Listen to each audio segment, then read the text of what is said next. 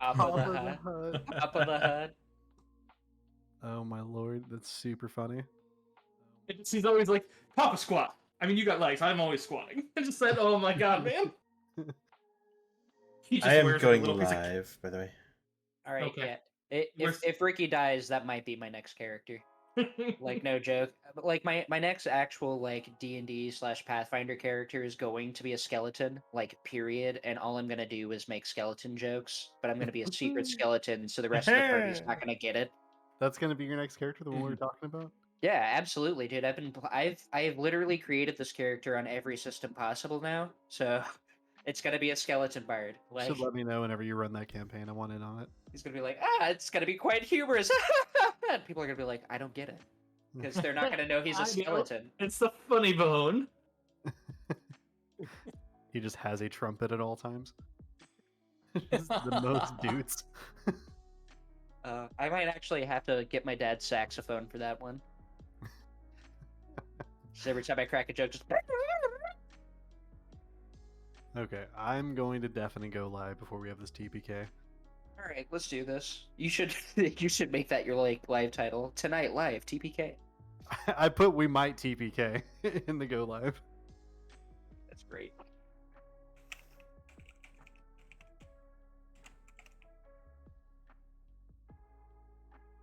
Low key though, I really do want to run this bard on Pathfinder 2e.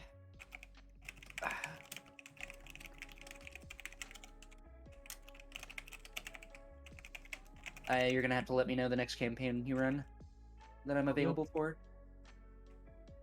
Certainly will. I'm trying to run a good character after this. This one's already got me all eviled out. Oh, eviled out. I love it. Ricky is hardly evil. Ricky committed a war crime. He literally shot an unarmed man in the head.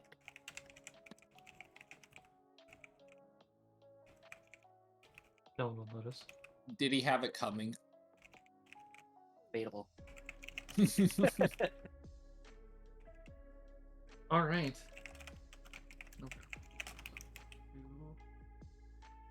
I mean, to be fair, he was shooting at us previously, but at the same time, it's like, I don't think he was going to try anything at the point that he was murdered, so... I gotta set up my music. Gotta leave that one open. Oh lord, we coming.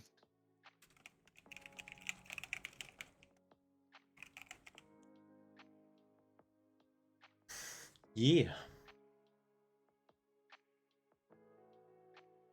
Everybody to. Didn't you say there was a Nimbus in here? Nimbus? A Nimbus class, what was it, A-Wing or something like that? The really cool ship that fucking Obi-Wan flies around every once in a while. Clone Wars. They needed two? That would be weird. No, that's not in here. It'd be pretty cool, No. but not here. What, the V-Wing, I think it is? No. Well, I think we talked about them, but they're not. There's only just the Z95s. And then Dargo's ship, which... I adored the design of the V-Wing, dude. Yeah, the V-Wing's a cool ship. But Which there's a V-Wing? couple. Yeah, I was gonna say there's a couple of variants. And my favorite one was the one that they used in the Rogue Squadron game. I love that one. And Do you also play Rogue? Do you play Rogue Squadron? the original one for N64. Hell yeah! No, Yeah, I no, did. the new one. No, I haven't. I don't think it's called War. Is it called? I don't think it's It's called War- Starfighter. Rogue Squad- I think it's called Squadrons. Or No, the Squadrons. multi. Yeah, the multiplayer one. Yeah, that's Squadrons.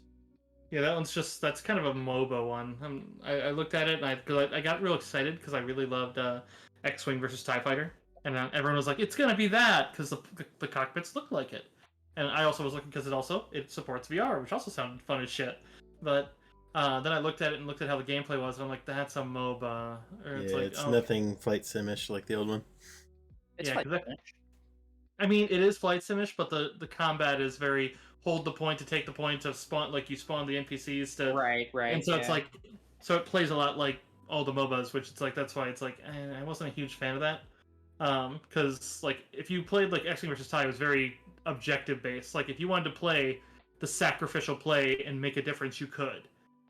And that was always a lot of fun, to where it's like, I have heavy missiles and like my squad's going down, but if I get here and kill their capital ship, we still win. Right. I miss Battlefront 2's fucking Yeah, the original gameplay. Battlefront 2. Yeah, yeah. Yeah, Playing there on was a... space where it's just like you had to destroy this much of the ship, and you can even board the ship and destroy this much. I really wish they had built on that. This will be a funny one to talk on stream, but did you see what happened with a couple years ago with the winner awards for the games with Steam? No. One of the categories they had was Best Space Sim. And they had all these preset nominations, and then you could put in your own nomination. And the nomination that actually won was up, because you could put in your own nomination, but it basically pointed out, yeah, you got your friends to vote, like, you're very unlikely to win. And the one that actually won, was actually a write-in, which was basically because like it only let you pick the new Battlefront 2, but the everyone wrote in the 2005 Battlefront 2, which everyone was like, That's amazing. and They it's like, gave us too much power.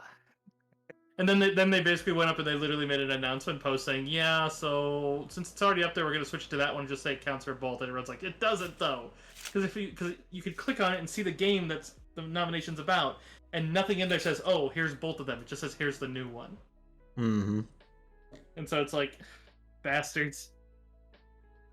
Hey, Trey, look at the map on Roll20. Okay. Look at all those pilots. There are 6 pilots and 6 ships. Yes, there are. Hello, I'm live. They are close together. They are. They started chilling and chatting. They are reacting at the same speed you guys are, so they'll be rolling initiative against you. I did warn last one that the battle droids are currently carrying crates, so they are actually flat-footed and they will not have a first turn. They will basically be skipped the first turn, but at the same time, anyone who knows what super battle droids knows that those guys are tanky as fuck. They're going to take a while to take down, but you do have a free shot on them, basically. So, Yeah. But at the same time, those guys are clustered. If you do beat the initiative on the pilots, they're clustered. Yeah, the Wookiee has my grenades, so... I still have those? Yeah, and the grenade launcher's on the Banshee, so...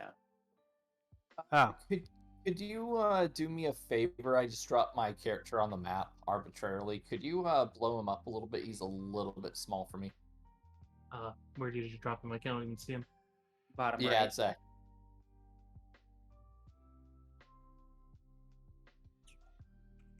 Got him.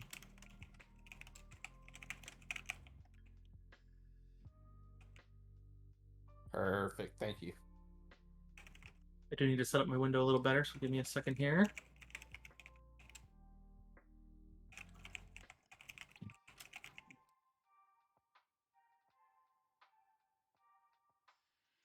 Oop, not the right window showing.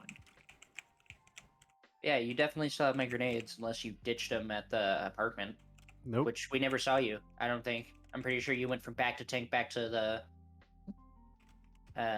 Sabak tournament. Yeah, no, I still have them on me because they're in my backpack and I don't go anywhere without it. So they're definitely still with me. I was thinking, like, man, I really wish I would have like given those to you already. Oh, well, a lot of You shit guys also happened, man. spent like 10 minutes running, so if you want to say you handed off any gear that would be on your persons, that's fine. Wow, what Haha! an excellent GM. How many grenades did I give you, bud?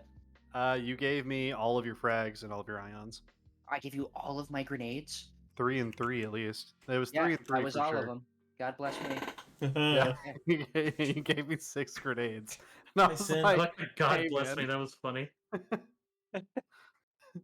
You gave me 6 grenades, and I was like, my guy, are you aware how close I am to like security out here?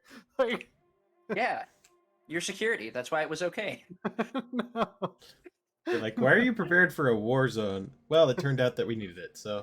Did you see the dealers? Apparently, I needed more. Yeah, no shit. Alright, yeah, you guys are gonna get the doors down here, so I'll move you down there. No.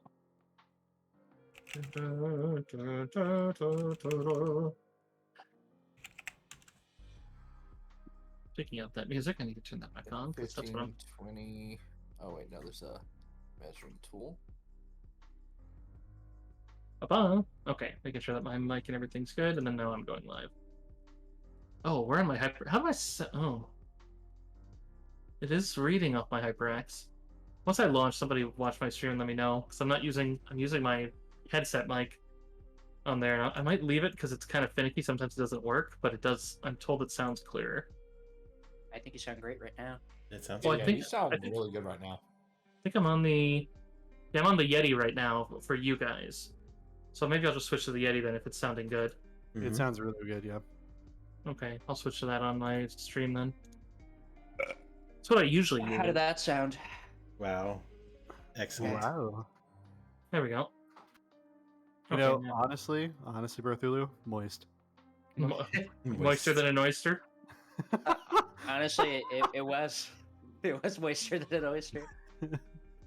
Oh boy. You guys. Love you. This bit. We might die. You very well might. We're probably going to die. So this isn't like there's a chance we might die. No, there's a chance we might live. I know. I was talking to Rose about this, and Rose downstairs getting water. I was like, I give us not a good chance. At all. Like, No, there's like if I'm gonna be really nice, there's a 20% chance. We'll I live. also said 20%. Yeah. Hey, I That's- just want to say it out loud. It's almost demoralizing. Yeah, because I mean that's me being kind about it. To be quite honest, I mean I'm already about to start this off by making mistakes. So, like throwing a grenade in a fighter bay. Like, Yeah, but like, it's fine. we'll see what happens. We'll see what It'll be happens. fine. Hold on a second. There's a ritual we must perform. What is our ritual? We got to do backflips. Everybody, show me an acrobatics. All right, let's do this. It's time for the ritualistic backflip. I got an 8. Oh, let's see. Boom. Acrobatics. Actually, there is another ritual I should perform right now, which is taking a shot. Alright, I'm now also live. Miria actually got a backflip. The rest of us fell down. This is literally like the dwarves dancing in Deep Rock Galactic. Yeah. Rock and stone! For Carl. Rock and stone, brother. I turn on your audio real fast, cursive, and it sounds fine. Okay, good. Oh, and you got the Star Wars on. Alright, sweet. I have a full stomach right now. I probably shouldn't take this shot, but again, tonight's all about bad decisions. Poured some of it into my Coke from Jack in the Box, too. Hey, how come everybody dogs on me for getting extra ice in my Coke? You get extra Okay. ice in your Coke? Yeah, man, it makes the Coke taste better. All right, dude. Oh, jeez. Extra Look, man. ice in your Coke. The only time I don't do that is if I'm getting me a nice fresh bottle of Mexican Coke, and then it just doesn't need anything. That's different. That It's is perfect. the best thing. That is one of the best things of all I time. mean, I personally like my Mexican Coke uncut. Yeah. Oh my god. Wow, guys. Wow. Wow. All right, let me put my guy down there, I guess. I got you. Especially thank without ice. Ricky's still in pimp suit. I forgot about that. This is You might as well leave it on. no. I mean, he wouldn't have had time to Yeah, change. he's fighting in his pimp suit. It's amazing. Yeah. If you're going to meet God, you're going to be dappered up. Yes, sir. I mean, that means I'm Oh, fighting you're in not an meeting evening God. gown, so. Ricky's not Imagine- meeting God. Imagine if you're dead and you go to see all the other Jawas and they're just like, God damn it, why can I die like that? Like, how'd you die? Well, we were cheating at the Sabak tournament, right? And then, The Jawas don't cheer. Right. yeah, and then Declan's still in like a really slinky, nice dress. He's gonna be killing people with a lightsaber and like a fucking like cocktail gown. Mhm. In fact, I think everybody's dressed nice except for me. You're but Rambo. You look awesome. You're in full Mandalorian, but covered in this nice, dope Jedi robe. Yeah, it's kind of sweet. your knees have a couple bandages, maybe. Yeah, I've 2 comedically large band-aids, one over each knee. Dude, the start of season 2 Star Wars Trader's Gambit is the shit. Have you seen the new outfits? You gotta get that battle pass. All right, so I guess we'll go into the recap for everybody there. Let me also get my chat up. See if they- Yeah. Also, hi, Sin. Hello, Golden. Welcome to the fun. It's gonna be crazy, and everyone might die. All right. So, last week was our Sabak tournament finale. The winner of it being Captain Moreau, which you helped him get there, and you're gonna be getting a payout for that, assuming you survive. You managed to find out that the Imperial at the table paid uh, the one of the noble ladies there that ended up being the uh, contact for Darga. He spelled out the frequency with his cards, which then at that point managed to point out a signal that was a slave signal upon investigation for the ship that the Imperials had brought in. Seems to be running on a droid brain circuit. So you also managed to find out later that that droid brain is being controlled by one of two computers at any given point. One being which on Darga's ship, and the other being on the Assidious, which is now back in the system. However, when they realized that you were onto them and that the Imperials were also lost their contact as someone tried to rob the final portion of the tournament. The Imperial was killed, and it seems that Darga has told the Imperials that you killed him. As such, the Imperials are seeking your arrest, which then, with the arrival of the Assidious, they were also able to properly identify you from what Crash told you. Which at that point, then the Assidious is now after you, which means the Inquisitorius is after you. Even worse still, you are now at the hangar after fleeing from Imperial squads. You managed to avoid a major fight in the streets of Bespin with 2 squads of stormtroopers and Cloud Guard, evading them as you ran to a hangar. This hangar has 6 of Darga's escort pilots waiting to launch as they're kind of on ready socializing, and then he is utilizing 2 combat super battle droids, but he's using them to lift the last of his crates onto his ship, which you followed here, known as the Queen of Air and Darkness, named after the card in Sabak, but is currently under the call sign the Glorious Chariot. The Darga is sitting on the ramp, but you also know the Stormtroopers are less than 60 seconds behind you, as they are calling out for you to stop, and basically you know that you went through a series of blast doors to get here, and you hear the first of 3 opening, whereas you're standing at the 3rd one. As such, the pilots have just spotted you. Meanwhile, as you were moving through these airlocks, Crash contacted you. The Shackles of Nizan is on a crash course for the Tabata gas hauler that was originally about to dock with the Imperial Star Destroyer Assidious. Seemed to be what they were receiving in trade for what you found out to be used up slaves that seem to be connected to this entire project.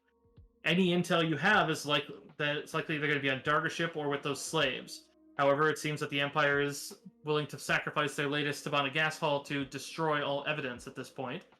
And so not only has the escort of Star Wings broken off to rocket towards Cloud City, probably to fight the Banshee, which is also fighting its way out of lockdown to pick up Captain O'Keefe to join you all.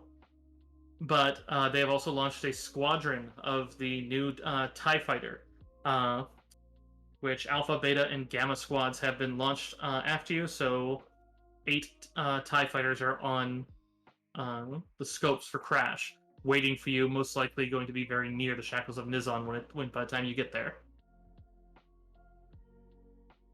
Awesome. Deckle, thank you for the resubscription. Golden, yeah. Sorry you can't stick around, it's going to be intense. Also, let's fix my... Have a good one, Golden. Let me fix my player view, by the way. Let's change it to player. And we get a surprise round, right? You get a surprise round if you aim for the super battle droids. If you do not, the rest of them are going to be rolling initiative against you, including Darga. But you don't know if he has even armaments, as he's not on a hover dolly, so he's probably not that fast. But he is on the tongue of his ship. I bet that bitch is going to go back inside and try to leave. I mean, yeah. That's not exactly a... All right. With that, I wish you, Stormy, saying have a good one to everyone here. So, Associate Stormy, Berthul, and Deckle. We will. Golden. Thank you. Yep. Thank you. Golden. We're going to do our damnedest not to end this campaign or die. So, are these squares accurate? Yes. They should be. Fuck I me. think if you measure, they should be measuring. Yep, 'cause I fit it pretty well. I just count them anyways, so. I will tell you guys, you have a series of battles ahead of you. So, because not only is there this, but you're gonna have to fight your way out of Cloud City because the Cloud cars are already engaged with the Banshee. At this point, you know that at this very moment, Crash said in the next round he was picking up O'Keefe and he was going to rocket towards the direction of this hangar. So he's going to try he's basically going to be trying to fly out just in front of you, and then if you manage to get out at the time he does, then you can fly out together. Otherwise, he's going to just book it towards the shackles and try to blast through the Star Wings, because the Star Wings are going to be dangerous. Because if you don't know, the Tau gunships are basically very front-facing weaponry. They have lasers and ion cannons, and then 2 missile pods.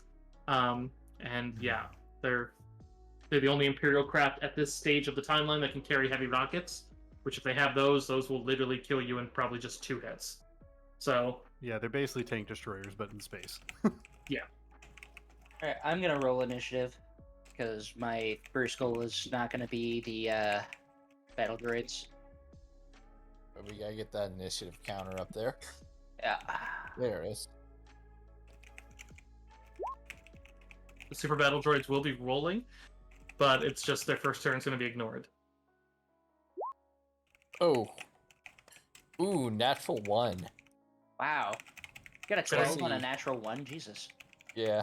So that, let's see, I've rolled a 1, I've rolled a 5, and I rolled another, let's see, and I rolled a 2. So that's a 1, 2, and a 5 I rolled so far today. Getting them out of the way tonight. You're getting them out of the way. Refresh that character You say sheet. that. Let's see.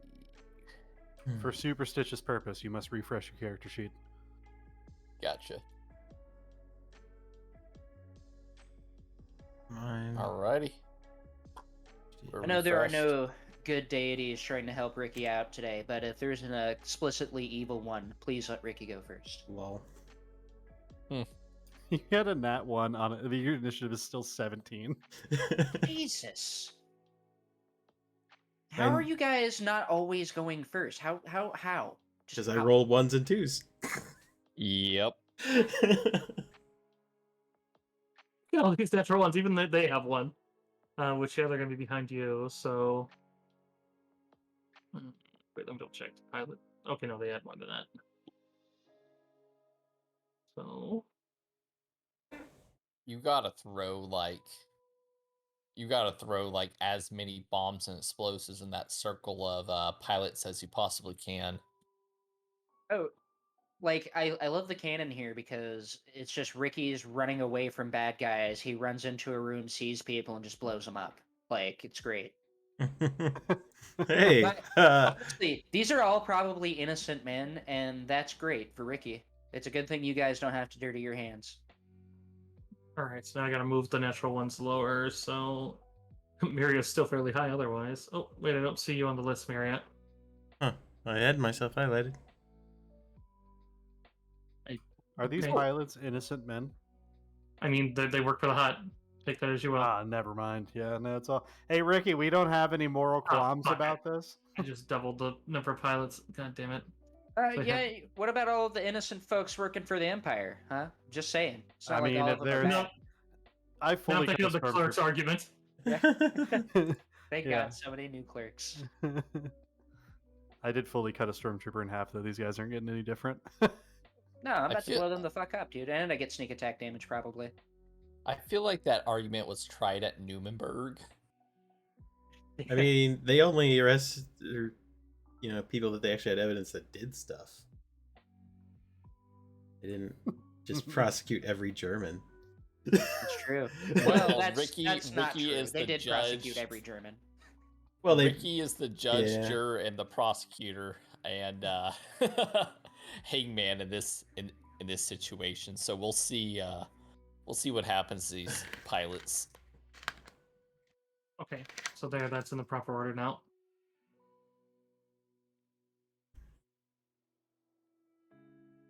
Which does mean, Ricky, you're up first before anyone. Yay! The hut actually got a pretty good initiative. Thank you, evil deity. All right, 1, 2, 3, 4 to right here. I like that. You didn't resize my thing. Please don't. because he is small. And I'm gonna throw a really tasty frag grenade. Okay. Again, I'm gonna roll this. It says ion, but it's a frag. It's the same damage. Where just not ion. precisely are you putting it? Its radius is 2 squares, right? 1, 2, 1, 2, 1, 2. Yeah, right here on this guy. This unfortunate soul gets to play catch with Ricky today. This summer, now on NBC, Catch with Ricky. And I get my point blank for that. But you get a bow. Oh, only a 14. I'm gonna roll a force point because. Oh Good no, I time don't for it. have any. I don't have Nope. any. Never mind. Okay, still it's half damage on a miss, which is not bad. So. Yep. And then half damage for those two. Okay, so that's going to be 8 to the bulk of them.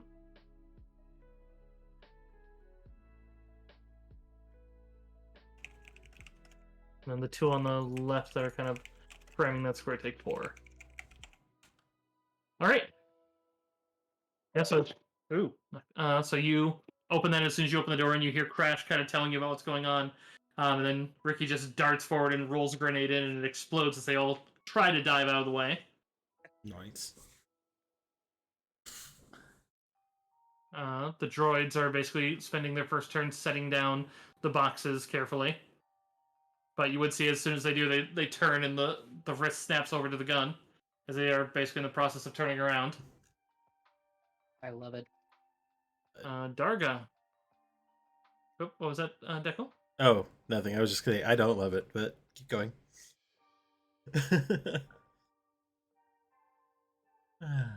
I'm just saying, if we all die tonight, we're not gonna die like bitches. I'm just saying, like this is gonna be a fun death. All right, so one thing you do see that Darga seems to be wearing is gaudy jewelry, but you'd also recognize he does seem to be wearing a second piece below it that you would recognize also as the winner's necklace from the tournament that he was supposed to give to Ricky and then got left behind. Ricky points, and just like in the distance, you can hear him speaking in Java, like, "That's mine." It's Molly. But otherwise, he is going to spend Inspire Confidence, and then he's going to use Fool's Luck to boost his defenses. So basically, he seems to be just bunkering down over there, which also lets him go defensive. And then you see him pulling out a blaster pistol as he just effectively 5 foots up to tungsten as he's ordering the droids to defend him. 2 of the pilots have fairly fast reactions, so they go to snatch up their own pistols. Yeah, and being as Ricky just attacked, they're going to shoot at him. Do they have point blank? No, they have pilot abilities. Losers. None of those really help them right here. Well, Shake It Off isn't bad. Shake It Off is actually quite nice, but... Yeah. Break It Off is really nice, yeah. I almost took that myself. It's been a debated feat of mine for like whatever level we are, that many levels. You know, the stream can see me. Oop, what the? Oh, he was looking up Star Wars. Seeing the exact wordage, 2 swift actions. Okay, that's for condition. Alright, so they don't need that just yet. But, yeah, they're all Zabreks. Zabreks are also cool, but yeah. So, Blaster Pistol 1. Ooh, that's a 23. It hits. I'll just tell you, my reflex right now is 21.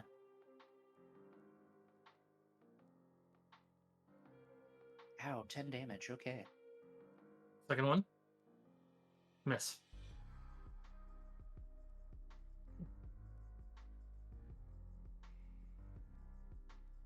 Pressure up. Okay, I know what I gotta do. Oh god, it keeps going. Pew pew pew pew. Did I join? Okay, I'm gonna move over. Hold on, how many yours? 1, 2, 3, 4, 6, 7, 8. Okay, Nice. perfect. Okay, I'm gonna step over 3 squares, and then I'm going to charge this guy in the middle. Okay. And yeah, I'm gonna hit him with an axe. Do it. Solid choice. Let me ask you a question. And you Excuse charge, me. so that's 21 damage. Yep. And that is not one of the ones who's acted yet, so he's flat-footed still. So 21 damage. He goes down a condition track. Actually, with the grenade damage, he just goes down. Oop. Perfect. And then Excuse me. Would you like The, to invest into my Edge fund? I have a dumb thing that I'm probably gonna do. Those super battle droids are also in my line of sight, correct? Yes. I'm gonna draw fire. Okay. Hmm. There is Tasty. cover, so Well. All right. There's a lot of Huh? opponents out here, and I have the highest defense stat out of all of us. I'm pretty sure. I mean, if Crash is planning to go onto a ship and not a fighter, he could easily get medical after. Mhm. Like, as you're flying. I'm gonna Wookiee that. Wookiee it. I love that Wookiee's a verb. Nice. Much better. Hey. Good That's what I'm Wookiee. talking about. See, Yeah, I'm doing all that those... plus the favorable circumstances from Heavy Beskar. So All right. And that's move standard Swift. So, yeah, this one's going to 5 foot away from you, but he is going to pull out his pistol and go to take a shot at you. Which I don't think a 15 is going to do it. nope. Which then the other one's going to do the same. Which is this one up over here. He is also 5-footing back a bit. Reflex. I thought you took that feat whenever someone dies from your attack, you get to make a second attack. That's actually the next feat I'm getting. I don't have cleave yet. Oh, got it. All right. Cleave is Neither so of those wonderful. hits. Yeah, cleave is great. I remember reading a story about a 3.5 cleave where it let you just make a 5-foot step after every single one after a certain tree. Oh and there was my no God. limit. Yeah. And it was basically a guy who was like, it was a horde of kobolds, and he also was the type of fighter that couldn't fail in a 1. And he basically pointed out, what's their AC? And the DM's like, well, like 17. Why? And he's like, I can't miss. And they all die. So it's basically just him just out in 1 round. Yeah. God, I want actually- that. In the first campaign I completed with my buds, we had a barbarian that did exactly that. It was just like there was like a room full of like what are they called? The French slimes. They're like the black gooey ones with the bones in them. It's like lemurs or something like that. Lemurs. Oh, Is yeah, it- yeah. The demons, lemurs, yeah. Yeah. It was like a whole like room full Oh, the of tier those. 1 demons, yeah. Yeah, Yeah. and he just massacred the whole fucking room. And I was a wizard at the time, and he thought I was a coward, so it's just like, ah, well, sweet. Oh. So I I didn't like have to that. cast Fireball. A lot of you know Sylvan. There was a fun part at one part where we had a character that was captured by a vampire who was basically converting the character, and the party had like a round, or not around, like 10 rounds to get to her. And so one part is he's at the other end of a dungeon, like they could see him, but he's far away, and there's basically a thin bridge between them and there, like a single pathway, like over a pit. And then there's all these gates that basically kept opening up and spawning out more bad guys as each one opened. And one of them was just a horde of goblins. And Sylvan just basically was like, fireball. And and I was like, what's your minimum damage on your fireball? He's like, enough. And I'm like, probably. And sure enough, it's like, didn't matter if they reflex saved, they were dead even on successes. And so I was like, alright, we don't need to roll shit. Mhm. Alright. Miria, you're up. Okay. Sure, simple enough. I'm going to also charge on this fun little pilot over here. Rapid strike. So it's gonna cancel out the charge bonus for an extra die of damage. Do it. Yeah, Rapid Strike's amazing. I remember it from the Kodor games. It's basically, why aren't you using Rapid Strike? It's like, power attack's nice, but Rapid Strike is just so much better. Why not both? So That's gonna hit. I need an extra die of damage. Doo, doo, doo. Yes, you do. And that one also took a full blunt of the grenade, so that one's also down. Zoop.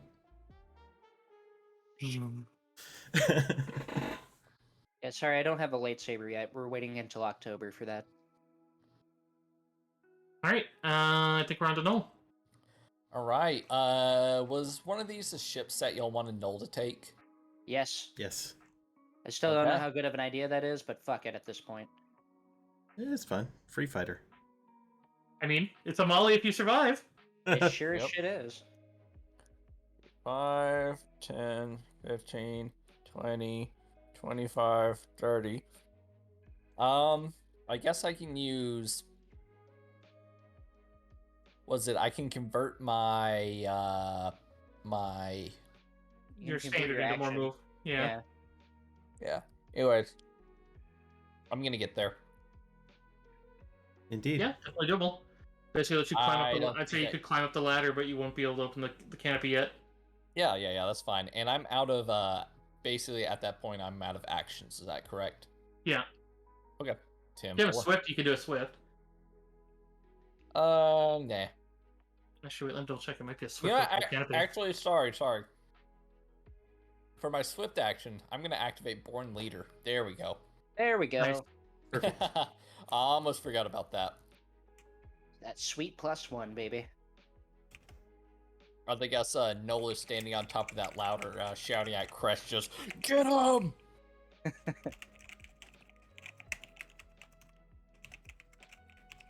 Yeah.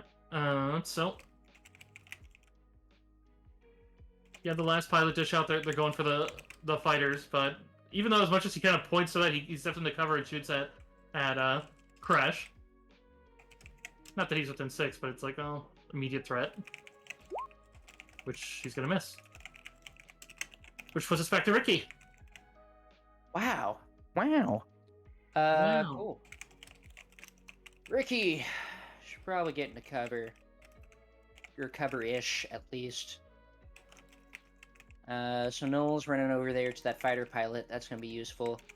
Ah, okay. Oh, I'm gonna move my guy. 1, 2, 3, 4. Boom. Make it a bow. Is that gonna count as, like, partial cover? Yeah. So, I mean, depending on who you're shooting at, but yeah. From the, droids. I'm sorry. Oh, yeah, that would be actually, I mean, you're short enough that would be probably full cover, just not total cover. Sweet. Yes.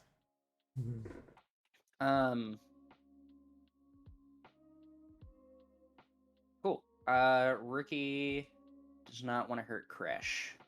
So... If you have to, don't be afraid of it. I'll take it. It's fine.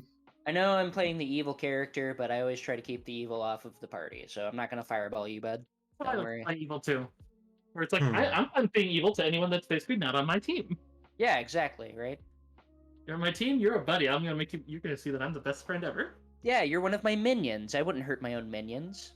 That sounds too familiar to Cobble and Cuff. Cough. I'm gonna start working these droids, I think. So we're gonna whip out the Thule and take a little shot at this guy on the right. Where is my heavy blaster +1? All right, here we go. Here goes nothing. Oh wait, hold on. How far away is he? 2, 3. I mean, squares are accurate. You can use the measure tool. 8, 9, 10, 11, 12, 13, 14, 15. You said that after I started counting, and I was like, I've already committed. Yeah, that sounds familiar. Okay, he's 15 away, which is within my point blank. So I'm getting a sick nasty +2 on this. So a 17 to hit the battle droid. Nice. Yeah, he's Are you adding my +1? Yes, I am. Cool. That is going to hit. Sweet, Perfect. 24 damage. Yeah, very nice. That's actually above his threshold. So he goes down to condition. Fuck yeah, dude. Which one did you hit? The one on the right?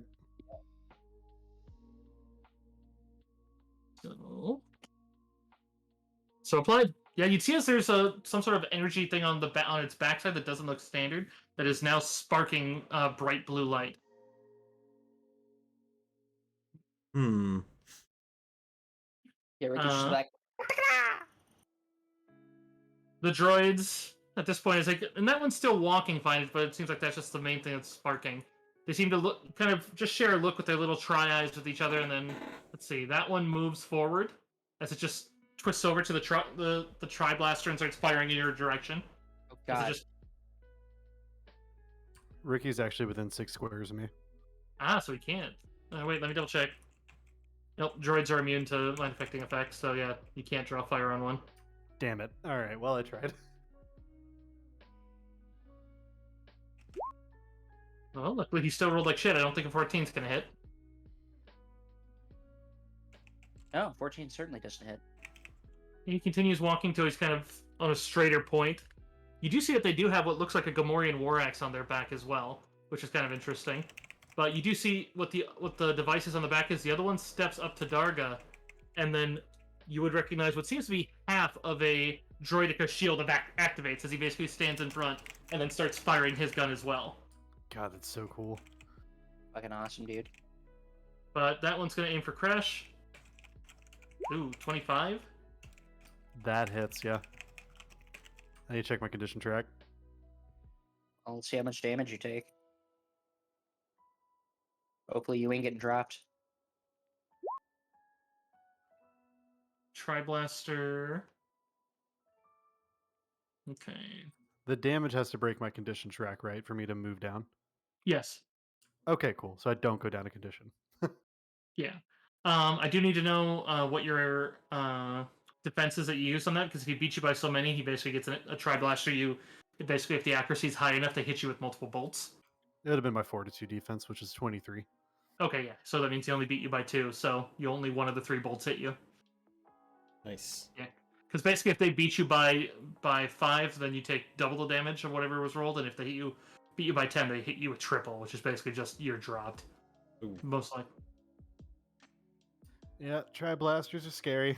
Those are not fun opponents. Hence why the oh god.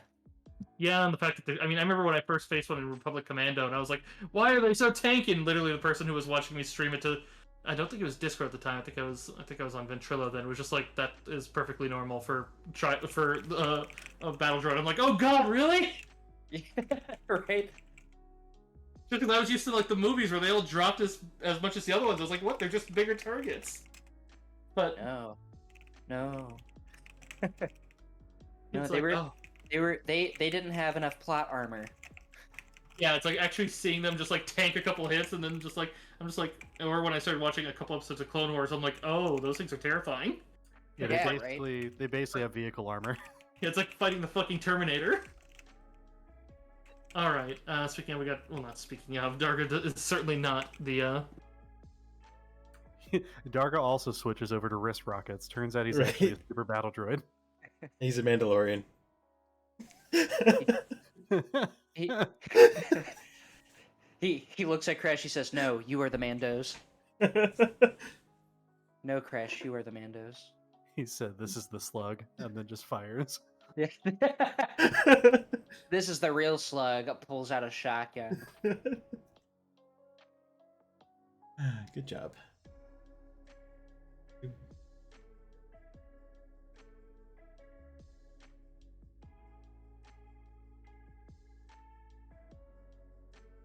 So.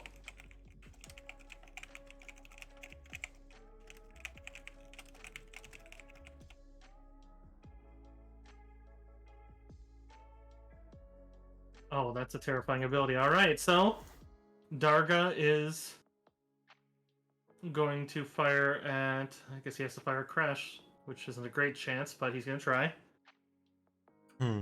21 reflex, 23 fort. Okay, let's see how much he's got. He will send a Swift for his full. Or he doesn't do that, still last. Oh god, okay, yeah, he's literally crit fishing. So 18.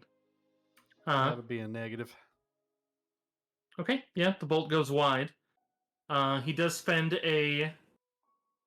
his movement action as he gives a direction to the droid, which he knows as he seems to, in this case, probably using like a droid like a command word, is it basically walks forward again. Basically, he's using Impel Ally, which lets him give another move action to an ally, which then it has to immediately use if it wants to use it. So 10, 15, 20. Moves another 20 feet closer.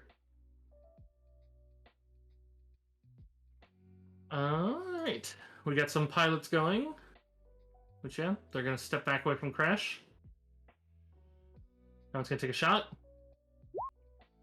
Ooh, 24? That hits. Barely. Barely is enough. For 11. Noel's ability doesn't add to my... No, it doesn't. Okay, never mind. It only adds to our rolls, not our AC. This other one 5, 10, 15, 20, 25, 30. Yeah, which puts him within reach. So this one actually moves over and pops the canopy and goes to hop in. He hasn't started yet, but he has gotten into the cockpit, so he's in what's treated as total cover, even though he can see out. Crash. Shooting that guy is off the table then, huh? You can shoot him, he just has a sizable AC bonus. I almost feel like it's not worth it. You get a +1. I feel like it'd be better off if I kill these other pilots on my way up to the ship and deal with those heavies. The heavies are scary. What's the logistics of charging through an attack of opportunity? Like, can I do that, or You can, yeah. It's just that you just might take an attack.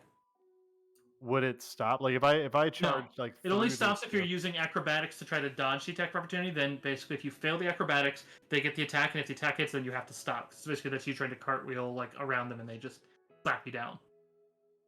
Okay, I'm gonna take my opportunity to get a hold of this battle droid. This is the one that Ricky injured, correct? Correct. It's already taken a sizable hit. I'm charging him. Actually, I'm going to swift action go into a rage, and then I'm going to charge him. Yeah, the Perfect. pilots. Oh, they do actually threaten unarmed. Okay, so yeah, they will. Basically, one goes for a kick, and the other tries to punch you with one of his bone knuckles. Knuckle. Oh, That's my band name. But I mean, it's only a +3. I mean, you get a -2 to your defenses, but I think you said you're 23, so you're 21. Oh, that does mean he does hit because yeah, ties don't succeed in this. So one does sock you for 4 damage, Yeah, that's fine. and the other misses. But you can charge right through. Perfect. And then I'm gonna hit this guy with an axe. Oh, very nice. 23 damage. His shield is not on. 23. Oh wow, yeah, you literally got him to dead on the money. Oh, Yes. thank God. 24 plus 24 plus 23 is 47. They have 47. So it's like you are literally perfect. Okay, cool. Is that my whole economy? I did a swift, a full. Okay. There's no like shenanigans with force points to let me do another swift, is there? No, Okay, never mind. not that I know of, at least. Well, then that's my full economy. Okay, onto that one's down. I can remove him from the list. This one over here is not.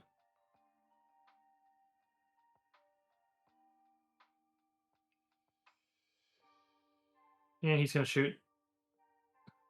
He can see Miria, so he's gonna shoot at her. Blam. I don't think a 17 is gonna hit, Nope. but then he's gonna can only move 4 squares. He's gonna try to run for a fighter.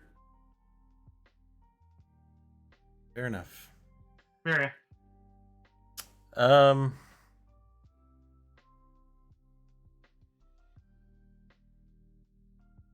I wanted him, but he got away. Oh well, that's all right. I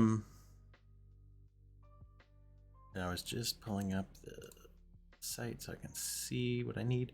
But yeah, I'm going to move over here, and then I'm going to move object on this guy's X or Z wing or Z95 to try to park his nose through this guy. Or where to where? Okay. Jesus Christ, man. So I'm going to use a force point to increase the size, category, and damage, and then I will roll to see what I can do. Add a +2 to that force point. It's not that kind of force point. Oh. It's just enhancing the power. Oh, got it.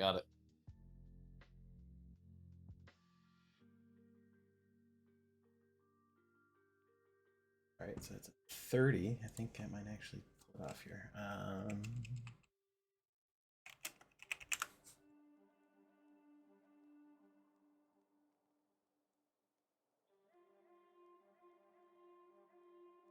On site load.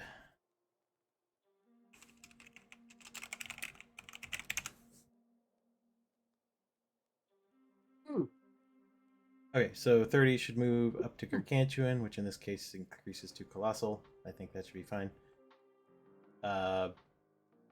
And the additional 2d6 points of damage. I don't know what size object these are, actually.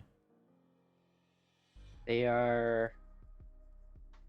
Let's see, 1, 2, 3, 4 by 4s. So that's what's above large? I forget.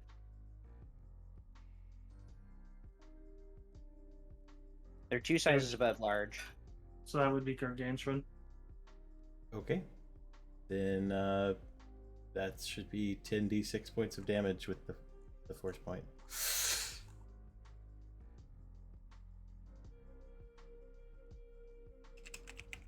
I'm just gonna say this here. I feel like that move object is far too strong.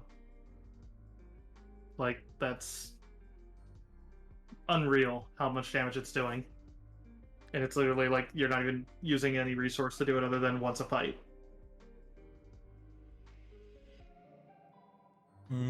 I will say that it's gonna cut both ways as soon as you meet a Jedi. I am not gonna be shy about utterly crushing someone. I hope you're ready for that. Actually, I do see. I think you're right. There is a problem. I can only move it up to 6 squares in one turn, so I'm not going to do that. 2, 3, 4, 5, 6. You can hit one of them at least. You can hit this guy. Or 1, 2, 3, 4, 5. You can hit this other aeroplane. And this guy, technically. He would be within that.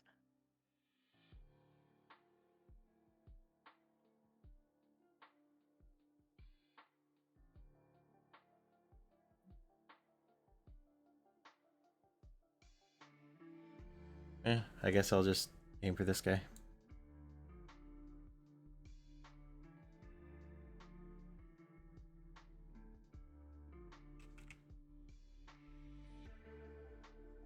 With Sorry, what? what? With what?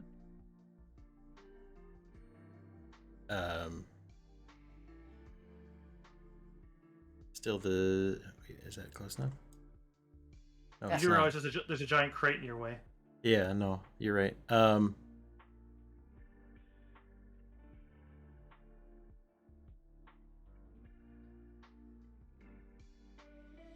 That's great. I'm just gonna use this crate to hit these two guys.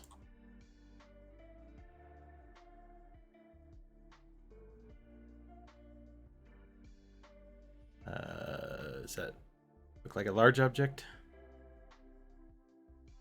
Yeah. Well, medium size. They eat up a square. Medium size. Okay. So with the force point, that'll be 46.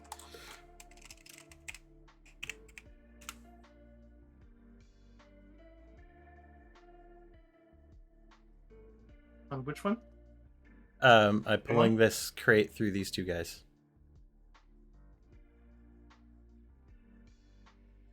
Okay. So it's like, boom. Mm-hmm. Got it. Do they get any sort of save against that? Still has to make an attack roll, doesn't it? So let me see.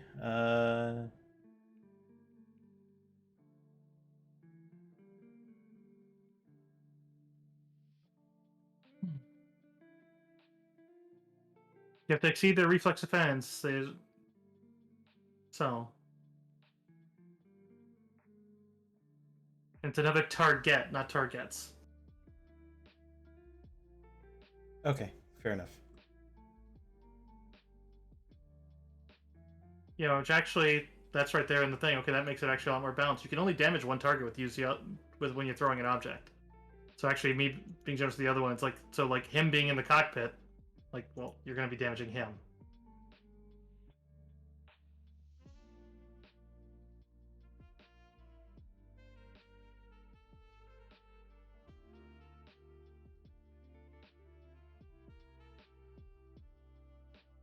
Okay.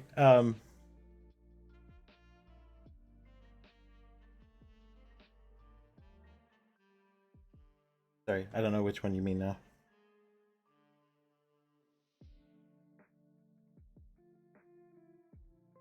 feel like the power's been misrepresented to me, because it's like looking at it, it clearly says that you can pick an object and make an attack on a single target. And yet it's been like, oh, I'm gonna hit all 3 of these guys, and I was like, and I just took it as like, hey, yeah, tell me what it does. And so it's like, that's a pretty severe misread. So I'm on it now. Okay. So, but that literally changed a bunch of fights this entire campaign.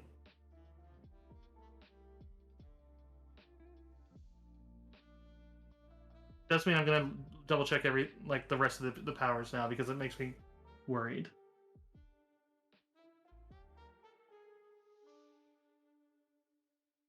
But all right, so your use of force very much defeats the reflex of that one, so 12 damage to the one standing. Okay. So puts him up to 20. He's still on his feet. And then that crate is now moved over. I'm reading some optional rules here, and I don't think you've been necessarily doing anything wrong. According to the optionals, I feel like you've been doing what's right, other than for multiple targets, it looks like they highly recommend that each one gets their own saves and rolls. And then, of course, saying no when we're getting too creative. Oh, also, if you use a move object such as a starship, they do get to try to pilot against you. So actually, he could have just at least stopped it. I'm sorry. Was the starship moved or was one of the crates moved? No, I'm just saying, just in the case of that one, the crate is what was moved here. It's just so you understand, if you use it on a pilot, they can just pilot against you. Yeah. Mm-hmm. Which wasn't mentioned. It just was, he moves it over here, which it's like, you guys have to mention that, as if I'm trusting you to read your abilities to me, you have to tell me the defense. If you don't, that's basically a form of cheating. You're basically like, he has no defense! It's like, no. So, moving on though. Noel, it is your turn. Noel is going to use his action economy to pop open I'm going to let you kind of tell me how far I can get into getting inside this starship, turning it on, operating it. My intent would be to go as far as to start shooting at the pilot who is trying to get into his. However, I don't know if I will be able to get that far, so I'm just telling you what I'm trying to do, and just kind of let me know how far I can get with that. It'll be a move action to pop open the canopy. The ship is already in standby, so just take a swift action to basically key it up, because they were preparing to leave. And then you would be making a piloting check to basically pilot into a kill shot. Okay. So I will make a pilot check. Give me 1 second. I'm operating on one monitor today, so I gotta switch. Oliver Tanuki, thank you for the Prime sub. 24. Welcome. Dude, Noel's out here on some Anakin Skywalker shit. I mean, I'll be honest, that's what the other pilot's literally trying to do. He's like, hey, if I get in here, I can just blast these motherfuckers. That's the way to go. Quick question. That other pilot who is piloting his ship, would he be targeted by Kresh's intimidate ability, or would he be trying to go for the immediate danger to him, which would be me? You'd have to be within 6 squares to be taunted off by Kresh's ability. But, I mean, there's no reason that wouldn't work. But also, in the spirit of honesty, I didn't get a chance to renew that ability last turn. Yeah. Got it. But, I mean...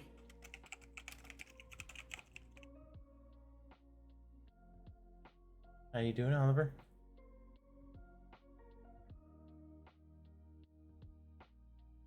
I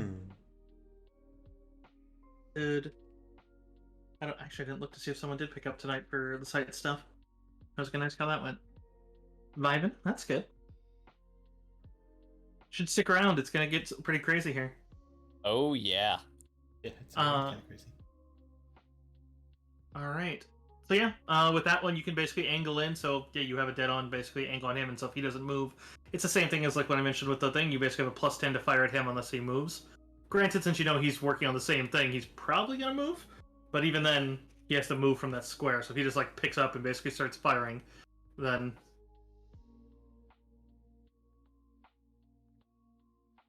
Okay, but I'm not able to do that until next turn. Is that correct? correct. Okay. Sorry. Yeah, that's what You that's could what I was fire asking. straight ahead of you as a standard action, but that wouldn't do you any good because you're basically Mm. turning the nose of the ship. Okay.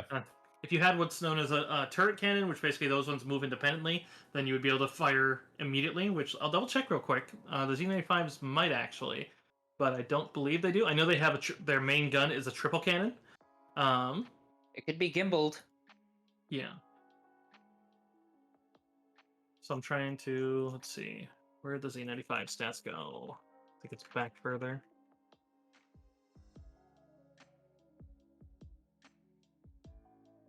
I mean, judging from what I've seen on Star Wars movies, I'm pretty sure they're all fixed. Yeah, I would be. Yeah, I would. Well, because I that's like would the main think that'd draw be of the fixed. B-Wing, is that the B-Wing has a single ion cannon that is like 270 degree, like, you know, able, so it's like, I would be very surprised. Bring the worm. Rival the Assidious. There's Clan Meon, Z95, Headhind, Third, Gargantuan, Starfighter. You know what would be really nice right now? A grenade What? launcher. That'd be the shit right now. Right? Yes, they do. Where's the fucking Banshee? Excuse me. Okay. Mm. They do not have, yeah, they are basically fixed, so you do have to basically aim at the target, you have to fly at the target you want to fire at. In this case, you don't have to fly forward, but you have to position yourself. Sure. And I'm currently positioned towards him right now, so I'm just gonna draw a vector on the map. Okay.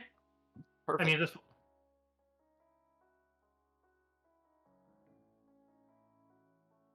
A stunning arrow.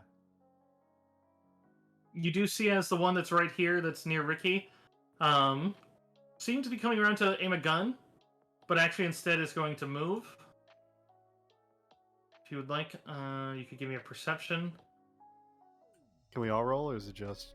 All of you can. Well, I would say not Noel, not Ricky. You guys can't see him as something changes.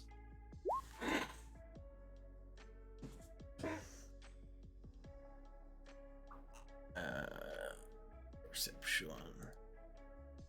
Perceive.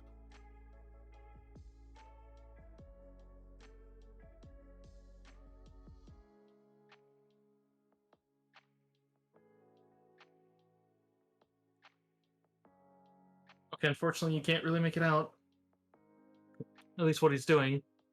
He does move right here, which seems a little exposed to Crash. But otherwise, then stepping there, he's going to fire at, let's see, yeah, Crash. And miss. Because why wouldn't you shoot That's at the good. Wookiee that's decapitating your friends? Oh yeah, because it's fucking terrifying and a bad move. Run away, pilot. Why are you still here? Ricky. Ah, yes. Also, because this is the start of the round, you guys hear the second blast door opening. Oh no. Oh, Ricky's definitely gonna move. But you do know those blast doors take 3 rounds to open, which means you have time, but I mean, that means since this door is open, they're going to have clear line of sight on you. Not me, because I moved. Okay, so I'm gonna move there. And then I think I was 15 away from him there, so we're like 17 there. I don't think that's close enough for an effective grenade toss. So, plus he's got that shield. I'm assuming Ricky would notice that this guy is running to the other plane. Yes. He's kind of backpedaling because he fired and he's moving back that way, so. And I probably would have already noticed that he was in this plane, right? Correct.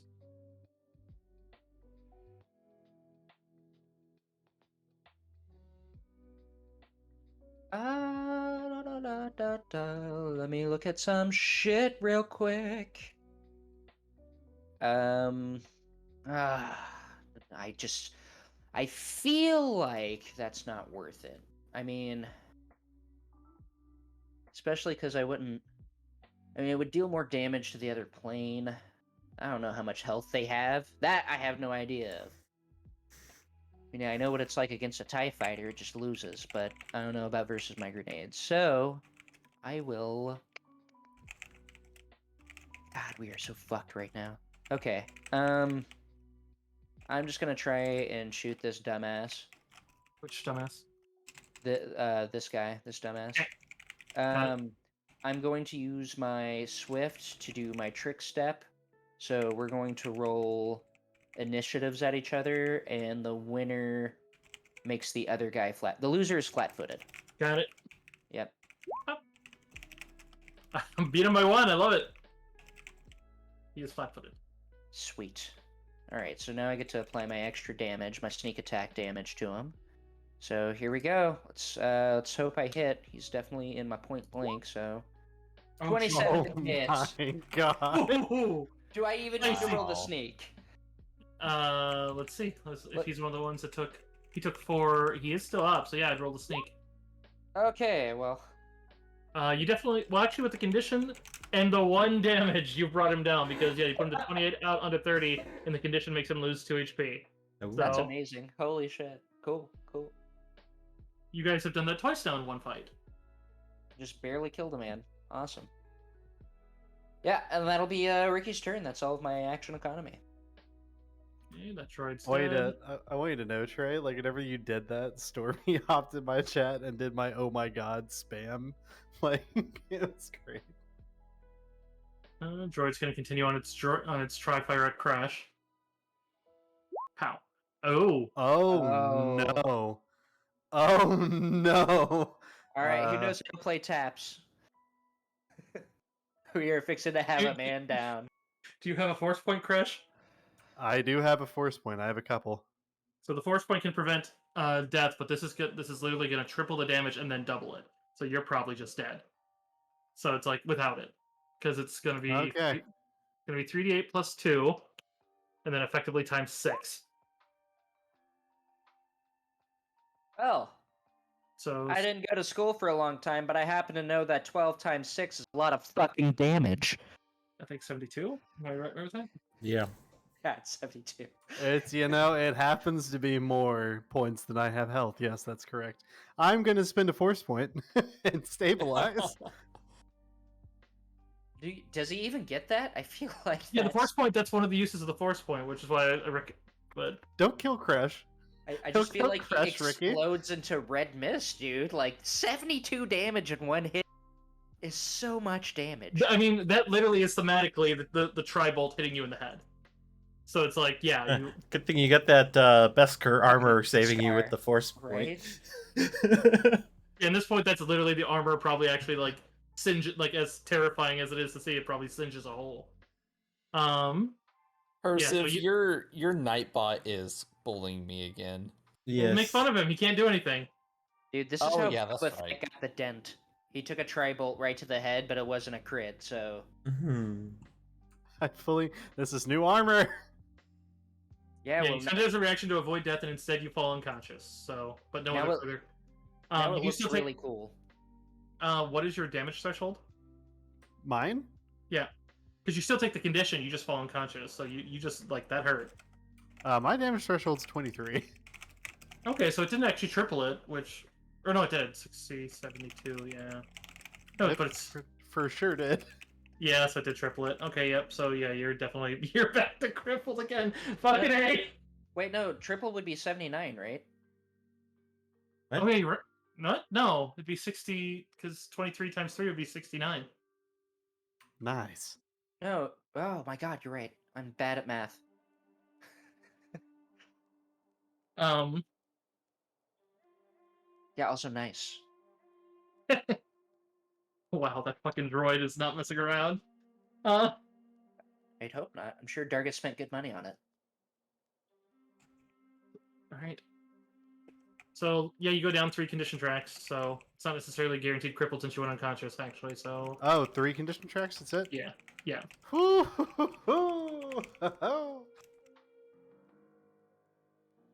How do I chart this properly? Because on the condition it's -1, oh, it just puts me in a -5. Okay. Yeah. Yeah, because you're wearing heavy armor. If you weren't wearing heavy armor, that would have been guaranteed death from just that, but then since you set the force point, it would go to crippled. because basically for every one, they have a different track of how many conditions you lose from defeating your threshold, and in heavy armor, it's literally just no, you just pay 1 for 1. So if you're wearing no armor, that was easily just would have been like no. Instant death. Ricky will die if he gets shot like that. Ugh. So it does prove that yeah, if that thing rolls a natural 20 on you, you will die. Yes.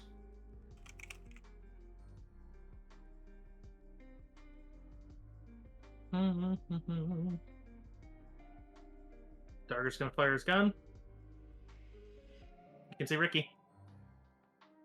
Don't die, Ricky. Which he just simply just I liked you, little one in Huttese, but 18? Does not hit. Thank goodness. Yeah, so it just scorches the thing next to you. Ricky's angry, but he's like, I still like you. The one here takes a kneeling position to fire at Miria. The left one here. Basically taking a stable shot so he can take an aim. 22? Actually 23 because of the kneeling position. Yeah, that's fine. That will hit. I will use the Sheehan deflection power. Okay. Sheehan deflection. Which do my use the force and I'll.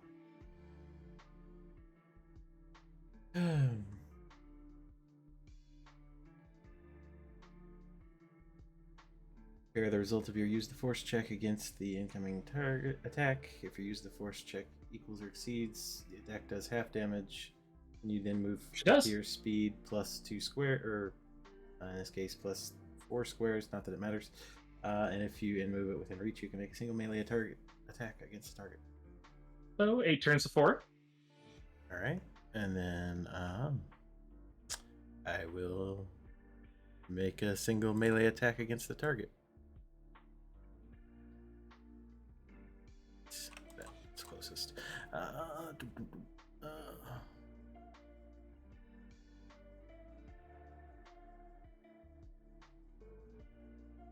Yeah, and you turn's so far away right now. Shit. because you just had it. I did? Yeah, you moved to the other side of that, and then you shot at that asshole. Remember, you called him an asshole, and I was like, which asshole? Oh yeah, that wasn't Crash that moved just now. Yeah. Crash This is is not him moving dying. anywhere. No, he's not. Miria, you cut him down. Perfect. Crash, sleep well and dream of big Wookiees. This pilot activates the craft and full autos the cannons. So that's going to be firing at Miria and at I almost said Tup. Ricky. He can hit me? Yeah, because there's a gun on each wing and on the Oh. nose. Oh. So Miria just moved into the target range too. Oh no. Oh. It's auto fire, so he gets a minus. His total modifier is a minus. Or wait, no, yeah, it is a -4. But it does mean that even on a miss, he's dealing half damage to both of you. Even if I have evasion? Does evasion apply to auto fire? What's it say? I don't know. I don't have evasion. I was just wondering if you know that off the top of your head. 14 is definitely a miss for me.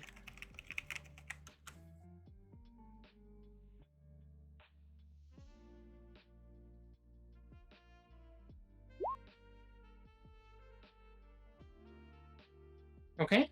Which they're normally 3d10 times 2, which since they're miss on, I assume, both of you, that's going to be just 20 damage. Just. Okay. I can take a reaction. Right? Didn't you just spend one? Is there a limit to the number of reactions? I thought it was just each source.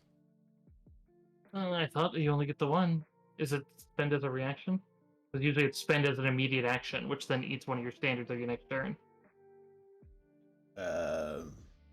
Let's look it up. Yep, that's what we're doing.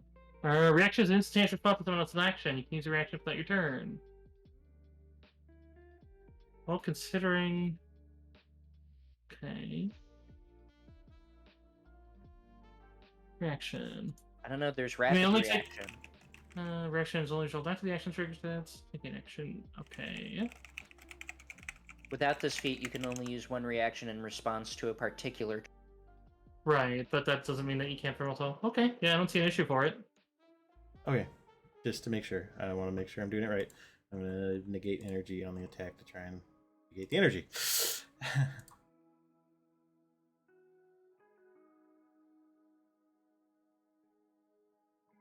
Make. Ooh, I didn't win 17's anyway. not too bad. Yeah, that's not great. So I failed anyway. Yeah, that's 20 damage each. Here, I made a natural 1 emote that I'm gonna drop in your channel. All right, and that puts me down a condition. Oh god, Gabriel literally just burned them all to the ground. Oh my god. I mean, she's working on it. She's well on the way. Also, Vital's in my chat. What's up, buddy? I saw that your subathon's going amazing. Or you have a lot of. It just keeps growing and growing. It reminds me of Peppers. You made the extensions a little cheap, buddy. Crusher. Well, you're unconscious, so that puts it on Can to. I can't do anything. I can't like try to wake up. I don't. Is there a rule for that? 72! I don't think so. I was just asking. 72! That's my only response to that. I don't even know how you're alive. Someone come wake me up so I can charge that fucker that shot me. Falling unconscious. Condition track. If the check fails, you're unconscious for an. Oh, you get one check. And if you fail it, if you wake up, you recover hit points equal to your character level and act normally on your turn. And if you fail it, and then you also gain 1 on the condition track. If you fail it, you're unconscious for 1 hour, and then you get another check then. Haha! Okay. Well, you better not fail it. Otherwise, you're just out for the rest of this What combat. is the check? Constitution.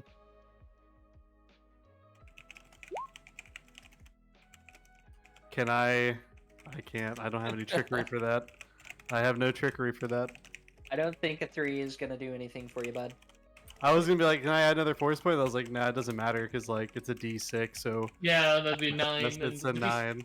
I'll tell you right now, the DC is 10, so it's like, yeah, you're. Actually, wait, does Noel's ability still affect me? I mean, technically, yeah. Are you gonna Wait, count on hold a on, 6? hold on. Which ability? You're born leader. When you spend a well- force point, they add your charisma. Yes. Well, they can add a +2 to force points, but only spent on attacks. Uh-huh. Yeah. So that's tactical savvy. Yeah, so unfortunately, that's if you want. Yeah, it's not gonna. Yeah, you're out of range. I think that's just you're making an odd sucking noise for your breathing. You're not dead. They can all clearly tell, but He's just like, So like, not even a teammate within that hour can come wake me up. No, you could get waken up by a medical check. That's simple, but Okay, but I Someone can't needs- do that. Okay, yeah, I got you you. can't I'm treat with injury you now. yourself. Okay, you know what? I'm sorry to detract, but it was worth the ask. All right. Yeah, It was but worth yes, the you're a very potent killer, so I mean, getting you up would be helpful. Miria, you are up. Yes, indeed.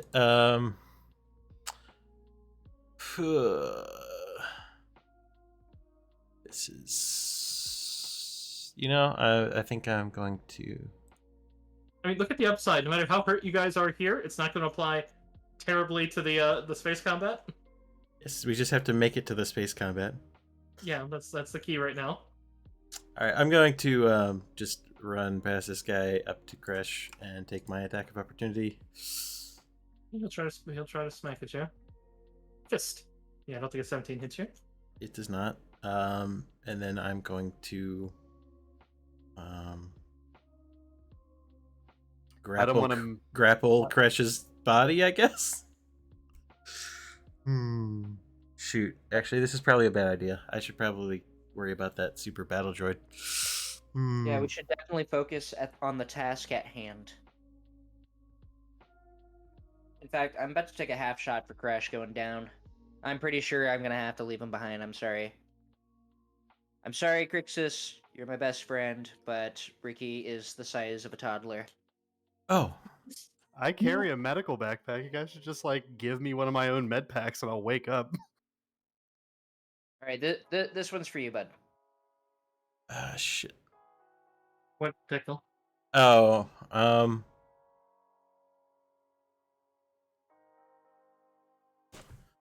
don't want to stop there and get him fucking exploded or auto-fired, so I'm going to keep moving.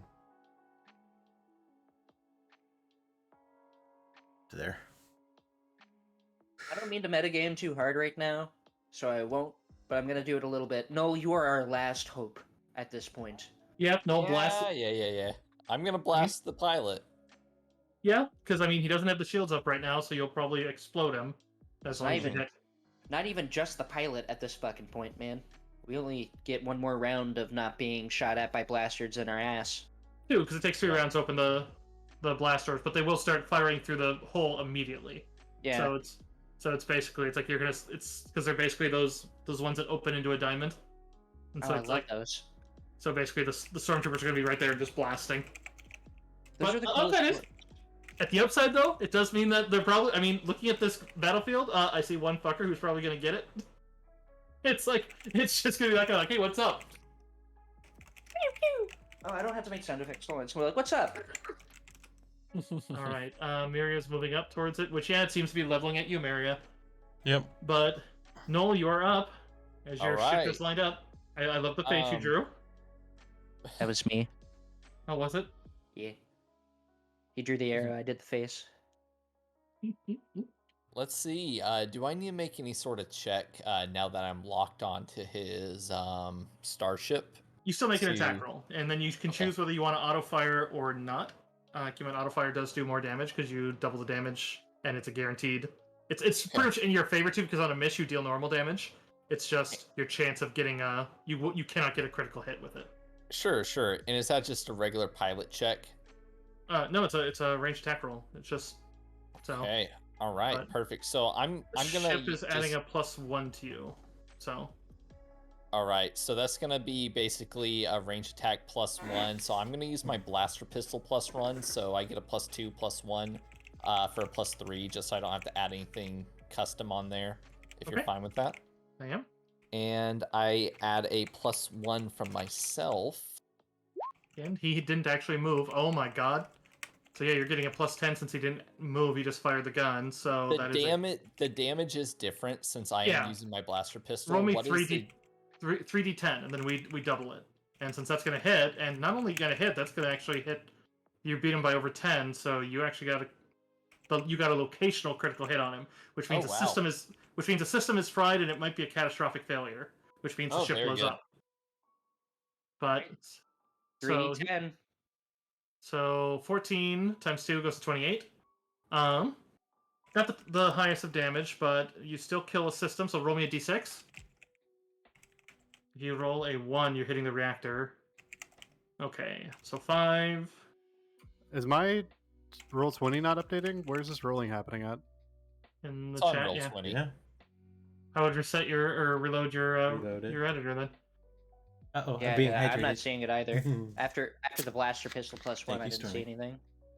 That's the engines. So you've taken out that thing. So that thing, the engines and the little hover pads on, just you hear a clang as it falls like not even a foot. But there's a chance of a catastrophic failure, which he can try to mitigate with a mechanic or piloting roll. Okay.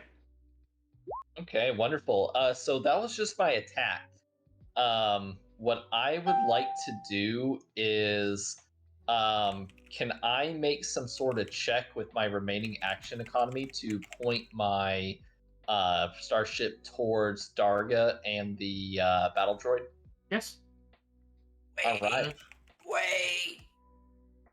Can I heavily recommend against that? Seeing as we didn't want to damage his ship? Maybe Noel wants to be intimidating. No, that was me not realizing that or forgetting that he was standing on the ramp of his ship. Yeah. I think it might be best for the team in this situation if I just point my nose to the doors which are opening. Okay, so towards where the stormtroopers are going to be coming.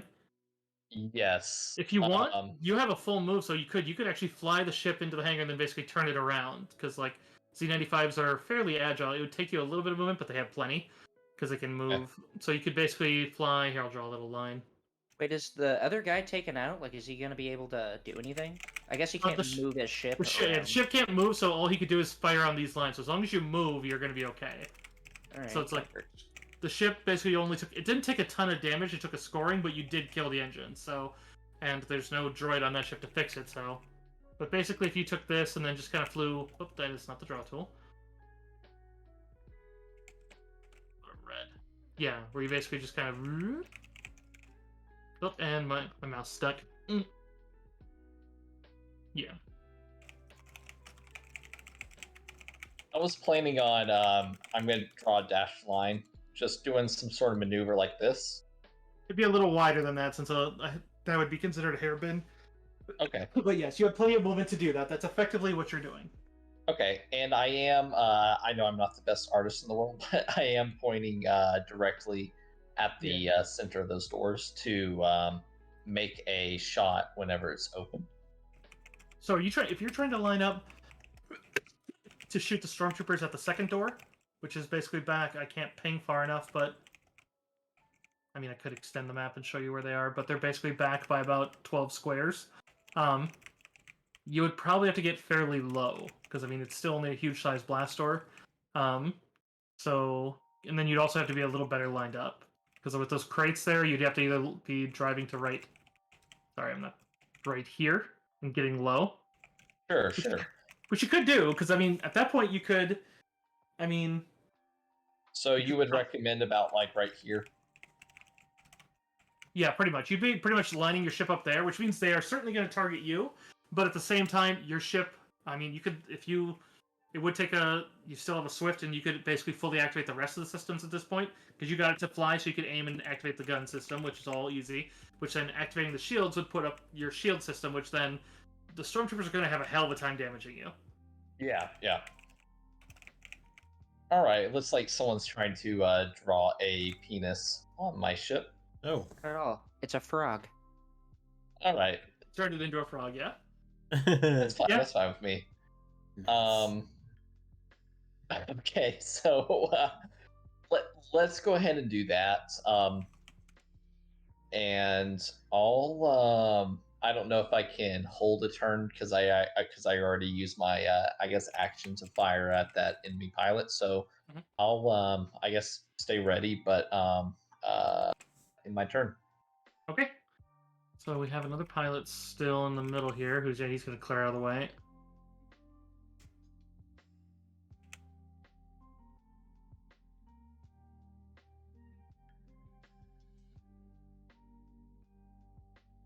$10, $15, $20.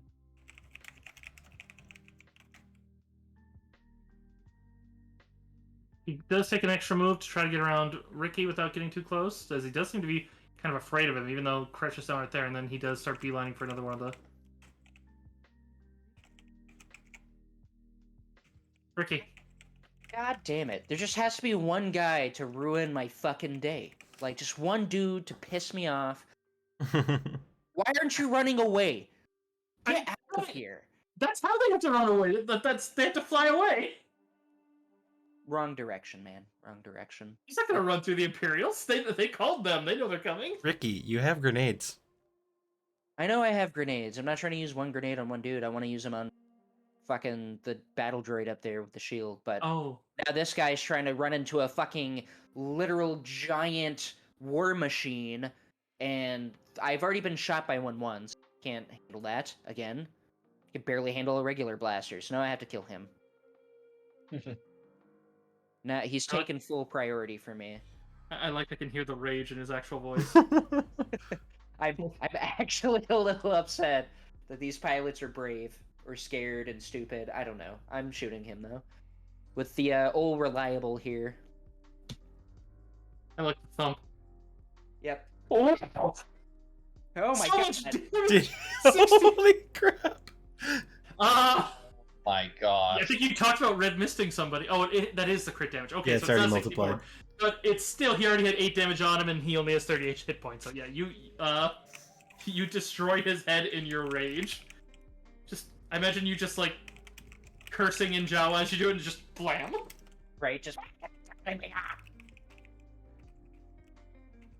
then shooting him right in the back of the head. That's my movement and my attack. However, I do get a swift. Yeah. And I'm going to be clever with this, and I'm going to use my swift action against the battle droid for trick step. Because I Okay. don't believe that's mind altering. Let me double check, actually. Yeah, double check. Yeah, let me make sure that's not mind altering. And I'll get the droid. I'll get the droid immunities up so I can read them out. But Flat-footed against an attack you made before the end of turn. Target's result is higher. Next attack, target. Nope, that is not a mind altering. At least it doesn't mention that it is. Yeah. So yeah, droids are immune to poison, disease, radiation, non-corrosive atmosphere, vacuum, mind affecting, stunning, and anything that requires living. yeah, Okay. Yeah, I mean, I guess that makes sense. You're basically faking him out. Which the droid adds 9. 27. oh my goodness. Oh wait, okay, does this count? Does his born leader count towards my trick step? Born leader is for +1 on attack. Okay, then never mind. It looks like I'm flat-footed now. Well, luckily, he seems to be more worried about Miria since she's the closer target. All right, with that, I end my turn, and I'll be right back. Which was to his turn. Indeed. Yeah, shield still up. He fires a tri-bolt at you. Ooh. 12 is not going to hit. Thank you. I did forget one thing, which is going to be there are 2 stormtroopers that are firing through the diamond at the at this point, seeing the Z95, waiting for them. You hear them, their tinny voices as it shouts them, get to cover, get to cover. Some of them do take some shots, but yeah, they're basically going to try to move to the edge. You can hear them shouting for a grenade, but neither of the ones firing this round are going to use a grenade, since it's basically they're like, whoa.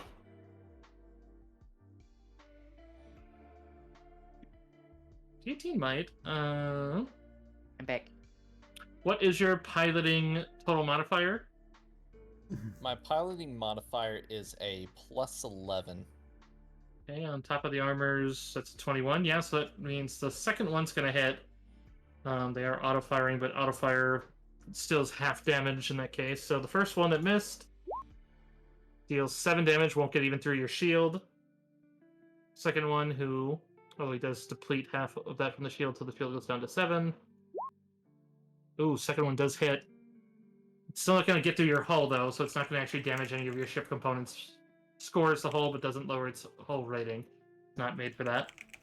So it basically makes a scorch mark as 2 of them are blasting at you, and you are taking hits as it's just ricocheting off your shield and armor. Okay. You do notice that damage? they have none. It basically it's reduced your shield systems. Your front shields are down to 0. So if you want, you could reverse it. Basically, you can shields in Star Wars are basically front and aft. So if you want, you could easily just turn your aft shields front and continue staying there. Granted, you can auto-fire the next turn and just start gunning them down. You can, because if you combine an auto-fire with a strafe, it's like then you are literally making a line of death. Yeah. I mean, we have plenty of operable C95s on the ground here. So, I mean, if this one gets scuffed, then we have I guess we have what is that? 1, 2, 3, 4 more. Correct. Yeah, and this one is like no one's firing at you from behind, so it would be a free action for you to just flip your shields to the front and continue assaulting the stormtroopers. Oh yeah. But so I'm not too worried for your sake. I'm actually kind of looking forward to your next round, since you're gonna probably miss a lot of stormtroopers. Because they have armor rating. They have the full stormtrooper armor. I don't think it's gonna help them, because that's still 3d10 times 2. All right, Darga. I am ready. Darga is going to take a shot first at. He's actually, because he's supposed to be afraid of Jedi, so he's afraid of Miria. So he's going to shoot at Ricky, but only with the +1. Misses again. He's gonna move back. But then you'd actually see him spend the other move as he moves back, as he seems to be telling the droid to move back with him, which basically, since his turn came after and he didn't think to warn it to move back with him, and the droid's already acted, he can't. But he is going to spend a swift action, as it does look like he's keying the ramp to go up. you know that, I mean, cargo ramps aren't exactly whoop, so it's like you would have 2 rounds to get up, but he is trying to steal his ship. All right, that guy's down. Can remove him. That one is in a ruined ship, but he can jump out. I'm gonna have him shoot. What can he do?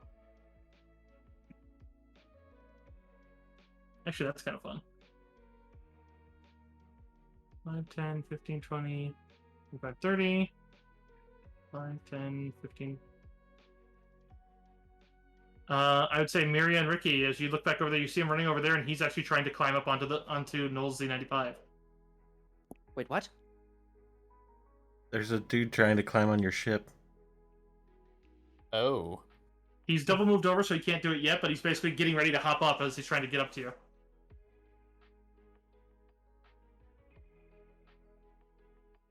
Crash, you're still unconscious. Miria. Indeed. I'm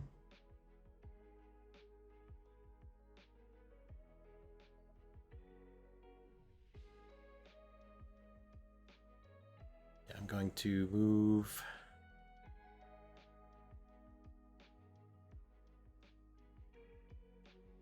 up on this guy, and I'm going to attempt. Sorry, what? Let me ask you one thing. Do you have enough movement to get behind him? Like, if you spent an extra 5 feet to go around him, would you be able to do that? Yeah, that was only 4, so I could have gone behind. If you could have gone around to get to there, his shield is front facing, and he has to choose where it's facing. So it's a very easy thing for you to dodge. And good point. Yeah, I'm going to use the battle strike power, and also rapid strike with the lightsaber. So let me battle strike.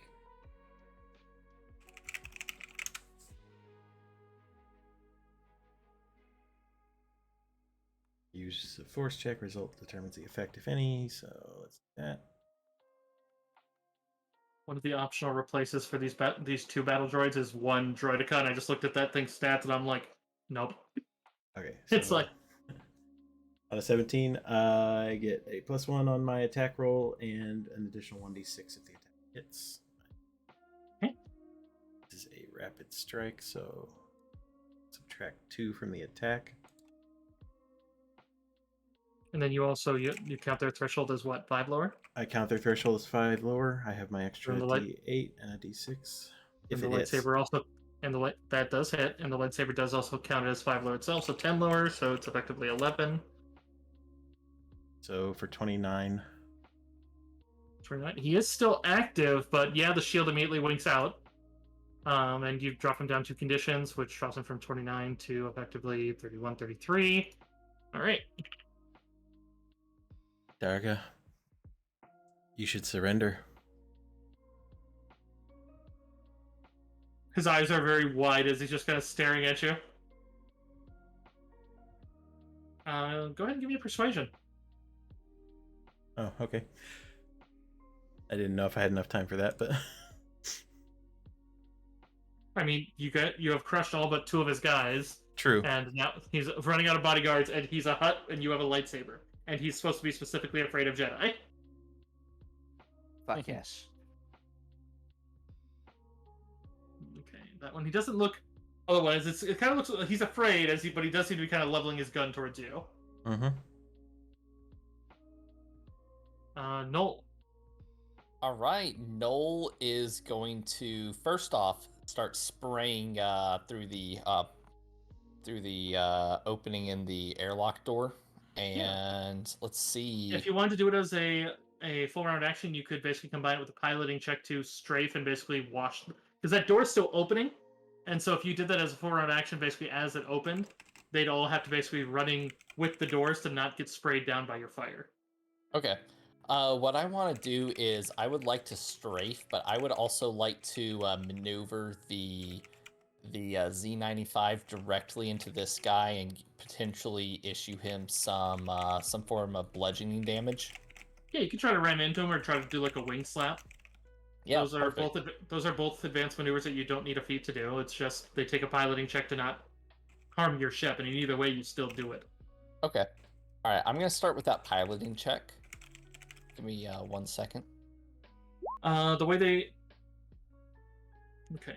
Well, I mean, the strafe itself is easy. It's only a 10, so that part you easily have down in spades. The second one, to actually do a wings, you have two choices. You could either try to push him with your craft, which is the easier check, does less damage, and you're going to want to pick a spot that you could hurt him, which basically is where you're ending your ship. So to do that, you would be pushing him over to the crates. It would be your logical choice. A higher check would be the wall, but that's a very hard check, and he has a better chance of breaking free because he could basically roll onto you at that point. A wing slap is a harder check, but that's you literally just dropping the wing on his head. Yeah. Now, this is just a push because I'm going back and forth, and I don't know if I would have noticed him run up on me because I am trained at the doors. Yeah. So I'm not gonna meta that really. So that's what I'll go for. Okay. So give me a second check for that, and we'll see if we can push him into the crates. Failure is just basically he doesn't even have to check to try to roll onto you. Either case, he gets an attempt to, but Okay. but that would be enough to successfully, since you're beating his reflex defense. So in his case, I don't think the clan Miones have acrobatics though. So endurance, initiative, mechanics, and perception and pilot. So yeah. Right. So if you want to roll me, let's see. So it's a gargantuan ship. So it goes down to 2 size. So that'd be 3d8. 3d8. Well, that's pretty good damage. Ooh, I'll be right not very back. good rolls.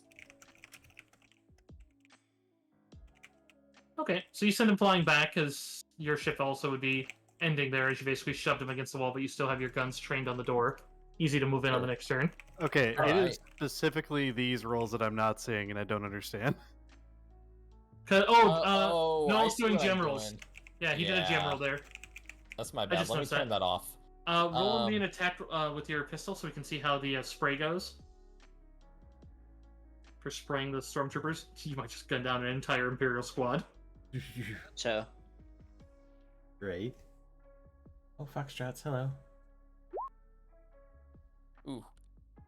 Okay, go ahead and roll me 3d10. It's still going to be doubled and then cut in half in this case because you're missing, but all right, so 26. That is still going to drop that squad. Oh, hell wow. yes. Yeah, they only have 24 hit points. They have a lot of armor because they're fully armored, but 24 hit points is not going to survive.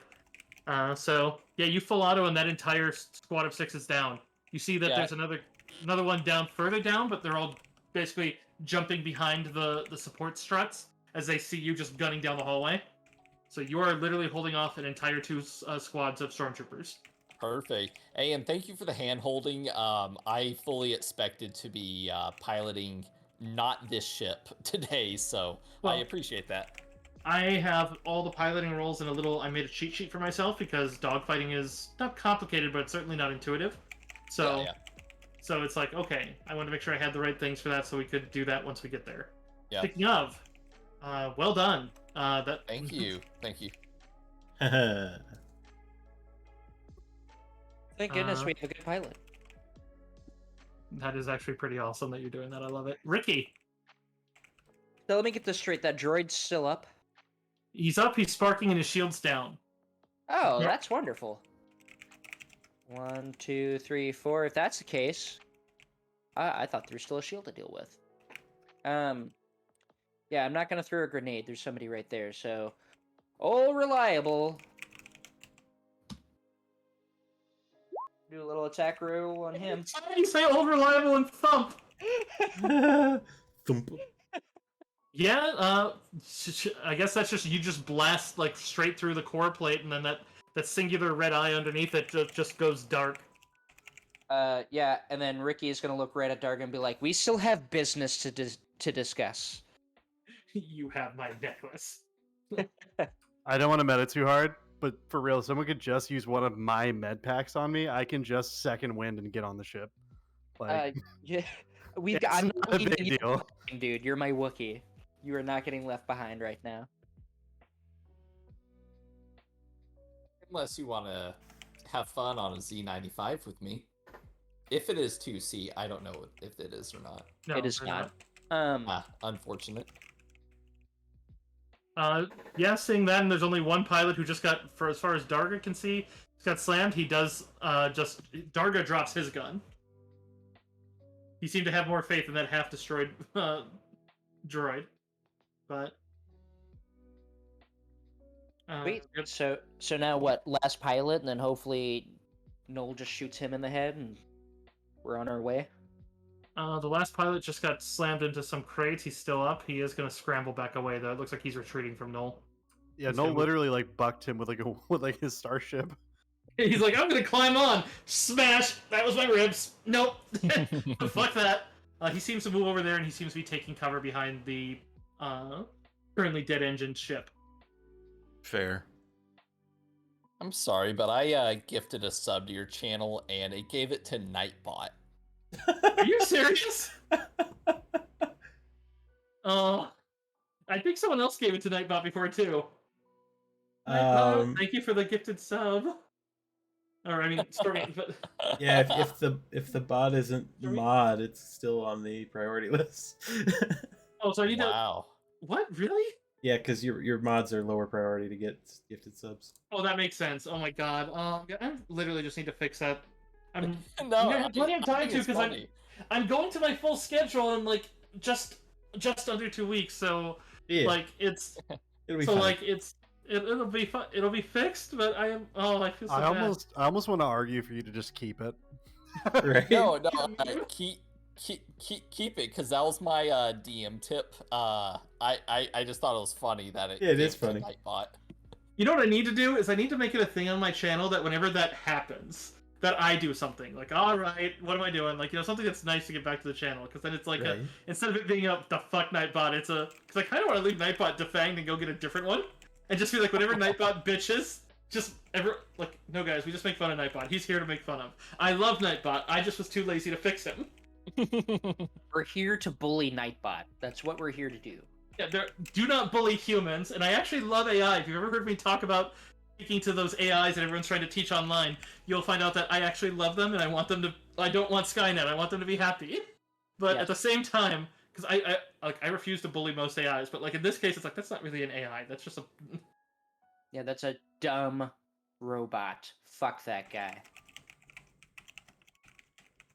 But Wow. unless you guys want to kill the pilot, I would say this will take you out of combat for a moment because the stormtroopers aren't even as gung ho as the Empire are. They're not going to rush a ship that's hovering at They're like the first squad was close enough to throw a grenade, and that might have like maybe damaged it because like there's nothing special about a grenade against a starship, and it's like it's only literally one die more than their blaster rifle.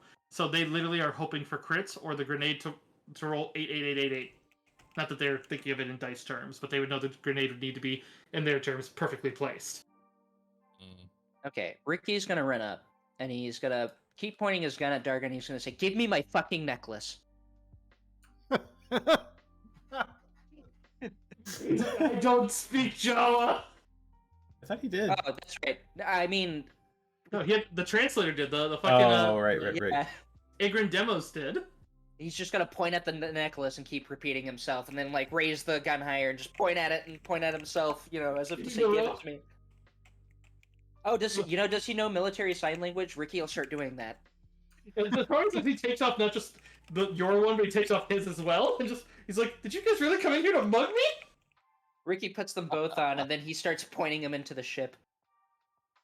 Like, get in there, get in the ship. Yeah, so he goes in. Ricky's gonna look to Miria, and does Miria understand Jawa? No, I do not. You guys do have a closeness thing because basically, if someone's familiar to you, you get a +10 to any rolls to basically sense motive. Also Yeah. helps you in the terms of if they're mind controlled by something, you could be like, hey, that's not their normal behavior. Right.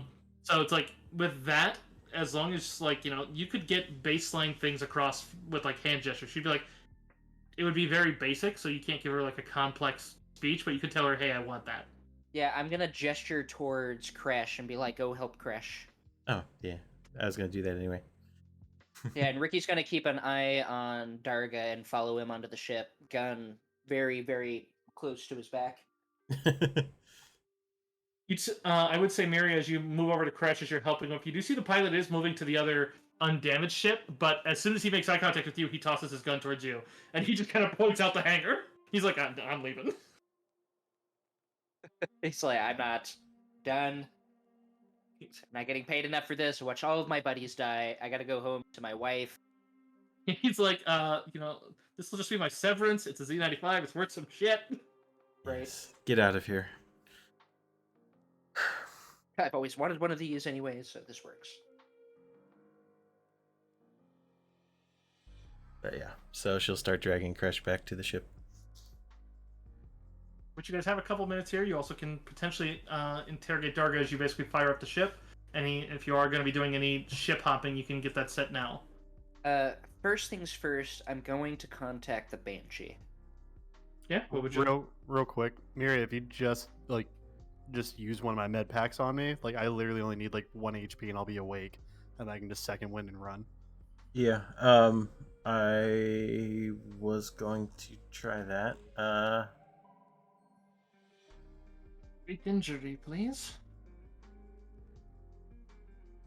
Not super awesome, but hey, 14. Well, the med pack does give you a slight bonus that I usually comp in, but in this case it'd be enough that you'd get it, so a D8 plus wisdom. Nothing special, but it's a guaranteed 1. That's all we needed, baby. Hey, 7 healing. Hell yeah! Then I'm also gonna go ahead and take 16, and then I'm gonna thank Miria profusely, and I'm gonna run. And then you realize that you're looking not out through a view screen and put a hole in your view screen and cry a little. Yeah, I'm like, this armor was so expensive. I don't have time. Just keep running. You see Darga and you just start yelling at him in Wookiee. Yeah, I'm gonna walk in there and slap the shit out of that hut. It's happening. Okay, so I'm gonna contact the Banshee, let them know that we're taking Darga's ship. Okay. I'm gonna Yeah, let them know that we're the whole fucking shebang, and if O'Keefe is there. Which I think O'Keefe would she be the is. one. Yeah, if you pinged the Banshee at this point, since it's been 4 rounds, you would actually get. Well, actually, in 4 rounds, I doubt she'd make it from the ramp to the thing and sit down for it. So you'd hear Crash, but you'd hear her in the background as and Crash is like, we are currently dodging buildings and running from what seems to be a set of cloud cars. I can also tell you that the outer cloud cars are coming in towards us, along with the Star Wings. So I hope you're ready. Ricky's going to. Do we know the coordinates of like the slave ship? Yes. Okay, he's gonna share that with them and let them know that we have to get that ship and Darga's ship the fuck out of here. That is the plan. We're trying to get all 3, and if necessary, we're gonna sacrifice at least one of them. Yeah, to which he'd say, I can easily What about my vector in. ship? I mean, Hopefully, you dock onto one of our ships. no, the He also Z95s has have. hyperdrive. Yeah, the Z95s have hyperdrives. These are the clone Z95s, so they are much better than the baselines. Oh, So sweet. these ones have, number one, they have one more cannon than a normal one. They have a nose cannon as well, so they do more damage. That's why they're 3d10, not 2d10. And that also means that like you saw. But in any case, the Crash would simply tell you, it's like, I can keep going around in odd paths, but once you are ready to go, I will vector to pass over your hangar, and we will take a slight frontal charge. Basically, they're wiggling around to waste time until you're ready to go. Basically, the more time you take, the less HP they'll have, because their ship is still taking damage. But, I mean, they're flying a ship that is tougher than the cloud cars, so... And they're just not firing back, they're just running. Because they have no desire to shoot the cloud guard, they know they have no issue with it. Well, like Nolan, or not Nolan, I'm sorry. Miri and I are on the ship now, right? Yes, you guys are on the ship at this point, and then I would say Noel, if he wants to switch to a clean Z95, easily could. Done. So we're on the ship. Mission start. okay. I'm actually, because we're not in combat, I'm going to eat the 1 persistent condition to do my other second wind, so that I can come up to -1 on the condition track. Oh, nice. You can see as the Z95s have definitely a bunch of Hutty symbols, but otherwise are still definitely the higher grade ones. So let's see. Otherwise, yeah, sure enough, as you signal that you're getting the ship ready and you're about to launch, and the Z95 is fresh and the wine of the engine. Basically, probably the last pilot who survived darting out and going down, as you'd see almost immediately after, you'd see as a cloud car is diving through after him. And sure enough, right after, you are heralded out the hangar by the Banshee just rocketing in front of your hangar, and just you'd see as, yep, sure enough, there's cloud cars chasing her. But as soon as her engines light up, it seems like, yeah, they outpace them. Is there a pilot in Darga's ship? You? No, besides me. I mean, somebody was gonna fly this thing, right? Darga's ship is fairly easy to pilot. So it's like someone who can... It's not terrible. It's just dogfighting. You would definitely need cover of someone more skilled. But Yeah, I mean, I wasn't worried about piloting it. I was just wondering if somebody else could simply fly the ship while I hit Darga with my gun a few times and ask him some questions. I can try. No. I mean, did this man not hire up? Does he fly his own ship? what you're asking about. Okay, I didn't... Oh, whoa. Yeah. Like, does Darga's ship have a pilot? You okay? It was the super battle droid. He's dead. Okay. Oh. I got scared because my thing popped up an error about streaming, and it's just, yeah, I'm out of hard drive space. I am literally... That's funny. I'm gonna have to clear space. Oh, no. Does mean a little bit of this isn't gonna reach my record, which sucks, but... Oh, God, yeah, it's the fight. That's sad. You have it, right, Deckle? I do. And Oh. you should have a VOD on it. You can... Yeah, I'll be able to get that later. I just have to make sure I do that before time runs out. Okay. So, his pilot. Let me get back to that. Okay.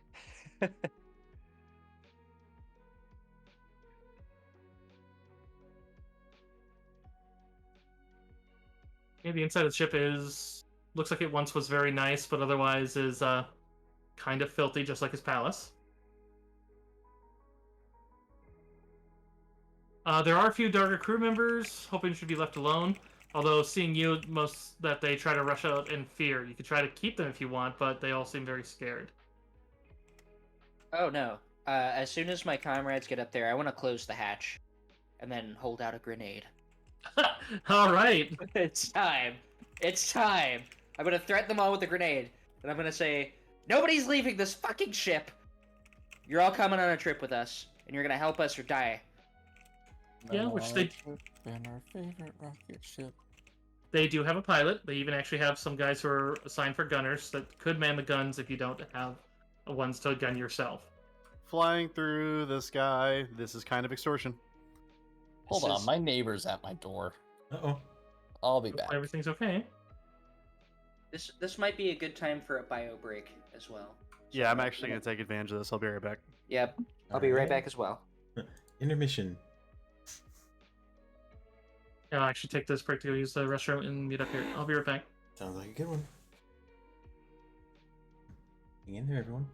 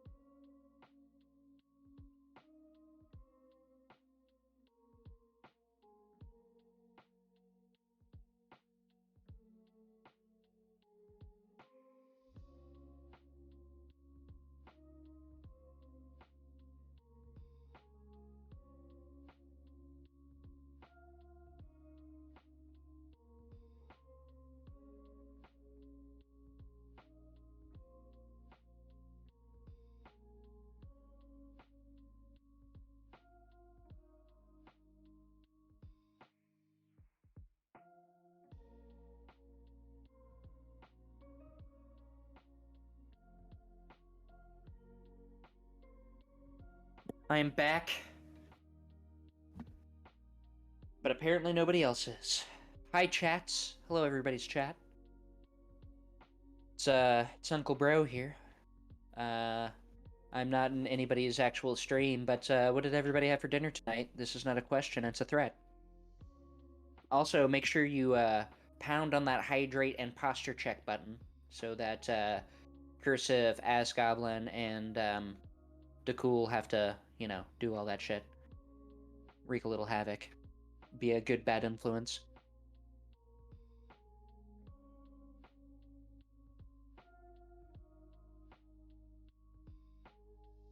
Seriously, don't know if we're gonna make it out of this alive. So far, so good, I suppose. We got onto one of the ships, at least.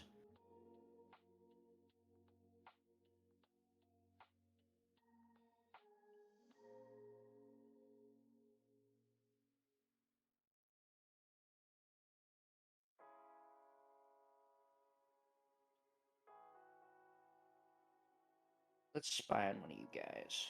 Let's see. Got some Japanese labeled dice.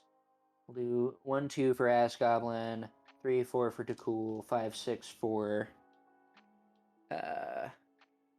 Cursive here for Aya. Alrighty, I'm back. Sorry about that. Welcome back. We're gonna go spy on Dakul's chat real quick. I've been being Uncle Bro. Told everybody to start slamming on hydrate and posture checks for everyone. Oh, nice. Here, let me do some more hydrates. Yeah, like make them fucking be right. And now I'm spying in on Dakul's chat here. I also threatened everybody to tell me what they had for dinner. So.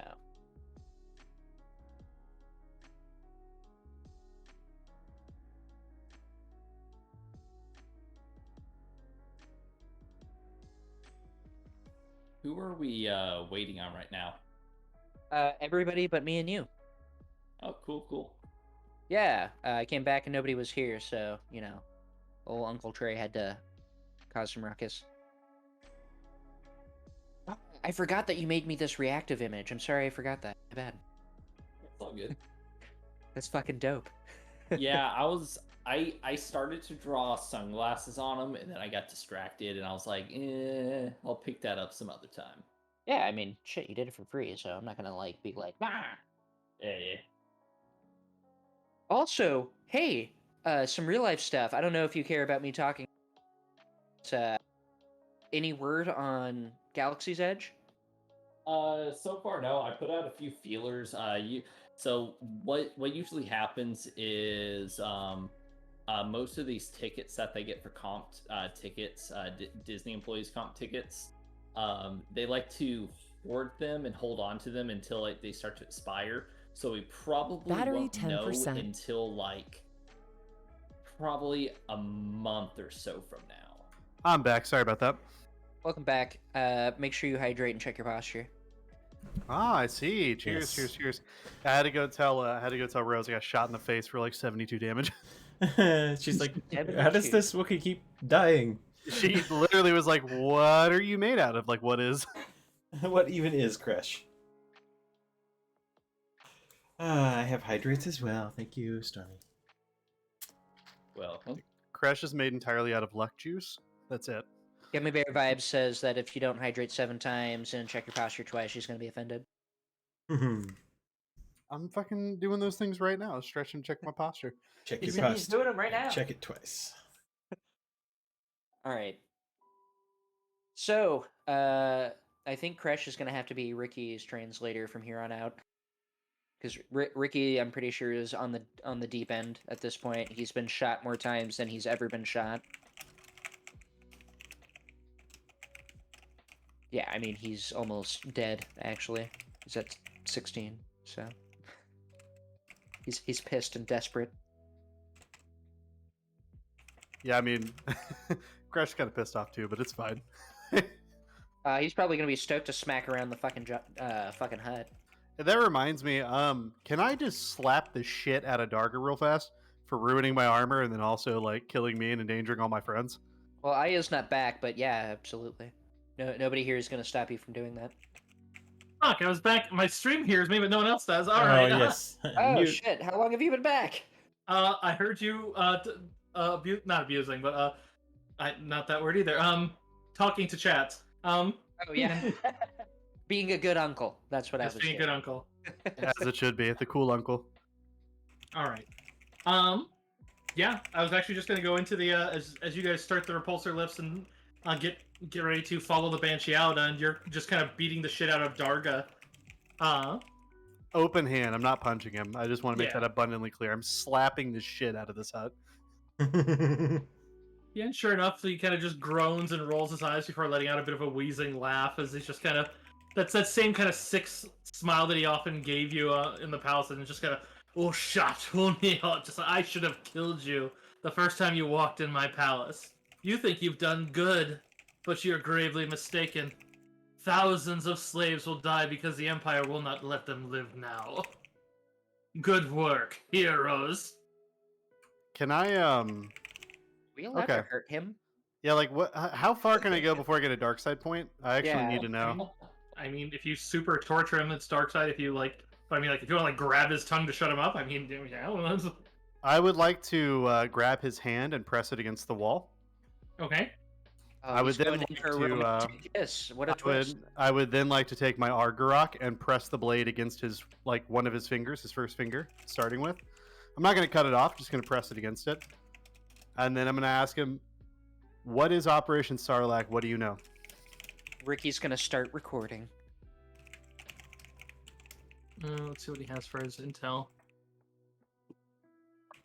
Give me one second. I gotta open the next book to see because I know you get some from him, but I know it's not in this book.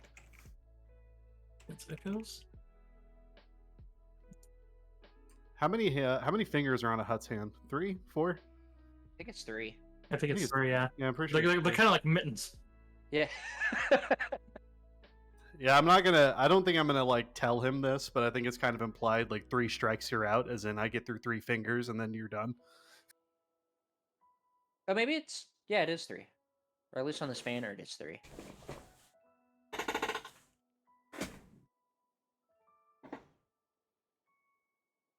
Which one are you starting with? His big fat finger or one of his appendable ones? Let me look. Or opposable ones? I'm probably gonna start with whatever counts as his. I'd probably start with the pinky first, just so like, because I might cut it off just to prove a point. I can take a dark side point. I've got a pretty good con score. Yeah, we have opposable thumbs, but when you really think about it, all of our fingers are pretty opposable. A little bit. This is called torture and frowned upon by good people. I want to make this abundantly clear. Chaotic good. This is for the greater good, and he's an evil drug lord man. So, no tears about it. Hmm. Plus, Kresh was enslaved by huts forever. So, I want to make this Um, clear. Ricky is evil, and it's a good thing that Kresh got there.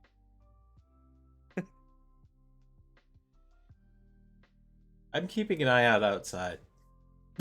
well, the hatch is closed up though, isn't it? Well, no, I meant Yeah. like from the gun. Yeah, but we don't have a lot of time. In Oh, fact, from the gun. Okay. actually, at this point, I really want to start giving Okay. commands to get the ship flying.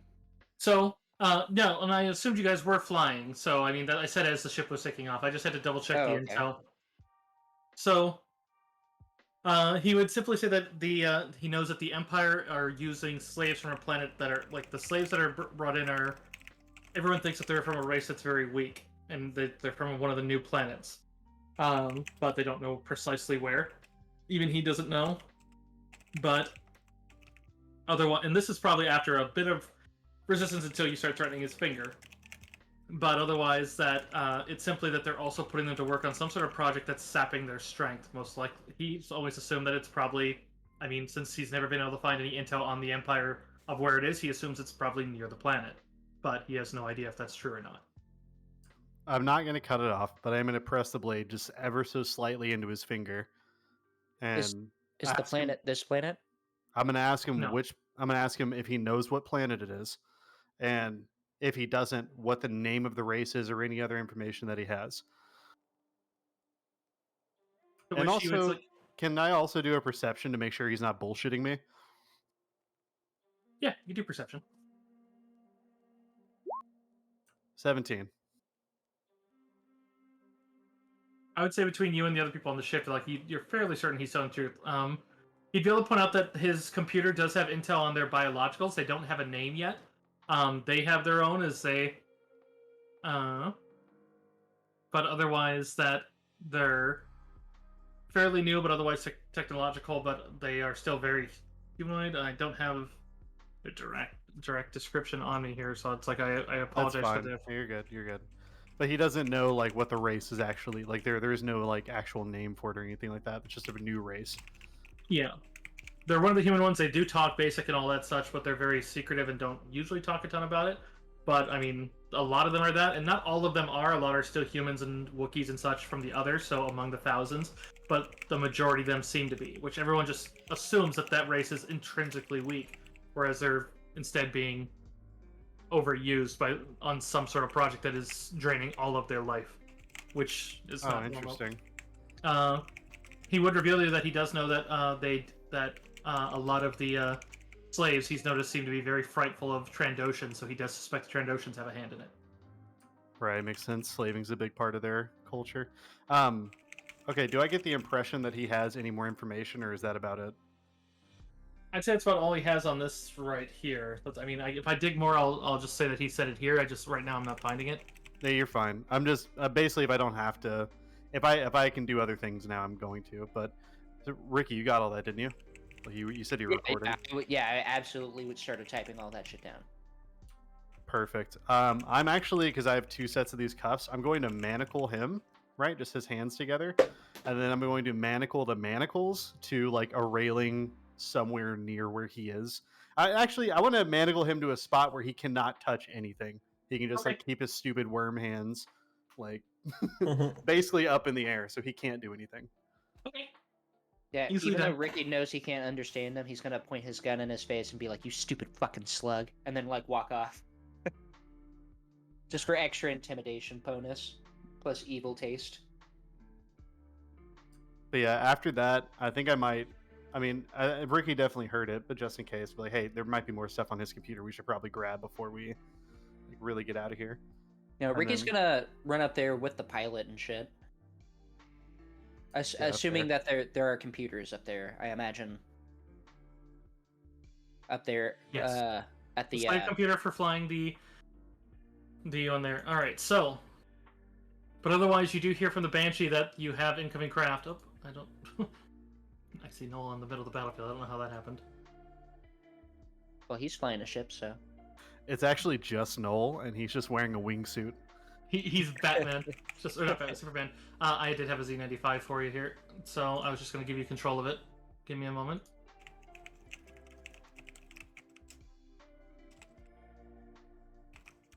There you go, Storm. You should be able to move the Z95, so you won't need your character token. Alright. But basically, the Banshee is being as they're a little bit ahead of you. Since I didn't know how you guys were going to directly or so basically you guys would be a bit further back. Would be alerting you that there is a squadron of cloud cars as well as the gunships that are coming in. They're understand that different ships have different move speeds in the terms of as far as combat here. So you're going to see like some ships are just slower. Okay, stop moving. I quit you where you were. This is basically just another form of combat. But in any case, as you move about, you basically can move up to your squares, such as like the Glorious Chariot can move 16 squares. But otherwise, you only have a max speed and such, which the max speed and flying skill of the pilot determines how fast you can turn. So understand that on a slow turn, you're making a very broad turn. You're going to have to move like half or a quarter of your speed in order to make the turn. It's a very hard check to do a hairpin, which is basically under a quarter of your speed. And then from there, you can make attacks on anyone that it's pretty standard. Like, you may have to get to a certain range for your guns, but as these are basically larger scales than they look, it's basically representative. So look at your chat cursive. Oh. Oh, Nikki, hello. Hey. wait, who is it? Oh, No, we haven't. Nikki, thank you so much for the resub and the bits. Them So many biddies. bits. oh, you know we all about them babies. 2,600 bits. I love it.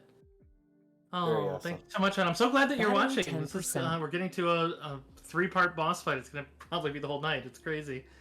Oh yes, my player copy is not updated. There we go. Get you guys there. Okay. Guys, what you would know is Captain O'Keefe starts on the comms about those are Tabana gas platforms. Basically, if they go, if you're too close to them, basically if you're within 4 squares of one, you're going to be in the detonation. However, Crash starts recommending that you also keep them in mind. The Tau missile boats fire volleys of missiles as one of their primary weapons, even if they're firing concussive. The lowest grade of missiles, it's like that's still very deadly even for the freighters. And so, but at the same time, not only would those things be deadly for their craft, which they'll likely avoid, but at the same time, you could destroy the missiles by basically readying an action to fire on the platforms. It is a little bit dangerous, as because there could be workers on the. It's not common for a worker to be there, but not unheard of. So, but it's like at the same time, well, it's up to you. Do we need to roll initiatives yet? Yep, this is going to be re-initiatives, I believe. Let me get to the combat page for this page. And so I think that's everything I need to warn you about this one. Apologize, prepping for 3 combats like that are all rapid fire is. Usually as you guys are deliberating. Alright, so at least this one I did prep the map ahead of time, so I'm happy with that. Okay, but yeah, the sun setting over the Bespin horizon makes it a red-orange glow. But you can see the cloud cars screaming after you as they're sounding sirens. Yeah, there's 5 of them, and then 4 of the others.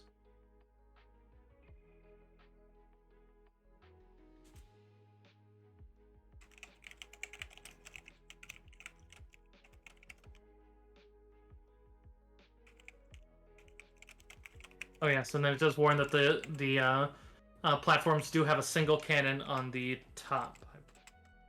So they will fire at unidentified targets, which is not going to be the cloud cars. Could be the Empire, you don't know. But, I mean...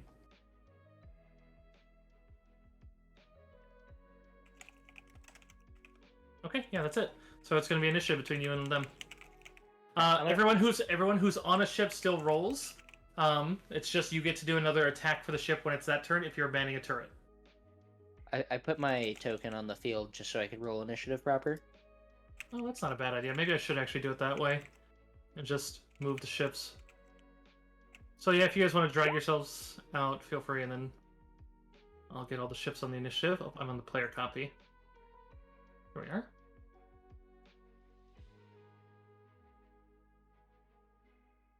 Why can't I grab the... Oh, I put the... Yep, I put the missile boats on the map layer. As the sky do.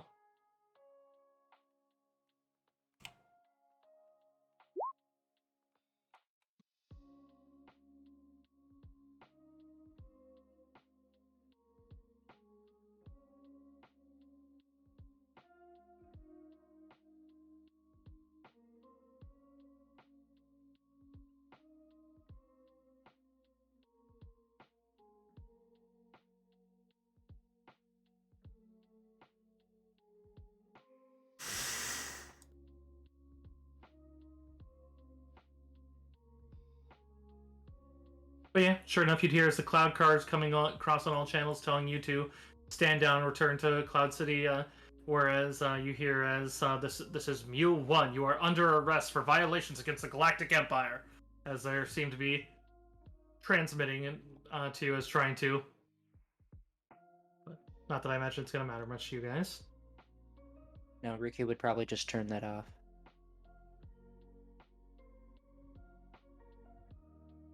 Alright, so I have 9 to roll. Actually, I gotta roll for your pilot too, so we'll put 10. We'll put him last. And actually, wait, Captain O'Keefe and Crash both have ones. I need theirs too. I didn't realize I was muted. I tell him we're gonna comply, and then meet us at some bullshit like hangar number. When they don't see you turn the vector, I doubt they're gonna listen much. Alright, the Imperials. We had 7.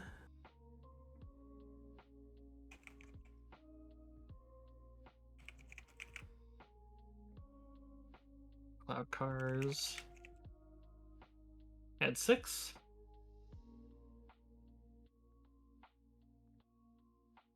And I'm sorry, do we know where the slave ship is? It is up in orbit. You're basically these guys intercept you on your path there. 'Cause, like, Oh, okay. So we're just trying to get past these guys. Yeah, All right, I got you do know that if you basically the cloud cars can't pursue you out of orbit, they don't have life support, so they can't fly outside of high orbit. But the sorry, I gotta get this.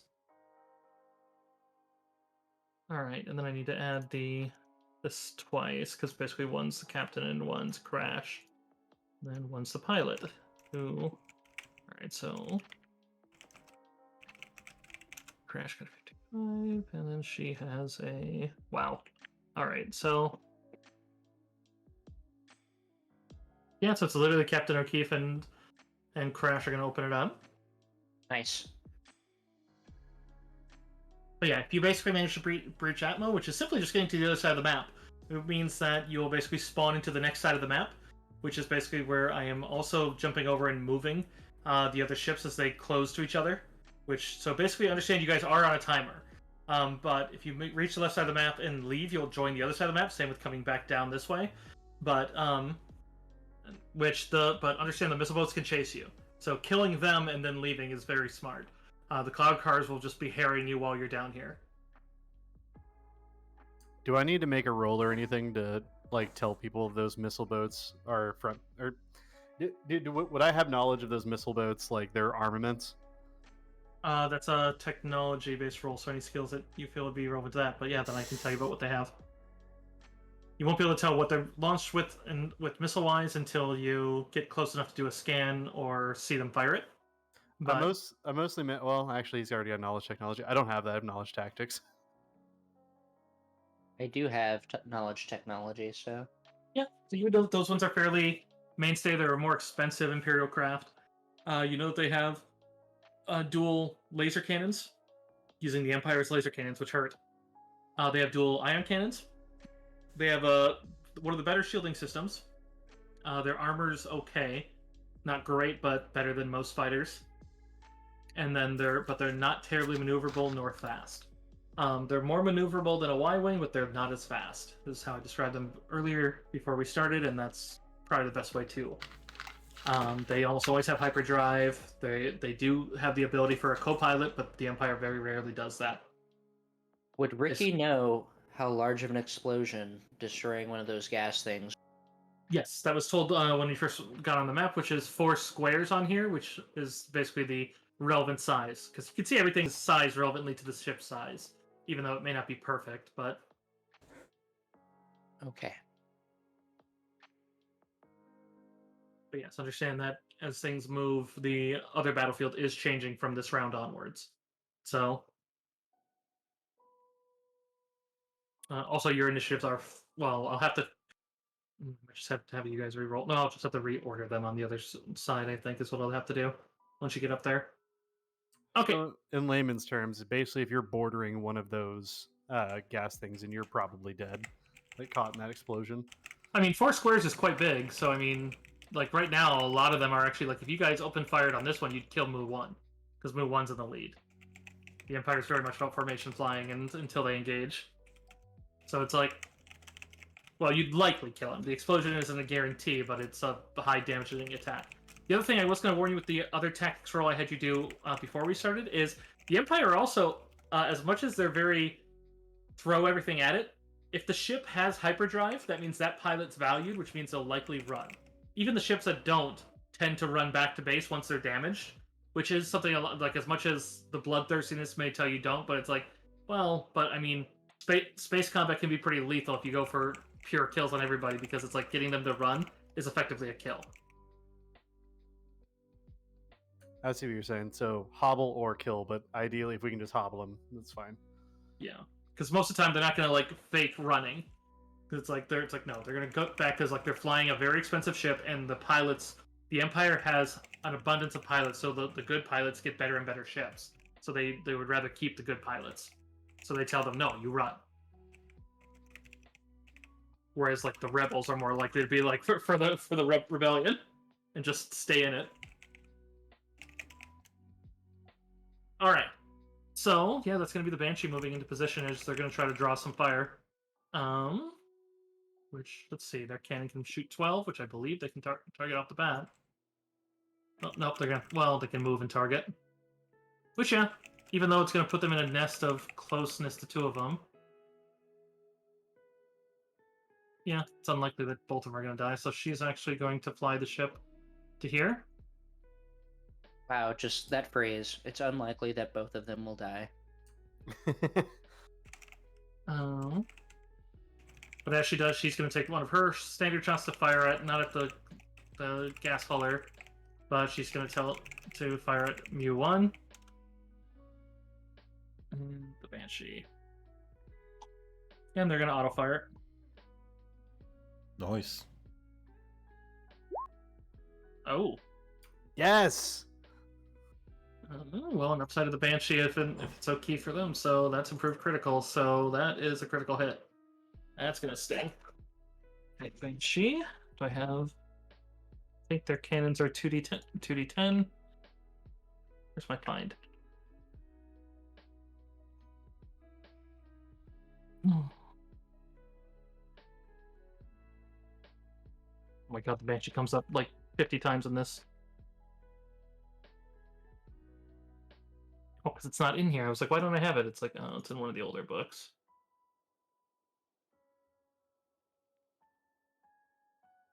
I realize what my cheat sheet doesn't have. The Banshee. Yep, I don't have the Banshee's damage, so I'm seeing if I can... Oh. There we go. Thank God for the wiki. So it can fly 12 squares, 5 squares, which I had right. It has a quad, 2 sets of quads, and then a double. So she'd be firing. They both would be firing the quads since I don't have anyone gunning for them. So. Oh dear God. Okay, 4d10 times 2. Ooh. So it's gonna be 4d10 times 6.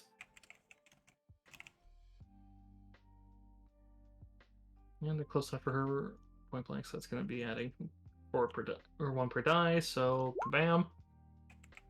So times 6, 122. Oh my god. Yeah, they only have their shield is only worth 10 and their armor's worth 10. So and their threshold 41, so they've doubled it. And so just like in normal combat, if you double it on a critical hit, that's a death. So yeah, as she goes to fly and strafe over and moves to lead them behind the gas haulers, you'd see as the quad cannon lights up the cockpit of Mu1 and just blows him up and his radio goes silent. Arrest this space boy. Which probably you hear a call over, which might not be so much for the oh yeah we're giving up, but you'd literally hear over the radio from Oki just for the rebellion. Oh my god. See you later, space cowboy. I was gonna say I disinclined to acquiesce to your request. Right. On your private channel, you do hear her telling that she's telling Crash to ready fire on the Tabana gas one. So if they fly towards her, Crash is going to detonate that platform and move their ship back, since he could do both. Mm-hmm. So basically, he's going to try to do a hairpin turn, and they're just going to fire. Since Crash can fire 2 of the guns, he's going to fire the quad and the dual cannons at the lead one here, and see if they can just detonate all the Taus. What a couple of gangsters. Right. Oh, dude, those two are cool. It's like you don't get to see them being awesome until now. I still owe her a proper apology, but it's fine. We'll get to that. Speaking of Miria, so I'm just pretty much manning a gun. I think I'm gonna ready in case any missiles come towards us to try and shoot it. are you gonna try to shoot the missiles themselves, or are you gonna try to shoot the one of the gas ones in between you and them? I mean, he doesn't really want to blow him up. Understand missile lock is basically a swift action to start it if it's a lock-on missile, otherwise it's a dumbfire, in which point then it's just a skill roll. Otherwise you're rolling against the skill of the droid in the missile, because it's a little droid brain. But, so basically you'll know when you're being locked onto, because you basically get a turn warning, unless they have intense piloting skills, which they're not going to have at this level. Yeah. At which point then they can do it as a swift action, and then they can fire at the same action. Otherwise, normally it's a swift action you cannot fire in the same turn. You can fire your lasers, but Right. all right. So right now, you're not locked onto. So, but at the same time, Yeah, I mean, I don't really know what else to shoot at the moment. I don't know the range of these guns even. the guns themselves, their baseline range is 6 squares, and then after that is basically range increments. So, What's the Yeah. damage on these, by the way? what was that? The damage on these cannons? Your cannons are you have a total of 4 sets of dual cannons, which that would be the same cannon that the Banshee uses, so that makes that easy. Oh, I'm moving the wrong window. So 3d10 times 2. Okay. So instead of this, could I ready to shoot the first enemy that comes within 6 squares? Yeah, you can do that. Okay. I'm setting up a button for it. Is it just a basic ranged attack? Yes, you use whatever your base attack bonus is, and then that freighter adds a +2 to the attacks. So there's that. Yeah, the Banshee adds +2 on the quad cannons, and then +9 on the duo cannon. So, which combined in the hands of those two who have base attack bonus and skill in their ship, it's like, oh yeah, the Banshee's pretty lethal. He did say it was a multiplier of ×3. Times 2. Or no, times 3, yeah, it was times 3 because it was times 6 total. Let me double check that, because, oh, god damn it, I keep moving on the wrong one.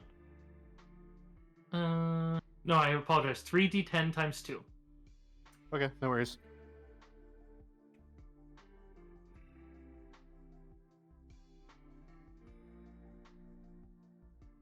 Okay, so... cloud cars.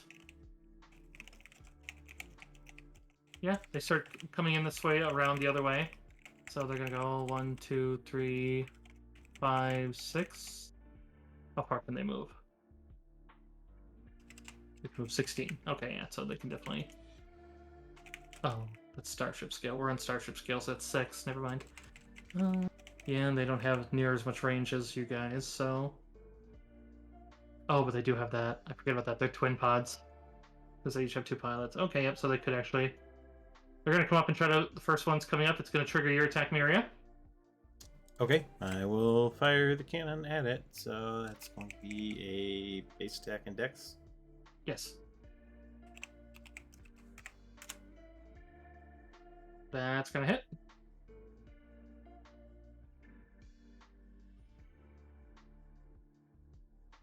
Then what was the damage? I said 3d10? Yeah, 3d10 times 2. So 34. Or assuming you auto-fired, which is more lethal. Yeah. That's what I think of. There's almost no reason not to auto-fire it, but... I suppose if you're just trying to disable. Yeah, you don't want to kill them. Technically more accurate not to auto-fire because it is a -5, but the fact that it's a guaranteed half damage is like, alright. Mm-hmm. Well, and if the pilot has evasion, then yeah, that's where the evasion does apply. But, because then... Yeah. Alright, but still 34 damage, which is going to get through their DR. It's not enough for the threshold, but it does still deal 34 points of damage to him. So yeah, you strike him as he comes in. Can I get a piloting roll from Noel? He's trying to dogfight into your kill slot. Alrighty, 1 second.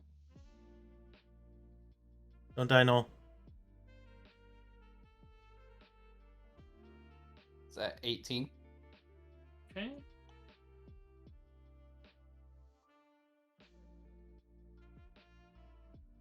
Oh, he does get into your kill slot.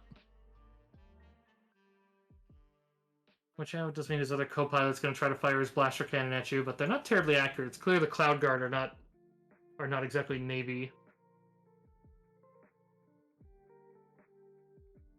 Alright, and you said your total piloting modifier is 11, which... Yeah, I can see right here. Which means you're a reflex 21, so that's going to miss. And they do not fire on auto-fire. They can, but they don't. Huh. I feel like I'm gonna be cutting cigars this entire fight. I'm so nervous. Alright, second one. Flies in. You do not... Yeah, actually, since they're under that other pilot scene, would just not do anything then with his move. Same one. They're gonna come in. They could try to co-dogfight, but that gets hard. And they just killed it. This one's gonna go up towards the Banshee, actually. So it's 5, 6.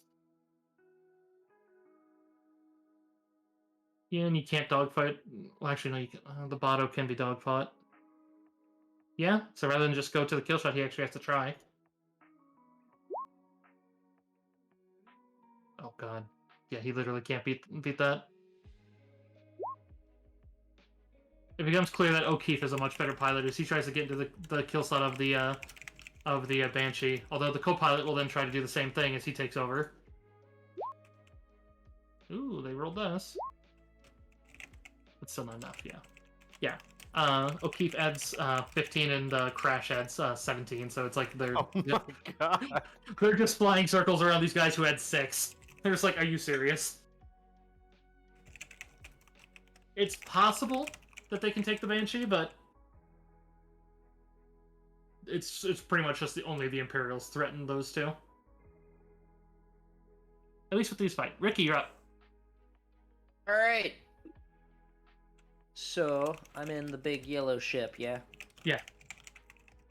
And there's 3 more of those nasty fighters.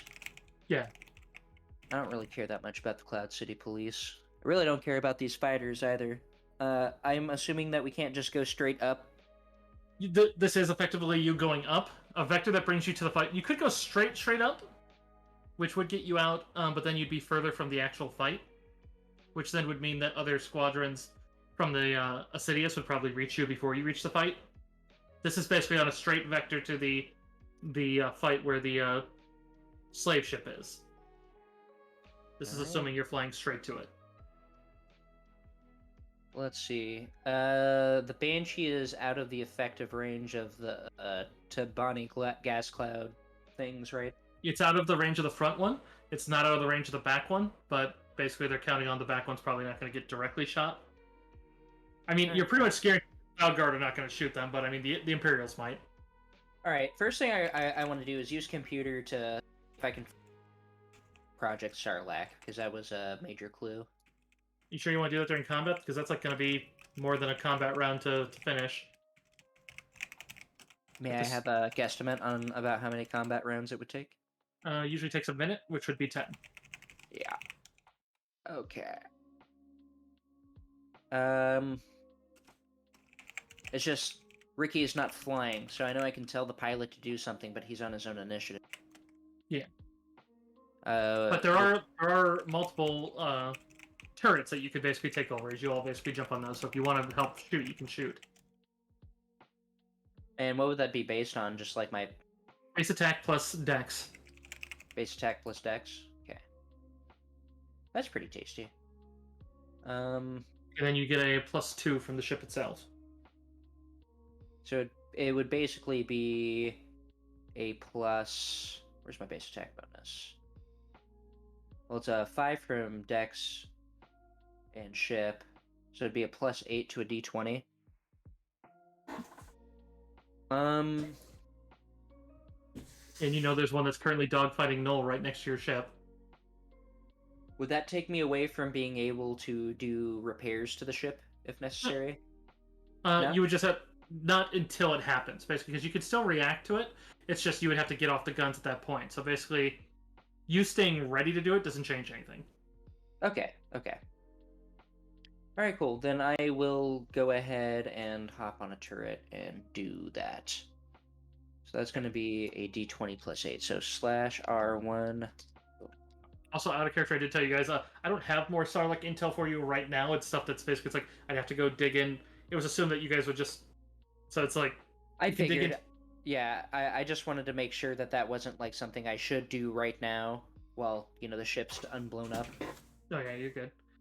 You could certainly say you're transmitting the data to, like, the rebellion at this point.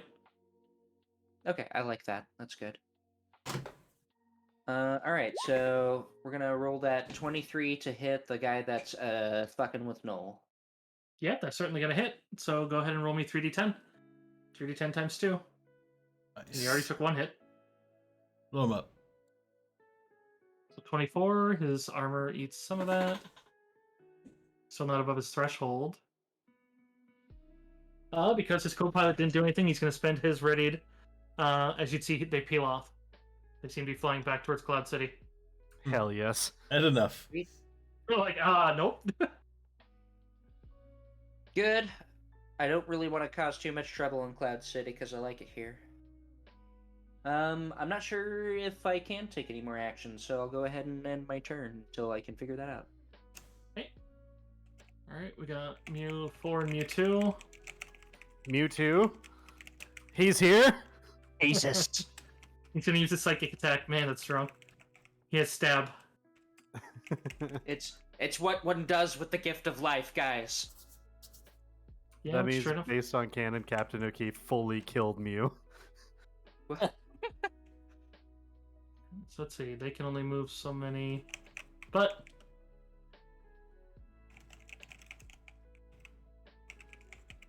yeah, they have a. You'd see as both of them move up, and you'd realize that why that the first one doesn't fire as they seem to be doing a coordinated one is they both put out a volley. It does become clear they have concussive missiles, but they don't seem to be aiming them at the Banshee, given that she's flying like a maniac trying to avoid the Cloud City right now, or the Cloud Guard right now. But they are firing at the one behind her. But they're basically using dumbfire missiles, which means they're not waiting for a lock.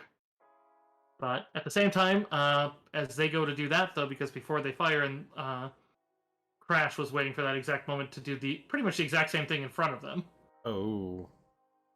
I was about to bring that up. I was about to be like, I don't mean to be a stickler, but Yeah, which is going to be a +9 on the.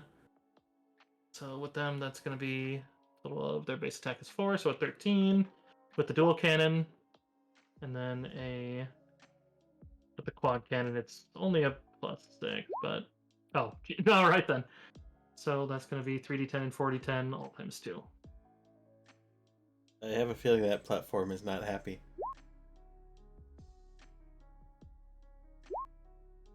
Oh, that one. Oh, geez, yeah, that's 40. That's going to be above the threshold. Because basically the platform, once you go above the threshold, their threshold is 34. If you go above the threshold, they have to save or blow up. But actually, first of all, it's not going to matter. Their HP is only 40. They have shields and they have DR, but... so that means 40 is going to be the 20, 30... Okay, no, it is still barely alive, but it's going to be down to... Basically, it has the natural 20 or that one's exploding, and that'll be before they fire. Or the entire opposite.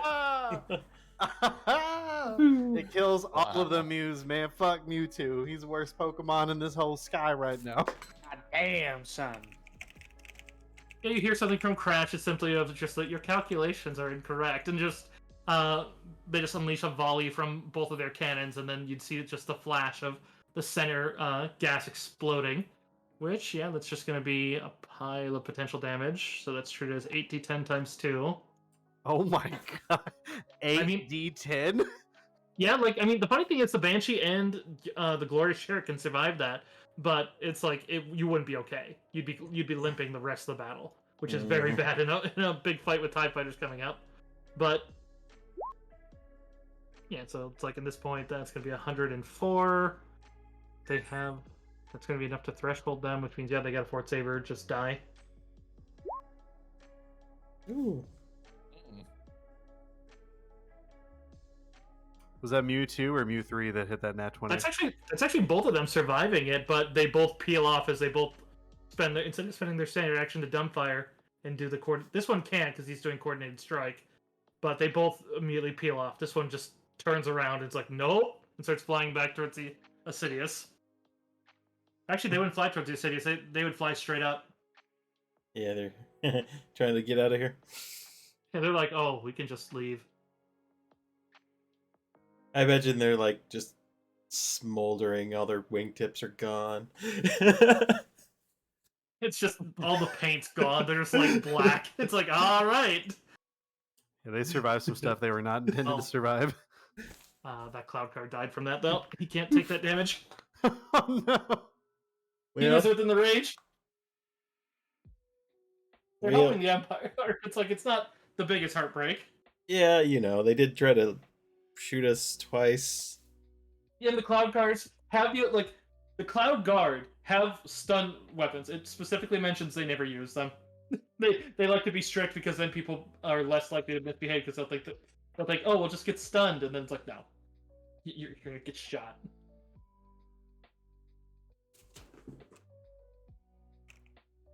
All right. So that one paid off, which would have been bad if it detonated behind them, because then the Banshee would have been limping the whole fight probably. Mm-hmm. So, but yeah, those two, unless you want to engage them, are effectively out of the initiative. Noel, you're up.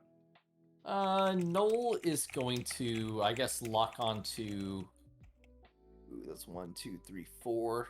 Yeah. If we explode this platform, it could only potentially get one. I'm not going to count that, but Noel's going to lock in on this one right here. Okay. Which will be a pilot check, if I'm not mistaken. That was because you were in melee combat with them. And this check, it's just simply an attack roll. You just do it as once you're within range, which for your ship, you do need to get within 6 to get a 1, because you have to basically, at long range, that'd be a very hard shot, and the lasers do lose energy. Basically, you lose damage for every square past the first. Or not every square past the first, every range increment, so every 6. So once you get within 6 squares, then make the attack roll. Okay. Unless you're dogfighting, in which point then you do need to make piloting rolls to make an attack roll on the other person. But you're currently not dogfighting, it's basically on your approach. Because basically that's called strafing in this system, even though it's not directly a strafe, but it's basically... He can make a piloting roll to defend himself if he has the right feet, which they do, but... We'll burn that bridge when we cross through it. Sure. So, yeah, it looks like you're there, so if you want to attack him, you can. Ooh, not that great. Yeah, so he's not even going to need the piloting roll to dodge in that case.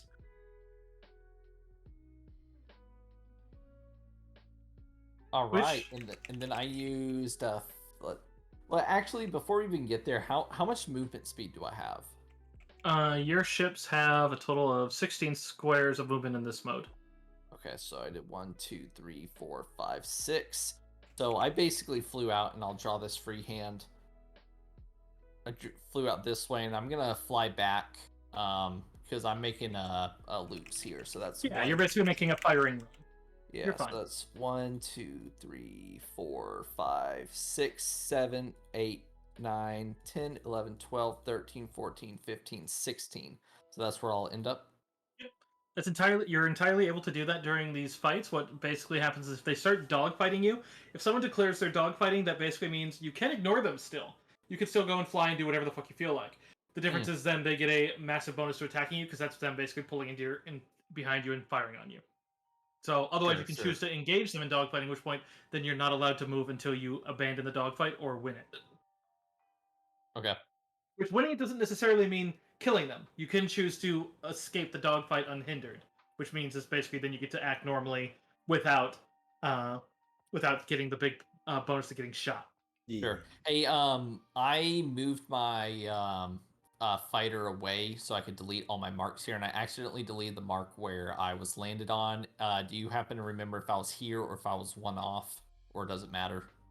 It doesn't matter too much to me. If you're happy there, you had enough movement to do either. Okay, so. Yeah, I just didn't want to put myself in a situation where it mattered mechanically next turn, but this should work. Okay. All right, which is going on to a couple of the cloud cars, which sure enough, yeah, they're going to try to come over and, yeah, kind of similar. But yeah, they have enough movement if the first one's double move. The second pilot's going to actually try to dogfight your guys' freighter, as it looks like one's trying to get into you, which you guys can't win a dogfight. It's basically him immediately sliding into your kill slot. Which, in this case, that would be a +10 on his attack roll as he tries to blast the cannon in the backside of your ship. Understand, you guys have 15 shields and 15 armor, so he has to pierce 30 damage to even damage you. But in that case, he is going to full auto because he is also where you're well defended. Because the co-pilot will take over firing. So they get normally 3, but since they're basically in a kill slot, they get a +10. Oh. Oh. The lights flicker. He's going to deal some damage.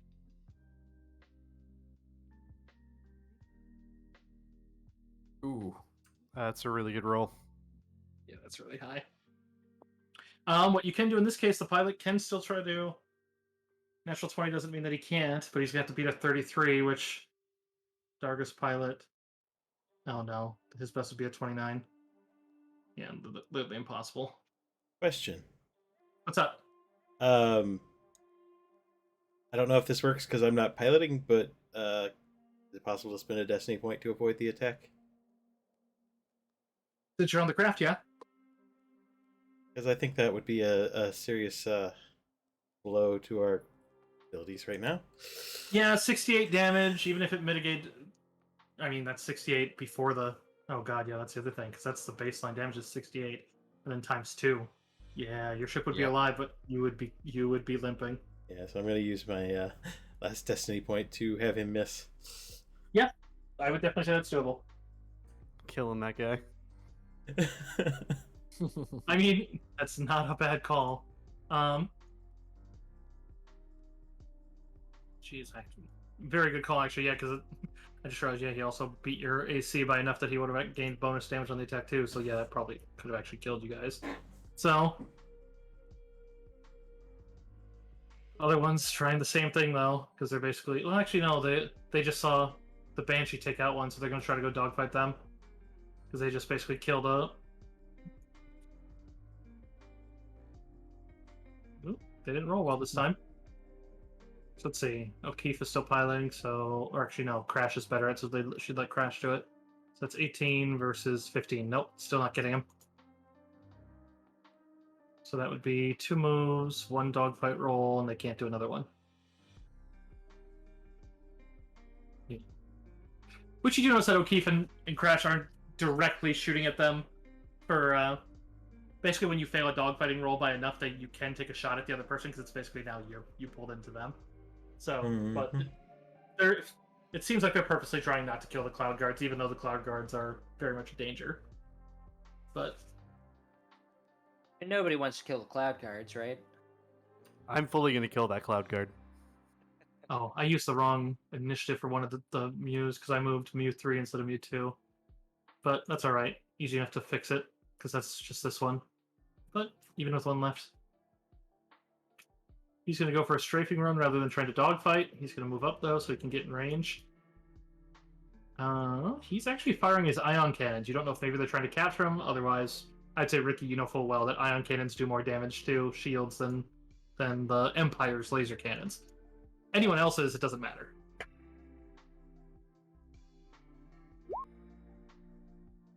And they utterly miss them anyways. Pew, pew, pew. Another cloud car. Yeah, they're having issues with the Banshee, and since they're focus firing over that way, they're going to go. But that's going to take them 3 to get there, so they could spend their last to dogfight, but they're not going to. There's already 1 person there to dogfight. They could attack. Yeah, they'll just probably do a single shot. Well, no, because it's still freighter. Oh, right, but hers counts as a fighter, so it's not going to have that extra. Yeah, they'll go for a single shot, which they don't need to get close for. Ooh. Well, good Oh thing my they just. god. It just did a single shot, which means it doesn't get the _2, so it turns into _2 because of the crit. But These So it's- cloud cars went from not a problem to a fucking problem. it's now Oh they're my terrifying. It's Yes. a 40 to 46. Yeah, literally, like that was okay. Like, let's not kill these fuckers. Bang! That was my ship, you shit. Yeah. We're gonna need to check your dice. Right. Yeah, your virtual 46. dice are loaded. I need you to roll 6 times. Yeah. How long did you put these in the oven for, huh? You know how you really easy way to test them, right? If they're not like metal or stone dice. Yeah, you throw them in a cup of water. Yeah, salt water. Wait, why? Because the buoyancy? They float and then they should just be able to spin easily. Like you just basically run your finger over them and they'll spin. And if they start listing to one side, you know they're cooked. Oh. Really, Yeah. because I remember like I had one DM who made me roll like 500 times because he didn't trust my dice, which I did do, and prove that they weren't. And even then, he didn't believe. And then I was like, "You do realize you could just use salt water, right? Like, there's no way for a Chessex dice to survive that if it's cooked." I did it's- not know this, and that's really cool. Thank you. This is why I spent extra money on literally perfectly weighted aluminum dice. That way, there's just no question. I mean, well, the guy who questioned me was mad because I had magic dice, which basically, if you don't know magic dice for like the always it's run craps. countdown. Countdown. Yeah, Magic the Gathering countdown dice. No, not those ones. I don't roll. Oh, okay. I don't roll life counter ones because they're not balanced. Because they don't. Yeah, the, correct. Yeah. The opposite sides of your dice should add up to one more than the max roll of your die. If they don't, your die is not balanced. But in terms of sides, but otherwise, point being with these ones is magic is in sleight of hand because it basically was two sets of dice that looked identical, but one was only like it basically made it that one set of it was all 5s and 2s, and then like 1. So like basically, it's like it was a perfect crap kind of thing. Like I forget what it was basically. No, it was 6. It was the other one was 6, and then it was like 5s and 1. Anyways, because it was basically you were supposed to basically drop those ones and then roll them, and then basically like, hey, look, but it was for sleight of hand, not for playing in games. And since he saw I had those, I'm like, but I used to when I was little, I wanted to be a magician. What do you want from me? Right. It's like these aren't those dice, though. It's like if I'm not rolling these dice, which I never do, I don't roll this color. Like he's like, but your other ones maybe you're just not showing us. I'm like, are you okay? All right. Anyways, well that was irritating. 46 damage with the shield and armor will bring it down to 26 damage at least, which isn't a whole lot in the grand scheme of things, but it is enough that it's damage on the pool of the banshees. So luckily not enough to beat their threshold, so it's not going to be lasting. They can do the vehicular repair, which they'll do on their turn. So I'm not too worried about it. Crash, you're up. I'm not taking these cloud cars lightly. That's Yeah. 2 crits from them. Absolutely not. They're getting the full brunt. Yeah, I'm gonna take a shot at the one that's dogging us. Oh! Should I force point it? How many force points do I have? Can I force point this? Is that a thing? Yeah, force point. Is it worth it? Can you get I don't enough know. to get a hit on it? I mean, if you're don't auto, know. I would say if you're I am auto firing. That is a thing. Yeah. Yes. so like at that point, you're already dealing half damage. So it's like if you're not hitting it, then you're force pointing for kind of nothing. Yeah, it's fine. I won't force point it. Keep yeah. in I'll just- mind, if you do force point, you're gonna get a +2 from my int, and then you're also have a +1 from my born leader, so that's an extra +3. I assume this is at the one in your kill slot. Yeah, the one that's dogging us. Okay. We still have at least we have a lot of shit to do. So Yeah, I'm not going to force point that. I don't even think even if I hit a 6 with the +3, like that's still only an 18. Like it's fine, which might hit, but also I mean, this isn't the most clutch moment for a force point. yeah, it's No. really not. It's just a cloud car. I'm just going to do the 25 and call it good. Okay. Yeah. So it'll deal 25 to him, which I'm sorry. There's one thing I was curious about. What's that? Me being down condition tracks, does that affect my gun? Like Normally, on the yes. ship? In this fight, it specifically says it doesn't. So it's supposed to be that you guys are basically amped up on adrenaline.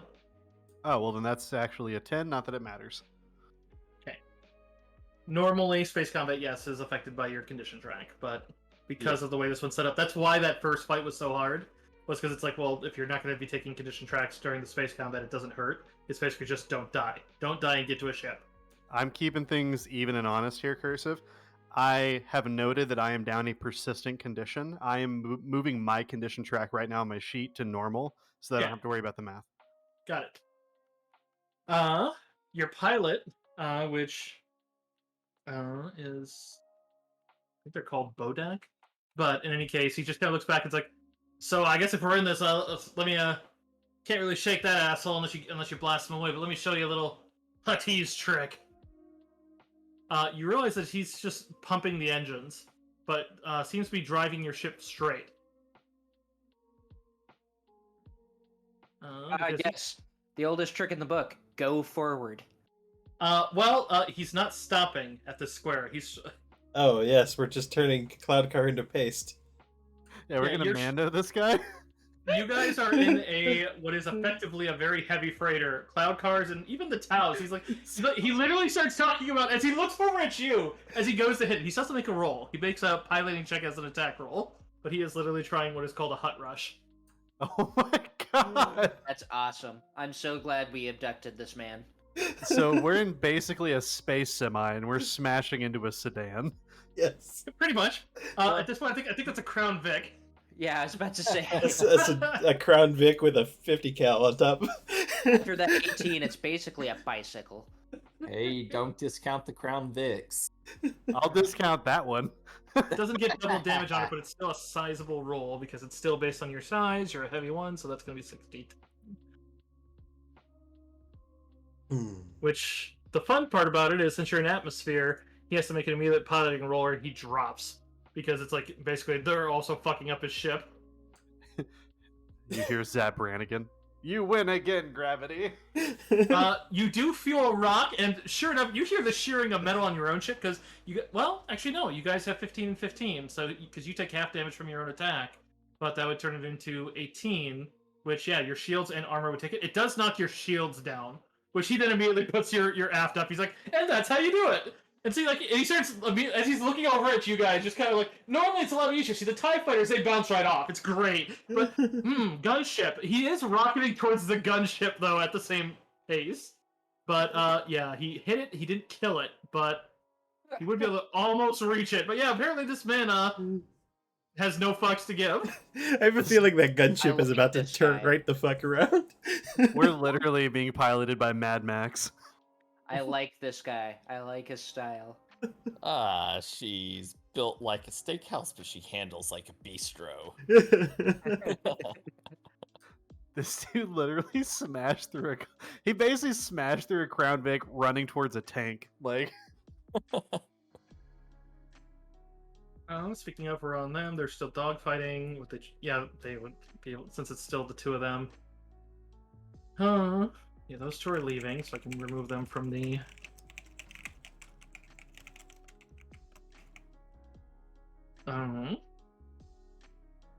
Yeah, still there. She's gonna target that one. So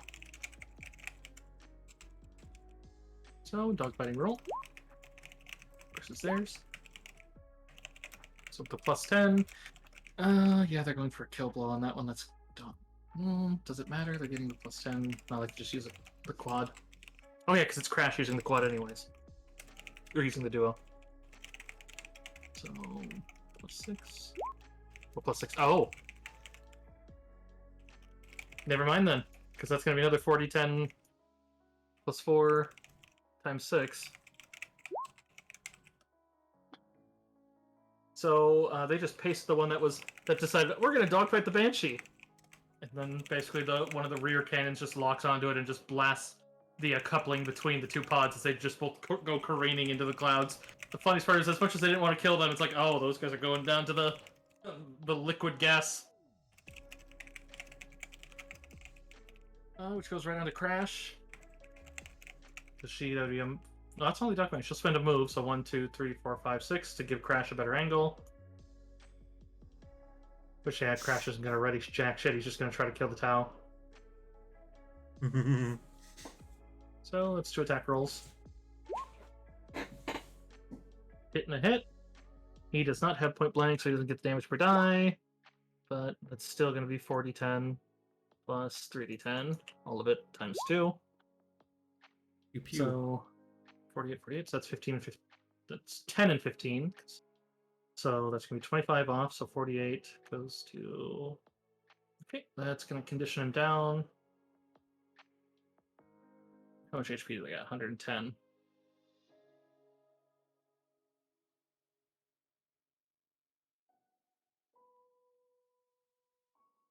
Okay, yeah, that one's still fighting.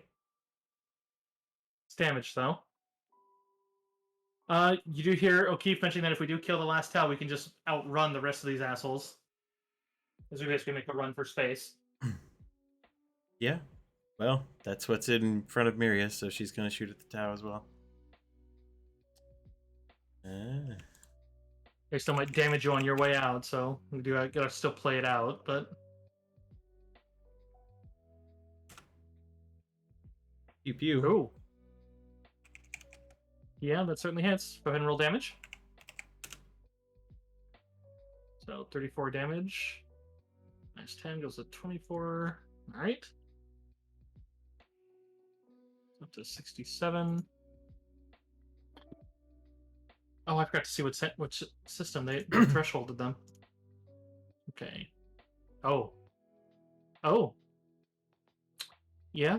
Because her attack would have killed the shields, which means your attack would have thresholded them. So go ahead and roll me a d6. Which means I also got to add 10 damage to them. Which is just... Oh. Okay, yeah. His shields go down from their attack, and then his guns go down for that one. So that Tau does begin peeling away as it's trying to evade you now. He- He has no shields and he has no guns. He's kind of a He And was. that, that's also your ship is also careening at him, and he's just saw you hit a cloud car. The hell are these crazy jerks doing? I mean, at the same time, the Empire's probably well aware of what Hut cartels like to do. They're probably like fucking Huts. They probably think Darga's working with us now. Dude, the fact that that is a standard move is nuts. I mean, the funniest thing is it's not only the Huts that use it; Corellians also do it. Yeah. It's just very funny to me. Like, we have to deal with 3 dimensions of movement on a regular basis because we're, operating like flying craft. And I'm just gonna slam through people, and that's regular. Well, the gag for that maneuver is that that's why the Corellians' bridges are never on the front.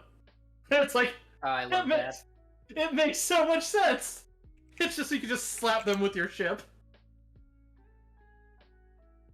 I mean, there's literally a freighter type that's made that you can ram into somebody and then eject the front core because you can then put bombs in it. So you basically crash into a ship, embed it, and then reverse out. And it's like, fucking. That was literally during the Vuzon war that they started doing that en masse. Fucking love Star Wars, dude. Star Wars has just got like the best shit, dude. And there's so much lore in the ships. The only shit I really know. Okay, so Okay, but Bionicles? that's another discussion. So does this ship need like mechanical treatment at all right now? I know we took a little bit of damage. Nothing but... you would be able to do because it's only when you know how like those D6 rolls are disabling systems. When those occur, are the things you can fix from interior. Okay, cool. Then I'm just gonna stay on gun then. Because hull damage you can't really fix. Does shooting this thing in front of us pose any danger? No. Like, is it gonna explode and harm us anymore? No. Cool. I'm gonna shoot that thing in front of us. Auto fire? Yep. Okay. It's 1d20, right? No, it's 1d20 1d20. plus your base attack plus your dex, and then +2 because of the ship. So it's +8 still. Dude. No. Natural 1 on auto fire does actually yield no damage, but Cool. oh wait, doesn't even matter. Imperials have evasion. Yeah, so if you miss on an auto fire with an Imperial, you are gonna miss. But All right. all right, Noel. All right, Noel is going to maneuver into this guy's kill slot, I guess. Okay, give me a piloting roll versus him. Alrighty. You only got a 13. I'm at a +11 on this one. Let's see what I get. 29. Okay, gives you a +10 on the attack and a free attack. Very good. Oh, a free attack. Okay. Yes. Sorry, I'm working with one monitor, so I gotta switch back and forth. And you One were second. under 1 move away from him, so and then let me get to your gun. And then I need to roll separate damage because that's my blaster damage. It's 3d10. Yes. I believe so, at least. Oh, that's even worse.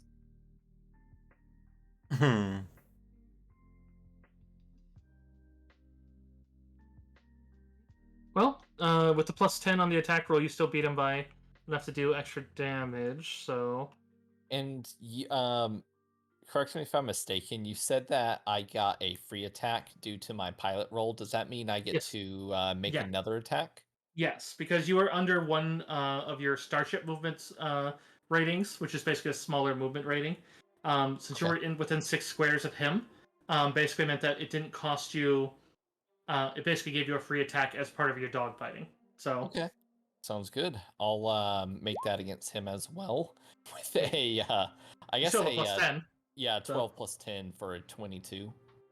yeah, so is that still the right damage dice though? You should be rolling d10s, right? Yeah, I'll be rolling a d10. I just didn't know if it landed or not. Let me Yeah, roll it my does. d10 22. for you. And that's a little bit better. 16 damage. Yeah, so 14. These guys only have armor, so it does 4 damage to them. But then the 32 is going to deal a bit more. Does he have any damage? He does have damage on him. Yeah, he begins. I mean, you're still dogfighting him, so he can't utterly peel off, but he doesn't seem to be going for a kill shot. He seems to be trying to escape you. Yeah.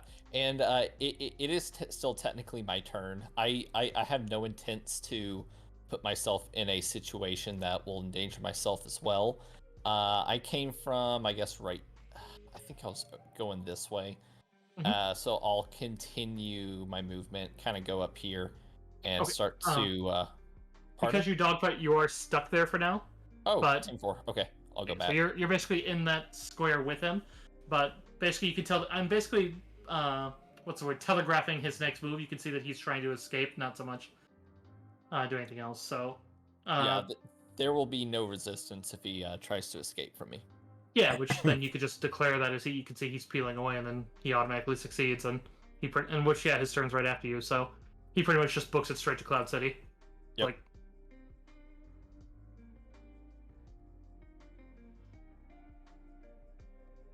let's just go on to the other one. Nice work, Noel. Thank you.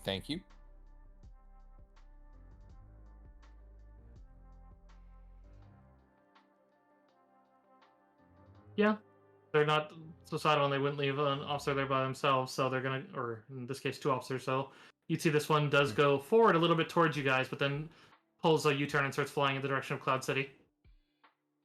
Seems like they're Smart. peeling off. I mean, he's over half dead anyways, so he's like, nope. And he just got rammed. He just got hit by essentially a space semi. These motherfuckers, guys. But yeah, so it is only the Tau that is trying to bug out, but you guys can certainly blast him on his way out. He is an Imperial. I think I'd rather get on my comms and just, I know that Noel already knows, but just be like, hey, we're getting out of here. We got to keep moving to the slave ship. So this Tau is peeling off. Like we're just gonna race. Yep. Yeah, so if you want and just basically not worry about it, you could easily just fly on to the next map. Mm-hmm. Yeah, it's you don't hear anything from Noel. The only thing you hear is just fly away to the danger zone playing on loop from the cockpit. Archer mode engage. All right. So yeah, that'll bring us to the next one. You guys will all be able to get there in the same turn too, so I was worried about you guys getting split. But no. Kenny Loggins! I only have one co-pilot. Danger zone. I gotta rewatch that. That was a good series. Oh, I love Archer. Oh no, there is fully 8 of them. Yeah, at this point it doesn't look like they've attacked the slave ship. It looks like, from what you've seen, that they are coming at you in a picket line, as it looks like they're coming to respond to, they're trying to aid with their other craft that are basically getting blasted. So, Oh, there they are. yes. You can see a massive field there. You can see that and you can see that, yeah, those two have been moving towards each other. So it's like, I would say Crash quickly gets on the horn. It's like, all right, looks like we have their Alpha, Beta, and Gamma squads incoming.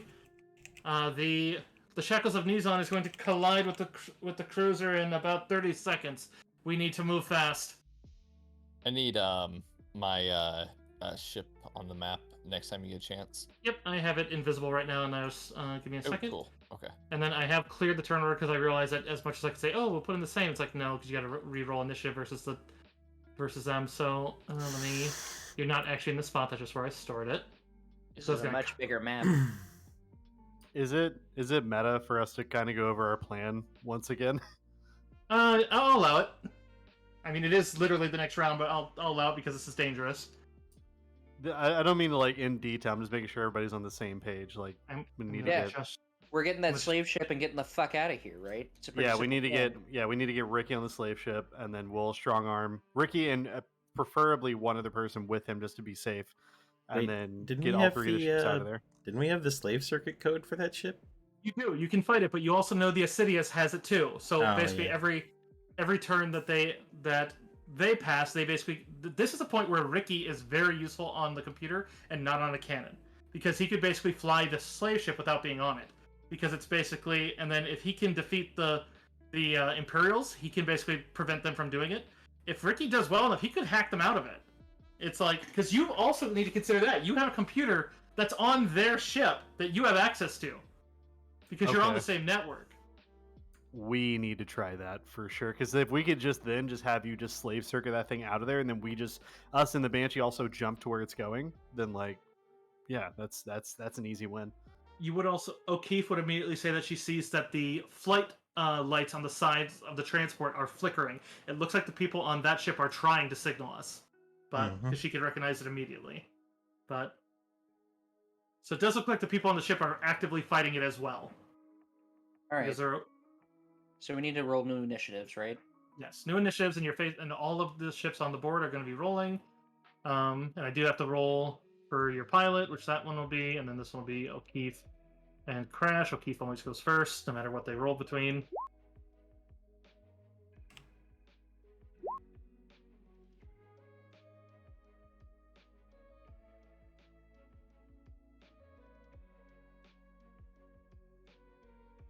Let's see, there's 1, 2, 3, 11, 12, 13, 14.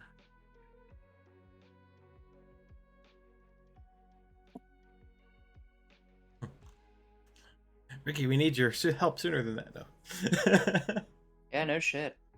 This is a poor time to roll a bad initiative.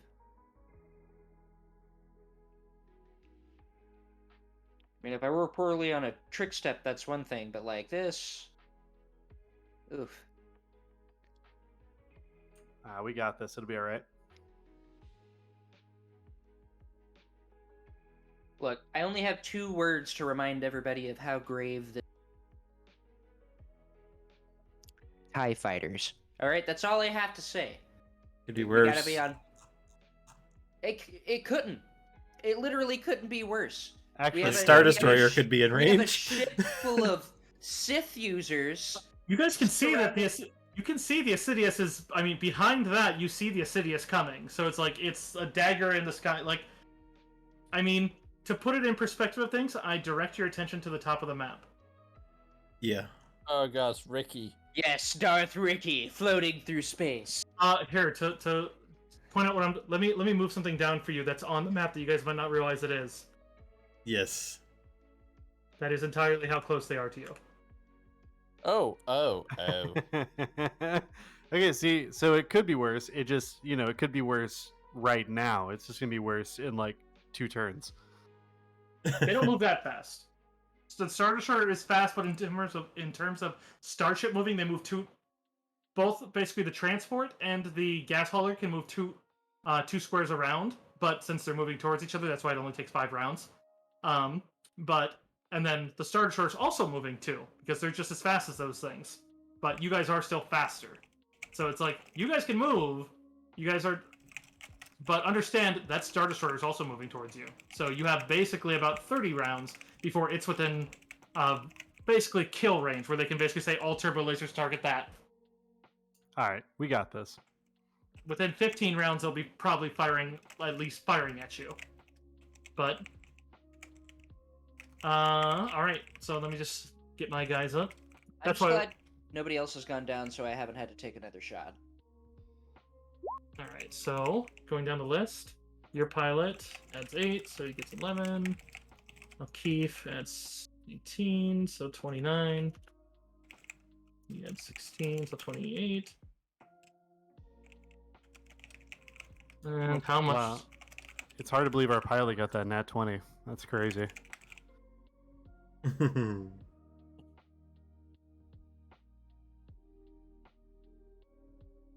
This is the final fight of the first movie, so best of luck to you all. I gotta rewatch these movies. I don't remember. I don't remember this. All right, the ties add 7. So that one's getting marked for 55 because he got an natural 20. So you remember the ending of Rogue One? That's what we're doing right now. I'm kidding. Do you remember the ending of Rogue One? Let's not do that. Let's not be doing that. Don't Please. Don't they like suicide them? Or I sorry, Yeah, I don't know. they fully they fully dust in that Shit. film. Okay, yeah. They outright dust. That's not a happy story. However, admittedly, one of the best Vader scenes of all time. Oh yeah, Yeah. absolutely badass, dude. I wish we were the Vaders in our story right now. That'd be great. I mean, I was Ricky kinda Tadarga. is. Yeah, that's fucking true. That's actually super fair. Yeah, that is fair. God, I'm gonna watch that scene right now while we're waiting on rolls. Is I that Vader rewatch scene it is so low good. key. I actually rewatch it like probably at least once a month. Oh god. It's so good. It's just like the perfect capturing of how badass Vader is. Yeah, the movies don't do him proper justice because the movie's always like from the galaxy's cream of the crop. And it's like, hey man, to everybody who's regular or even tougher than regular, that's the avatar of death, and you can't do anything about it. Yeah, he just murders you. Here's something cool that I love about Darth Vader. One of his unique force powers is that literally his presence, this crushing weight upon you. Fucking badass, dude. Like, if I was standing in a room with Vader, it would feel like I...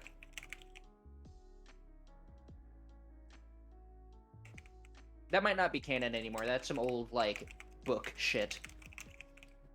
Alright, so first one here is Alpha 1. Yeah, these ones don't transmit to you at all. They just come in to try to kill. But yeah, he's going to spend 1 move action to get up to the Banshee, and he's going to try to engage it in dogfighting. Which versus theirs. Oh.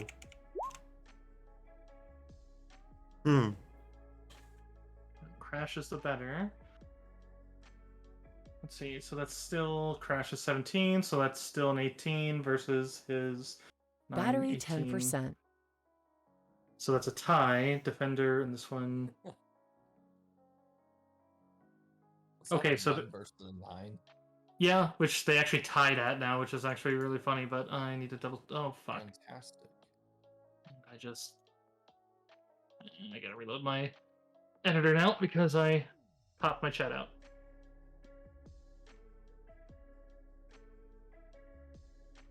I don't know what happens in a tie. I think you have to beat it. Dogfight, vehicular combat, standard action. Dogfight is an attack of opportunity if they move past you. Consequences, attacking. Pilot is a standard action. Gunners.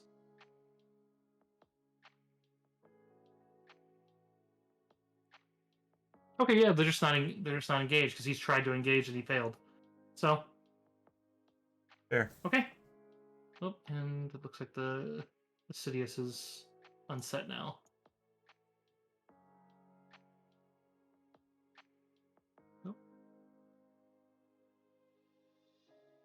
Oh, both of my views are in player view. I need to fix that. Oh. I keep forgetting I'm on push to talk. What's that? The Obsidious is just dead? It died in space? That's crazy. The campaign's over. Hope you guys Okay. have fun. We won. Good job, team. Let's back it up. Everybody hit level 20 right now. All right. So yeah, Alpha 1 closes in and tries to close in, but they do manage to hold them off, but it's very close. It's clear that they're a lot more skilled than or at least have better equipment than the gunboats. Miria, you're up. Well then, I think. Let's see. How many squares are these guys?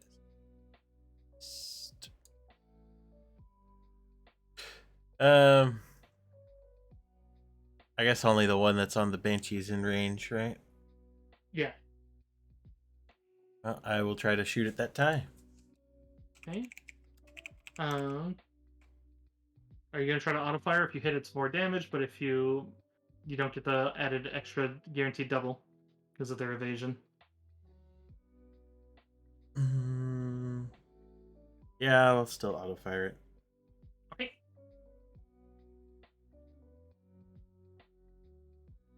I think that does hit. Yeah.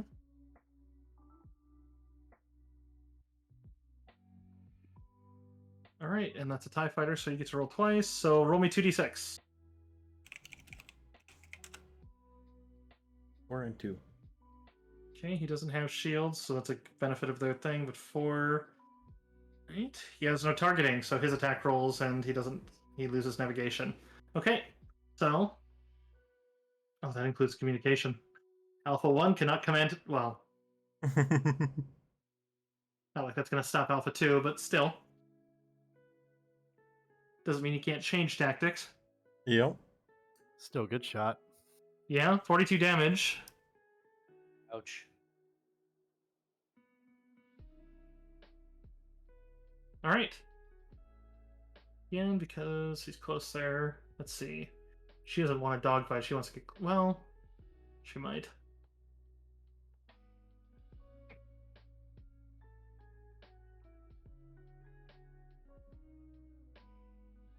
Yeah, O'Keefe going to take charge. She is going to fire at that one first, see if she can finish him off. Which will hit. Which, yeah, her minimum damage, I'm pretty sure is going to take it out, but... Phew. Yeah, for 58 damage, so that TIE fighter just explodes. And she's going to move over. And she's going to order... And she's going to go for point blank, and she's going to order Crash to fire on... that would be Beta. So, Beta 1 and 3. Ooh. Oh. Well, Yes! pretty... Yes! Okay, Wow. that's... So he doesn't have that, but that's the quad. So... Oh, yeah, that... I was like, well, times 2. It's like, no, that's fucking times... fucking... So that's times 4. So for 100 damage, yeah, the TIE fighter can't take that. Beta 3 Pew. explodes. God, these two are so gangster. Love them so much. Alright, which does go right on to Beta 1, who, yeah, they're gonna full in. Actually, if they're that close, yeah. So they're gonna go for coordinated attack as 2 of them pull in to try to attack the Banshee. So... Yeah, even working together, the first one doesn't, but the second one gets his on his initiative, which will be in the same block. So I'll just get it out of the way. Okay. That does count as engaged, but they don't get a free attack, since they're basically... But you do see basically as they're spiraling around, as those 2 TIE fighters are now trying to engage the Banshee. She's staying evasive, but if more of them join in, they're probably going to be in a severe disadvantage. Yeah. Shot, and that was them and them. That takes their standard moves. Not going to be any good because, yeah, they're going to try to kill her. So that goes on to Gamma 3. Yeah, and Gamma 3.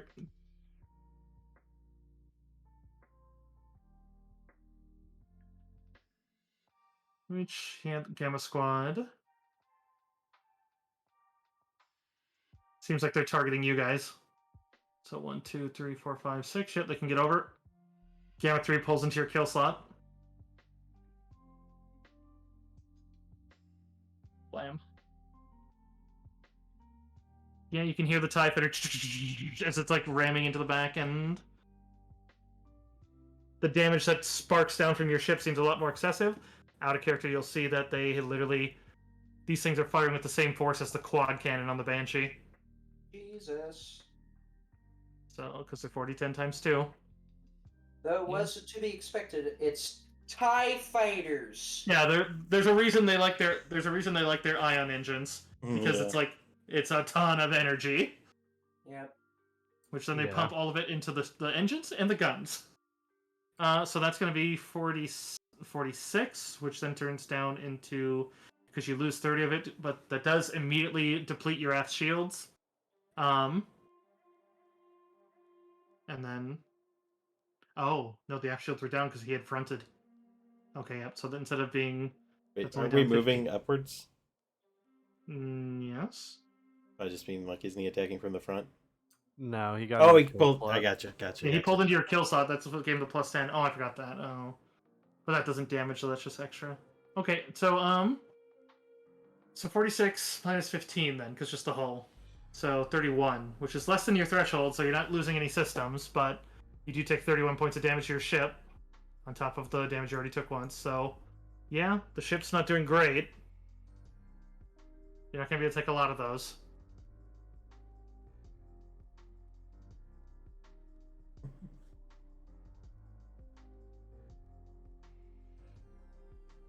Alright, and then goes on to Alpha 2.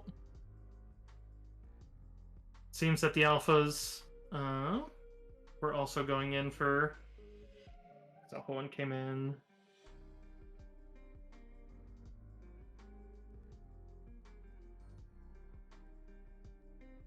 Yeah.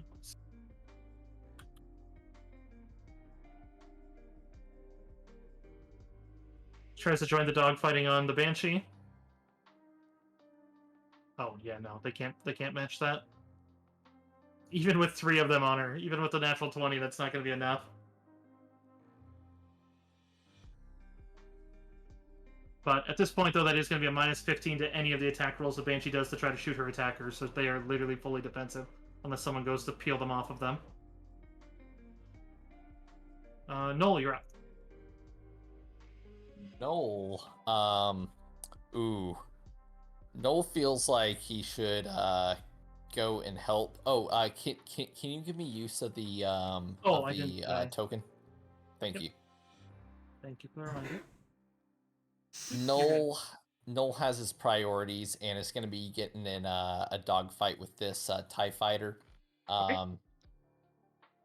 As much as I would like to help, I guess, Captain O'Keefe out in our Banshee, I have my priorities right now and is saving my friends. Okay. So I guess it's a pilot check. Yeah, if you're gonna try if you're trying to dogfight him, he's in a kill shot, so you can literally just pull into his skill without anything, because he's basically lined up behind the ship. So... Okay. So I can just go straight into make an attack roll. Yep.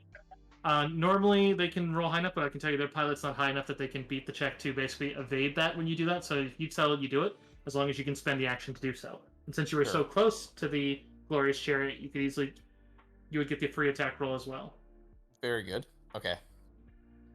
Basically, it's a minus 20 to do the dogfighting to basically pull in when they're already in someone's kill slot. It's basically what you saw in like the episode 4, where basically someone's getting shot at from another and someone else pulls up behind that guy. Mm-hmm. Right. Okay, so that's a 23 base. Turns into 33, so you're going to lower their threshold by 10. Okay. Turns in. So go ahead and roll damage. With 24, that's a lot better. 48. Alright, give me 2d6. 2d6. Okay, 1 second. Yeah, you're killing 2 critical systems. 1, you killed the reactor. He's popped. Yes. There's that one. All right. You blast him off the Glorious Chariot. That's good. That's pretty good. Now that free attack was only against him. Does that give me an action economy action to use against another TIE fighter out there? Like if I wanted to go and try to peel off one from Commander O'Keefe? You could take a long distance shot since there is one of them within 6 squares of you.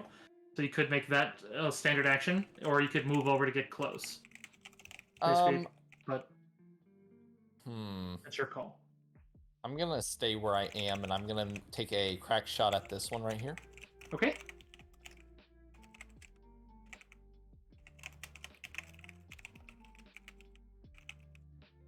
Yeah, so just make an attack roll. 1 second, sorry, I'm going between screens. You know what? That's probably not going to do it, but that's a 14. Yeah, that one is going to miss. All right, and I guess I have a little bit of movement speed left. Mm-hmm. I'm going to position myself on this side. Okay, the rest of Gamma's coming in after the Glorious Chariot. Mm-hmm. Then one technical question from you. What's up? I have the ability where if someone makes an attack against me and I take damage, so if a hit lands against me, allies within 6 squares can make a retaliatory attack. Does that extend to my any ship that I'm piloting? Yes. Okay, 10-4. All right, thank you. Yeah, which means all those turrets if you get shot, which might be coming up here since, yeah, you just took out one of their squad mates, so... Because one of them is coming over to try to dogfight you, but Yep. it's not gonna dogfight this round. It's gonna try to fire, because otherwise it won't be able to get a shot this round unless it rolls well above you. I just noticed I'm actually not on the initiative tracker. Nope. Go ahead and add, or here, is your token somewhere I can add? Did you add your token to the screen somewhere? I did not. I'm very sorry. Hold on, I'm adding it right now. You put it down by Miri and I'll add you. Let's go ahead and plug in your thing. I'll put you after. All right. So you're at 21 to hit. He rolled 24. So yeah, this is gonna trigger from you guys, but he does still damage you. That's fine. I'll keep. Keep what? Your systems do Okay. have shields and armors, so you do have 10 and 10. Okay. So that goes to 7 34, passes. which yeah, so seven, Oh, 30 it's times 2. Yep. So that goes to 34, then back down to 14, which isn't gonna threshold you, but does not, and that's to your ship, not to you. So I will tell you your ship's HP here. That will be important for you. I'm sorry, I didn't notice my initiative sooner. What is it normally, or what did you roll? A 26.1. Okay, well, let me get you. You'll just be right here as if you had held your action, because that's the best I can do for you. I rolled the wrong TIE fighter in. Well, it's because I was moving both at once, and guilty of that, but here we're just going to swap them. It doesn't change much. I just gotta put him back and put this one within range of null. Alright.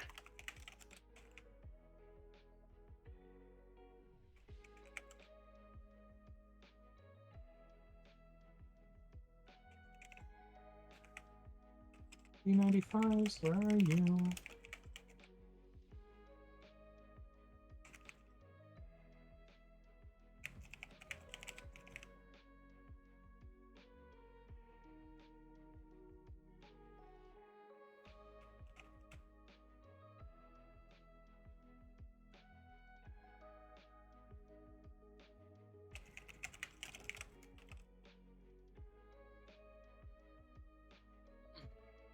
Give me a second.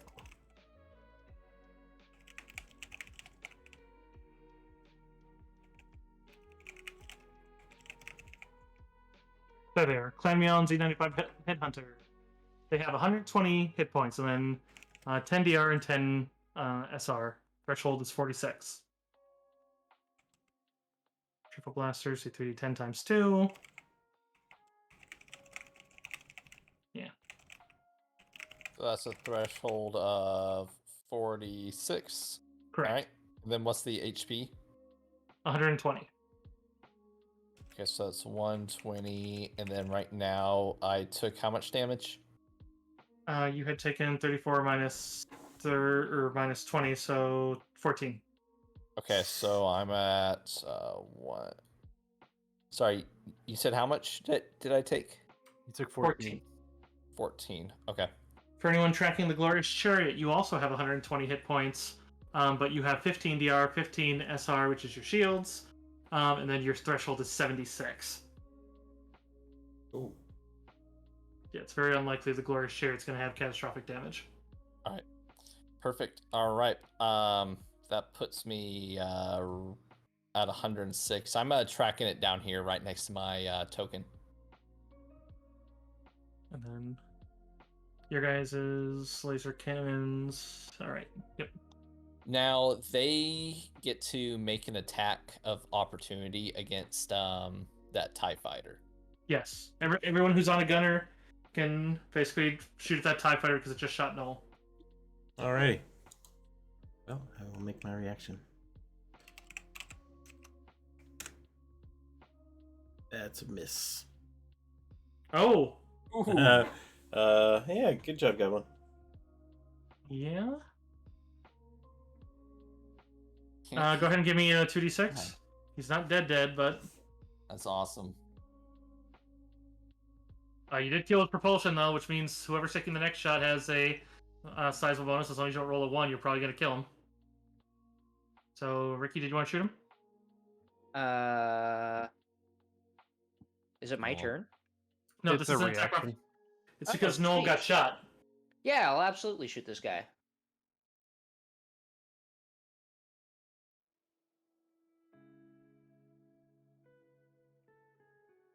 There's a 24 hit. Very much so. And he only has 10 hit points left effectively, so... Okay. Oh, look at you go. So 32 more damage. So, yeah.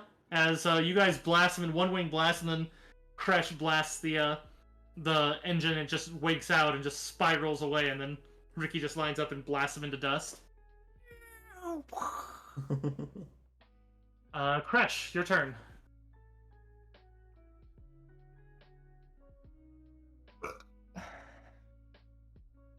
Chris? Sorry, I keep forgetting I'm on push to talk. Can I effectively make a shot at one of the ones on Captain O'Keefe from here? You can, or you can wait to get closer and tell the pilot to fly over there, because he's literally about to go. You're going to have one, initiative-wise, one of the squad that's targeting you is going to be next, and then your pilot goes next, so you could wait for a closer shot. Okay. Yeah, I think I would like to tell the pilot like we need to help Captain O'Keefe. We need to get some of them off of her, and then I'll just I guess effectively hold my turn twice for us to get closer. Okay, yeah, I'll just position you behind them. Yeah, that one's going to fly over. It does have to move more than 6 squares, so he does line into your kill slot as you're flying over, basically, is thematic. Because when he's doing that, he does basically move with you if he has movement left, which he does.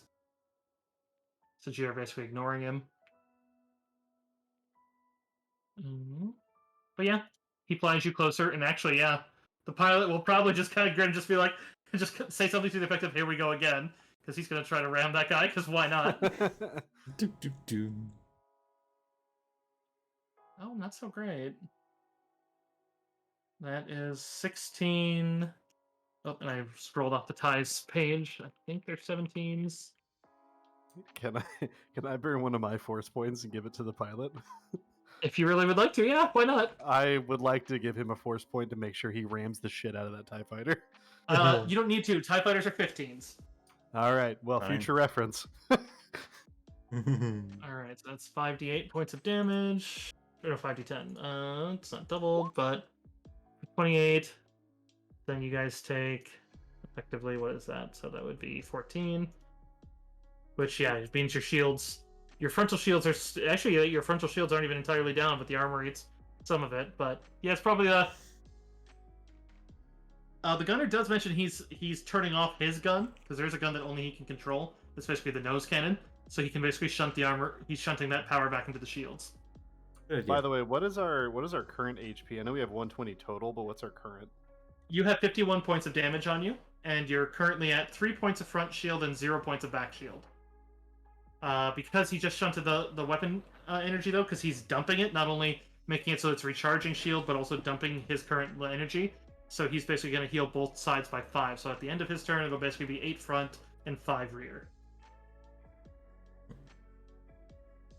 But he does manage to hit the tie, which damages it. That is not enough to condition it, but at least it bounces it. And it does knock him out. If he does manage to hit someone in a dogfight, he knocks him out of a dogfight, so... That target would be very easy to hit, but he's not one that's currently dogging the Banshee anymore, so that's up to you. Question. Is my ship blaster damage 3d10 flat, or do I get to add my bonuses to that as well? If you have any bonuses that add to it, you can add to like point blank works in space. It's generally 6 squares for starfighters. Yeah, I have a. I don't know how it's. I don't know why it's adding on there, but it's giving me a 3d8 plus 2, and I guess I can give myself like a -2 mod to wipe it out. There's a +2 from the ship, right? Yeah, there's +2 from the ship. Ah, got it. Okay, and then I gain a +1 on attack as well, so that's a +8 to hit, and then a 3d8 plus 2. Got it. So do I get do I get the feeling that it would be more effective for me to shoot at one of the ones that are still docking Captain O'Keefe, or would it be better to take the easy target? I mean, killing that one will definitely open you up for the greater mission, but O'Keefe will do a lot more damage if you're... Because right now, basically, every fighter that's dogfighting you, you get a -5 to attack even them. And Her and Crash are the best pilots out here, bar none. I'm gonna actually try to peel one more off of her. Yeah. Trying to get rid of that nasty bonus or that nasty debuff she's got. Yeah. Dogfighting targets are harder to hit, but they also take less. They take their threshold is down because you can get a core hit. That is actually that's not a auto fire. Like that was fully at one of the ones dogfighting. Yeah, because that makes sense because you're trying to take an accurate shot, which is going to hit. Okay. No, it's not going to get the. Run a turret. Okay, so applied.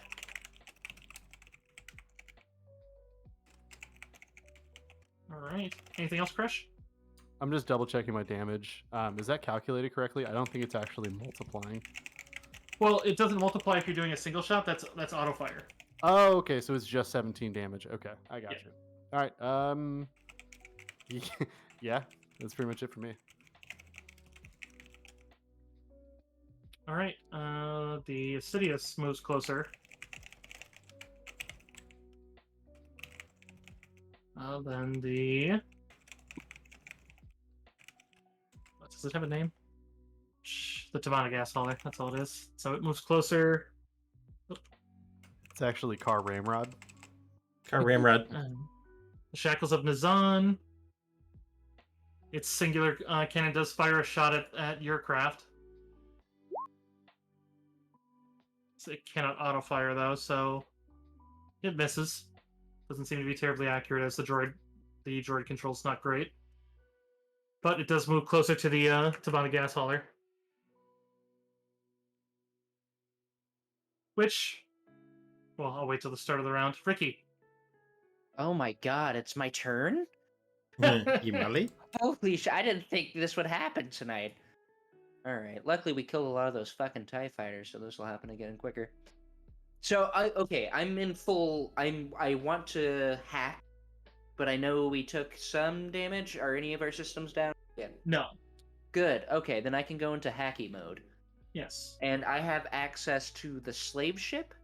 Yes. You can basically use that and do a use computer, and basically in this case, since they have active control of it right now, it's basically, you're basically then just, it's a contested roll. So basically, the controller on the Imperial ship is going to roll against you. Okay, and if I can get a hold of them, I can tell them to fucking get the hell out of here, right? Right. Without You even could, having at to talk. that point, when it's their turn, you basically fly their ship, and you could also tell it not to fire on you. You could fire on someone else. It's basically then you are fully piloting that ship. Oh, hell no. I'm gonna have them hyperdrive the hell out of here. And then we can just That get the takes fuck outta time, here. but you can certainly set that up. Yeah. Alright. So, use computer check. Am I getting any bonuses on this? I don't mean, think any I get bonuses you any- normally give. Yeah, I was about to say, I don't think I get any from our bard or anything, so... No. And anything that the ship would give, they have the same tech. Oh, but look at you, jeez. How about 30, a baby. dirty 30? They rolled really high, too, so... I let's see. did. That's scary. All right, let me see how much they add. Hard to believe it's only a +3. It's just some random stormtrooper over there. Hard to believe He's it's just- actually... He's scratching his helmet for all that does. He's like... Other people are looking at him like, why are you scratching your helmet? It doesn't actually itch your head. Alright. Yeah, sure enough, the person on the other end does seem fairly good. You do, but at this point you are, because yours is so high, you are effectively jamming it. You're not jamming them while maintaining your own control, but you're basically fighting over the stick now. I.e., the ship's not going to do anything different. It's also not going to fire, which means it also won't move next round. Cool. That's fine. That's a start. That's Yep. a start. That buys you another round. You've literally bought another round before the other one does. Which we have passed an entire round, which then O'Keefe does call over the comms. It's just we need that Tabana gas destroyer destroyed before it gets any closer to the slave ship. Because you gotta remember that thing does explode for 6 squares. So if it gets Oh yeah, Oh. they could detonate it. Oh my god, it's so close. Yeah, it's like, this round, we need to destroy it, or we're fucked. Yeah. I was Basically, hoping you I have- could just hack the you ship. have 2 rounds, because yours is not moving. If it moves too closer, it'll barely be with it. Basically, it'll explode just shy of of theirs, and then you'll have a round. So it's like, but because keep in mind, it's just like grenades. The explosions themselves do wear out over distance. So it's like, but I mean, yeah, you do got to get there and destroy it ASAP. But Yeah, to her, she's like, we're gonna try to get these off us, but just go, kill it. Easier said than done. But yeah, they're gonna focus on the dogfighting to try to kill their attackers. Because they have 3 guns. If they roll really well, they might clear up everything. But All right, I saw this in a movie once. Load me into the cannon. Bender style. Yeah. Just shoot me over there. I have a bunch of grenades. That'll work. Oh no, I don't like that nat 1. That's them. They're dogfighting against one of the ties. Oh, that was the TIE fighter that rolled that? I Yeah, love the that TIE nat fighter 1. rolled it. Love that nat 1. That's the best nat So 1. that's the free attack because they're all currently there. Which this is still getting a minus. Well, no, because it's not minus 10 because at this point they defeated 1, so they're getting a minus 5 to the attack. So this is O'Keefe. So with hers, so then that's a plus. She is going to try to auto fire because she wants to just destroy it in 1 hit. So that's a plus 6. This one plus 4. So that's going to be. That does hit. That's a 15 versus a 15, so narrow. But all right, so 4d10 plus 4 times 2. 48, which does threshold him. He doesn't have shields to knock out. So, he is still... Oh, wait. That one has 17 damage. Never mind, he pops. Hey. Yeah, damn Nice. right he does. Yeah, damn right. That's just her move action, the free attack. So standard action, she'll try to do it again with the other. At this point, there's only 1 dog fighting them, so if they beat it, they'll get a full attack. Oh, they can't Yes! fail. Yes! Yes!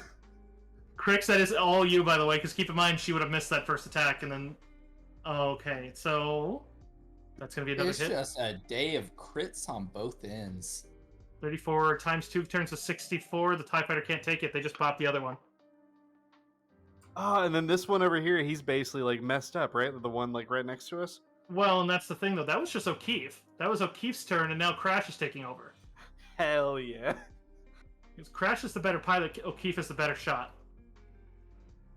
Oh. Yeah, which that means they're just going to try to kill him. They're going to try to actually engage him. Actually, no. They know something's in danger. Yeah, they're going to try to charge that thing. 2, 3, 4, 5, 6. Yeah, they're going to get right up over here.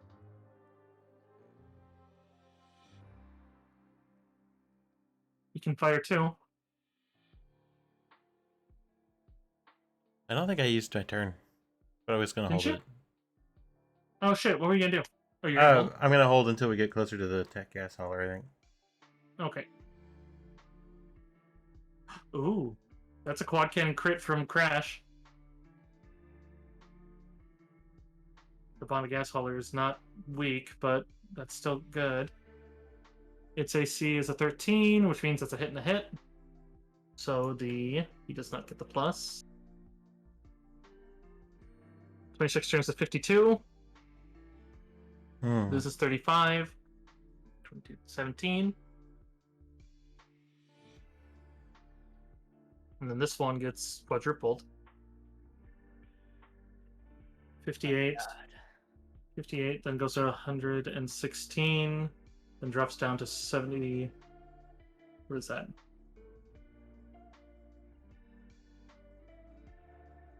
Turn 9, 58, 116 minus 15 goes 101, minus 20 goes to 81. Which does threshold it. So she did, so... It's not... They killed the engine! Yes. Cool. Hmm. So now we don't have to worry about the Tabana gas hauler. Now we just gotta like get the control of that ship, get out of here. There is one thing I got to roll for the gas hauler, just because I did mention last time that you could try to, if you disable any of its systems, there's a chance of a catastrophic, which Oh, isn't yeah. bad. Yes, it is. Oh. The Banshee is right there. That is bad. Oh, they're not close enough. It's 6 squares. Yeah, it's out of range. Yeah, so it kills the engine of the Tabana gas hauler, and then you would see as a flare, which then... Yeah, that would just be Crash just saying, no, stay clear! Poof. That thing's gonna basically start chain reacting until it reaches the reactor. Basically, every turn it rolls on its own systems until it hits reactor. Unless that fire is stopped. Which we don't need, and the engine's dead, so that was actually really good from Crash. Sweet. Thank you, Crash. You're a badass. Yeah, which actually only leaves you with a couple of TIE fighters at this point. I mean, the Assidious is coming, but I mean, you're probably gonna finish before it gets here. Are you All right. kidding me? Are we getting out of here? We just need that. We need that. I don't actually. We're still in initiative. Actually, yeah. I'm gonna stop holding then and shoot this TIE fighter. Yeah, I was just gonna say, I was gonna offer because it's like that TIE fighter's about to take a turn, and it's damaged. So. Pew pew. Yeah, you. Yeah. That's winning. Yeah. You guys Yes. are fucking him up. No way. Yes, dude. 18 damage.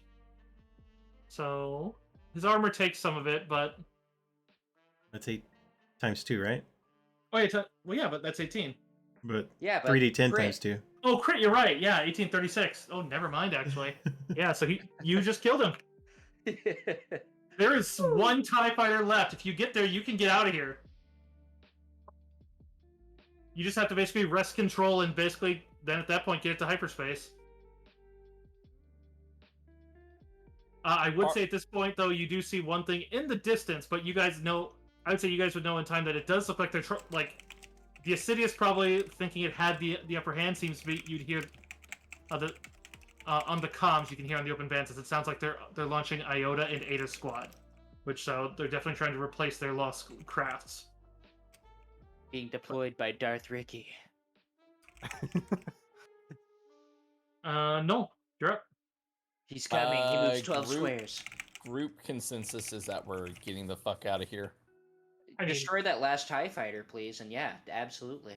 All right, I'll try my best. So I'm gonna move in. Do I need to make a pilot roll? If you're trying to dogfight him, yeah. Otherwise, you can just make an attack roll if you want. But I'm going for the dogfight. 22, not too bad. okay, we'll give him his Ugh. Okay.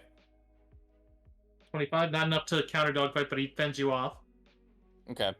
So I guess I get just one attack with my ship blaster thingy. Yeah. I get a +1 on that as well. Hey! I love that. Okay, look at that. I think Oh. damage is right. 24 to 48. Give me a d6. All right, going for 1. 3. I mean, 3's still good. That's engine. Hey! Oh, just he's got dead in the Vadered. water. Yeah, he he's dead. just got Vadered, dude. Yeah, he's basically disabled. Okay, so that's 4. I'm gonna go 5, 6, 7, 8, 9, 10. Oh wait, actually, I can dock with the yacht, right? You can, but which yacht are you trying to? That takes quite a bit of time, though. If you want, you have hyperspace. If you want to like start doing calculations, you could do that. Yeah, I guess Noel's gonna start doing calculations for hyperspace jump. Where are you guys gonna jump to? Didn't we have a plan for this? Where are my notes? We never like set a destination. We just said away, pretty much. But can I burn a reaction to ask Captain O'Keefe like where it is we should all rendezvous? Yeah, which at that point that'll be her having Crash spend a reaction as he starts sending basically vectors to everybody. O'Keefe just simply says the Banshee will wait till everyone else is away. I don't like that, but okay. I mean,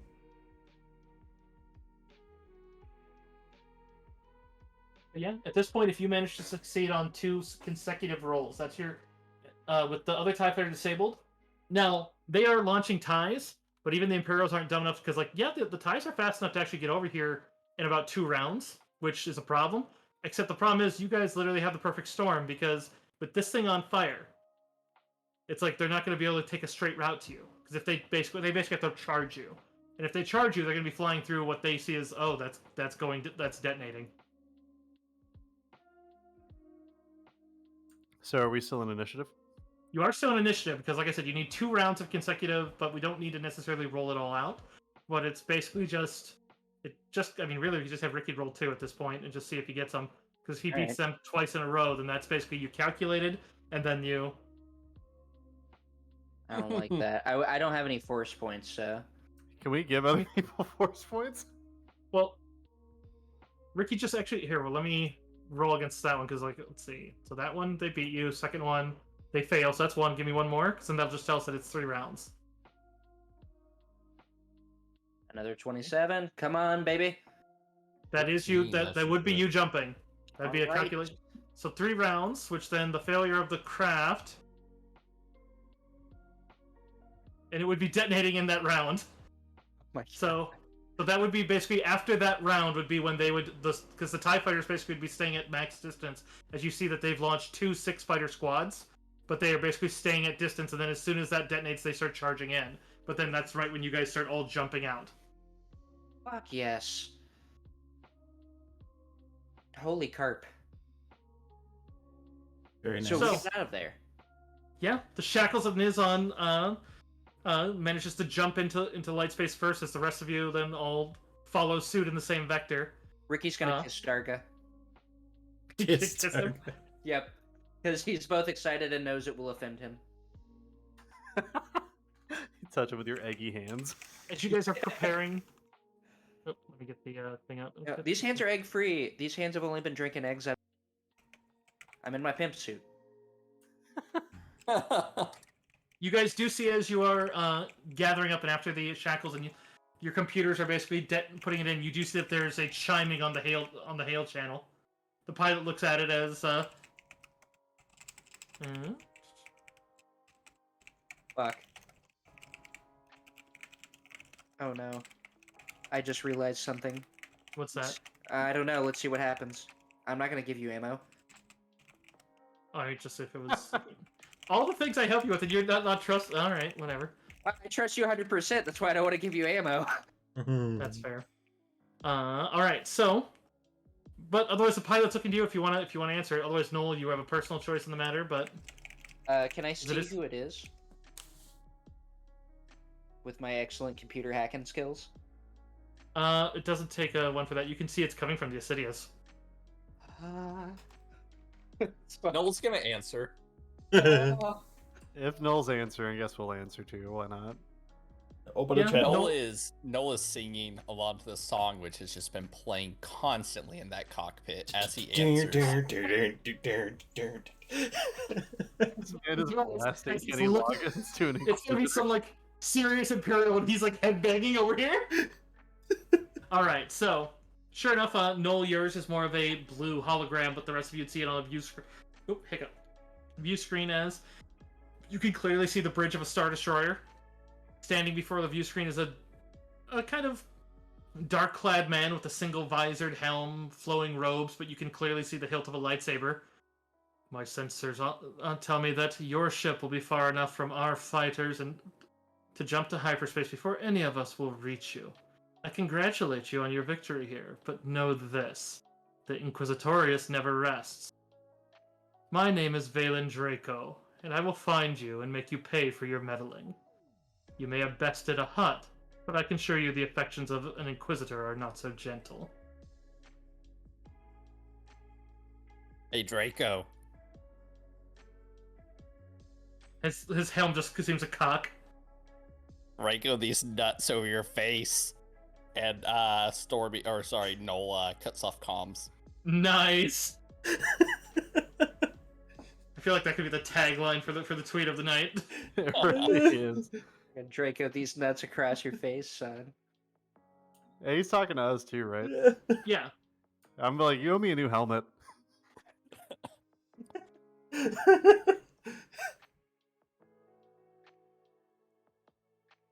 Yeah, Ricky's just gonna cut off comms then as well. I don't want to hear any more from that guy. Yeah. He scares the shit out of me. Yeah, O'Keefe doesn't really care about it. As you can basically hear that she's cutting off that, just enough of that. Okay, so let's get to work, right? Let's get the info off the slave ship and get the hell out of here. I mean, we're gone. Absolutely, Ricky's probably gonna start doing that. I mean, we've gathered lots of information. I assume Aya still hasn't dug up anything new yet that she's. Yeah, I was prepping the combat, so I will Yeah. get that for you in the next one for that. But you guys do manage to jump to hyperspace and evade the second set of TIE fighters coming at you. As they do, and they just kind of all peel back off towards the Assidious. You all find your way to deep space, where you wait as the Resurgence comes out of hyperspace, the Nebulum B cruiser, Nice. welcoming you as Captain Verana is there. Hell yes. As you're waiting, the slaves on the shackles of Nizon would be able to wrest control just to eliminate the slave control, just so that they can actually help a bit in case of emergency. But That's awesome. We have a whole ship of slave friends. We We're have meeting up with our buddies. we have a Ricky pet wants to get hut. in contact with the dude who won the Sabak tournament so he can get his money. yeah, It's like money That's the first now. thing you do. Yeah, absolutely. Zero rest or hesitation. Just We're still alive. We need our money. Yep. I lived. I need that cash to save my As family. Crash is probably bleeding out.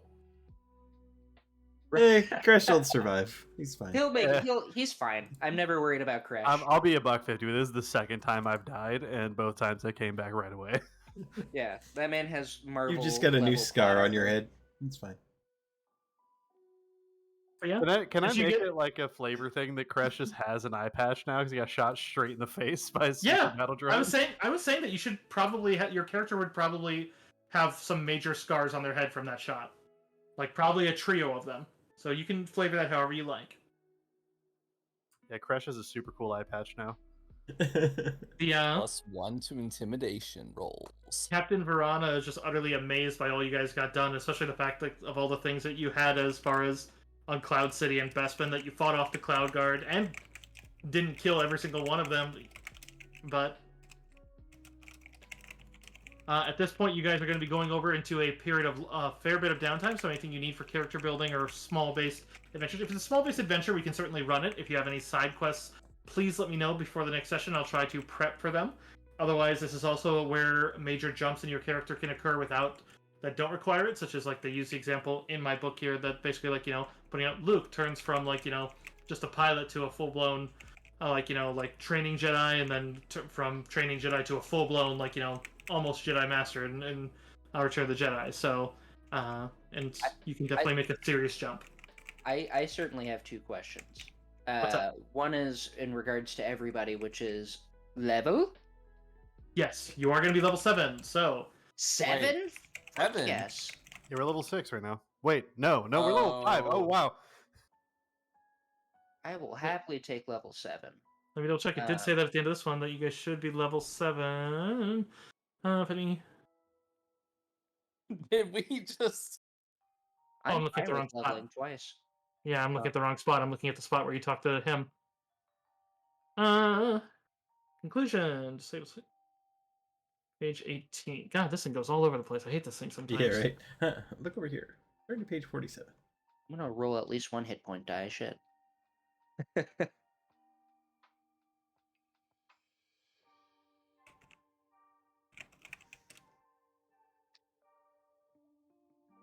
You should be 7th level at the end of this one. So yeah, you jump. We kicked Nice. her ass so hard we leveled twice. I mean, we Yeah. had 2 best fights in a row, so Dope. Bro, jumping off of Uh, Cloud City was totally worth it. I mean, it makes sense the way they do the chapters. This is supposed to be a major one, so it's like I think it works the same in book 6, where it's like you Nice. jump up 2, because like you have like a full book at level 20. It's pretty great. For roleplay purpose, I would actually like to talk to Captain O'Keefe. Oh, second thing. This is more of kind of a personal question, but it does regard this entire campaign.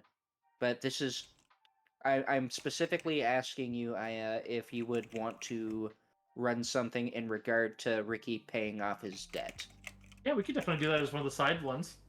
Okay, because I don't care either way if we just make it a footnote or if you had something in mind. I mean, 'Cause- I'll probably talk to you. I would ideally like to talk to you and see if we could figure out what flavor it's supposed to be. Yeah, But- absolutely.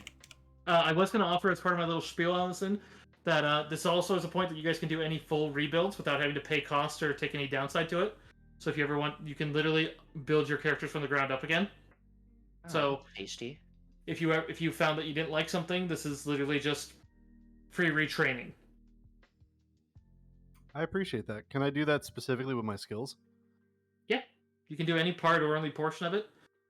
You can reroll hit point dice if you have ever had a bad roll, but you do have to take the reroll. So do understand that that's a risk one, but that is a portion of what you can rebuild. That reminds me.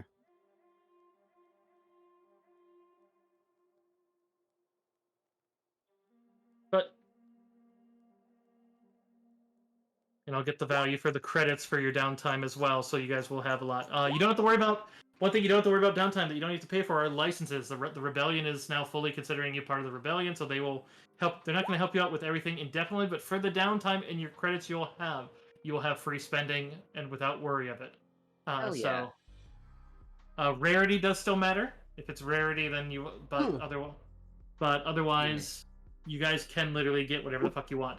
The other thing is, you may have seen that. I mean, as much as it's good for the Hut Rush, the Glorious Chariot / Queen of Air and Darkness is a interesting craft, but it's not necessarily might not be the one you're after. So at this point, the Rebellion does also see fit to help you sell it, if you want to, not for the sake of taking the money for themselves, but so that to help you get your own ship. Partially because you will find in the span of things, O'Keefe is going a little bit into her own business, depending on what happens with Crash. We'll find out if maybe she sticks around for anything, but basically trying to focus a little more on the smuggling and less on the rebellion, despite the fact that it's clear she's very fond of the rebellion. But all right, I'm gonna tell you guys right now. There is one ship in all of Star Wars lore that I'm very particularly fond of, and it is the VCX 100 Light Freighter. I just think it's super dope, and it's a great multi-purpose ship. Just throwing that out there. I'm taking a look at it now. Oh, it's a great fucking ship, dude. You know what's hilarious is because the baseline ship that they make Darga's ship is not like they basically give a couple options for ones you can make it instead of what it is. So I chose one of those, and this one is one I almost changed it to that wasn't one of the choices, just because I thought really? I literally almost turned it into this just because I thought the art looked cool. But Dude, then I was like, it's a great ship. Well, and that's the thing is it basically is like there's too many cannons on that one that I can't stat for, and I'd have to hand wave why they don't work. And I was like, but then I could easily. I do think that one falls into the value that you guys could get though. So if you wanted to get one of those, you could. Most likely. Yes. With the auxiliary ship, because that'd be great. With the auxiliary. Yeah, it normally comes with a. It's a compliment. Kind of it comes with a auxiliary starfighter. Oh, I see it. Yep. Yeah. I see some. Okay, I'll take a look at that and see what the values are because there is a set value that Darga ship is worth that you'll be able to. Mhm. But I do see that they do have the one big thing that would make my life a lot easier is they do have a floor plan of it, which is wonderful. Oh yeah. So You do have a Z95 as well. You do have a Z95. I'll tell you right now that those Z95s are worth. I think they're worth 30K. Probably worth at least as much as the auxiliary ship. Of course, if we could just dock a Z95, it might be better. Yeah, I don't actually know exactly how that would work, but you're not entirely wrong. I think the auxiliary fighter for the freighter is a little bit more roomy for cargo, but the Z95 would be a much better fighter in general. If you guys have time, if you want, I can prep the crawl for the next one. Sounds good. I do want to talk to Captain O'Keefe though. Yeah, I think we still have a little bit more roleplay. I mean, Darga is still our captive.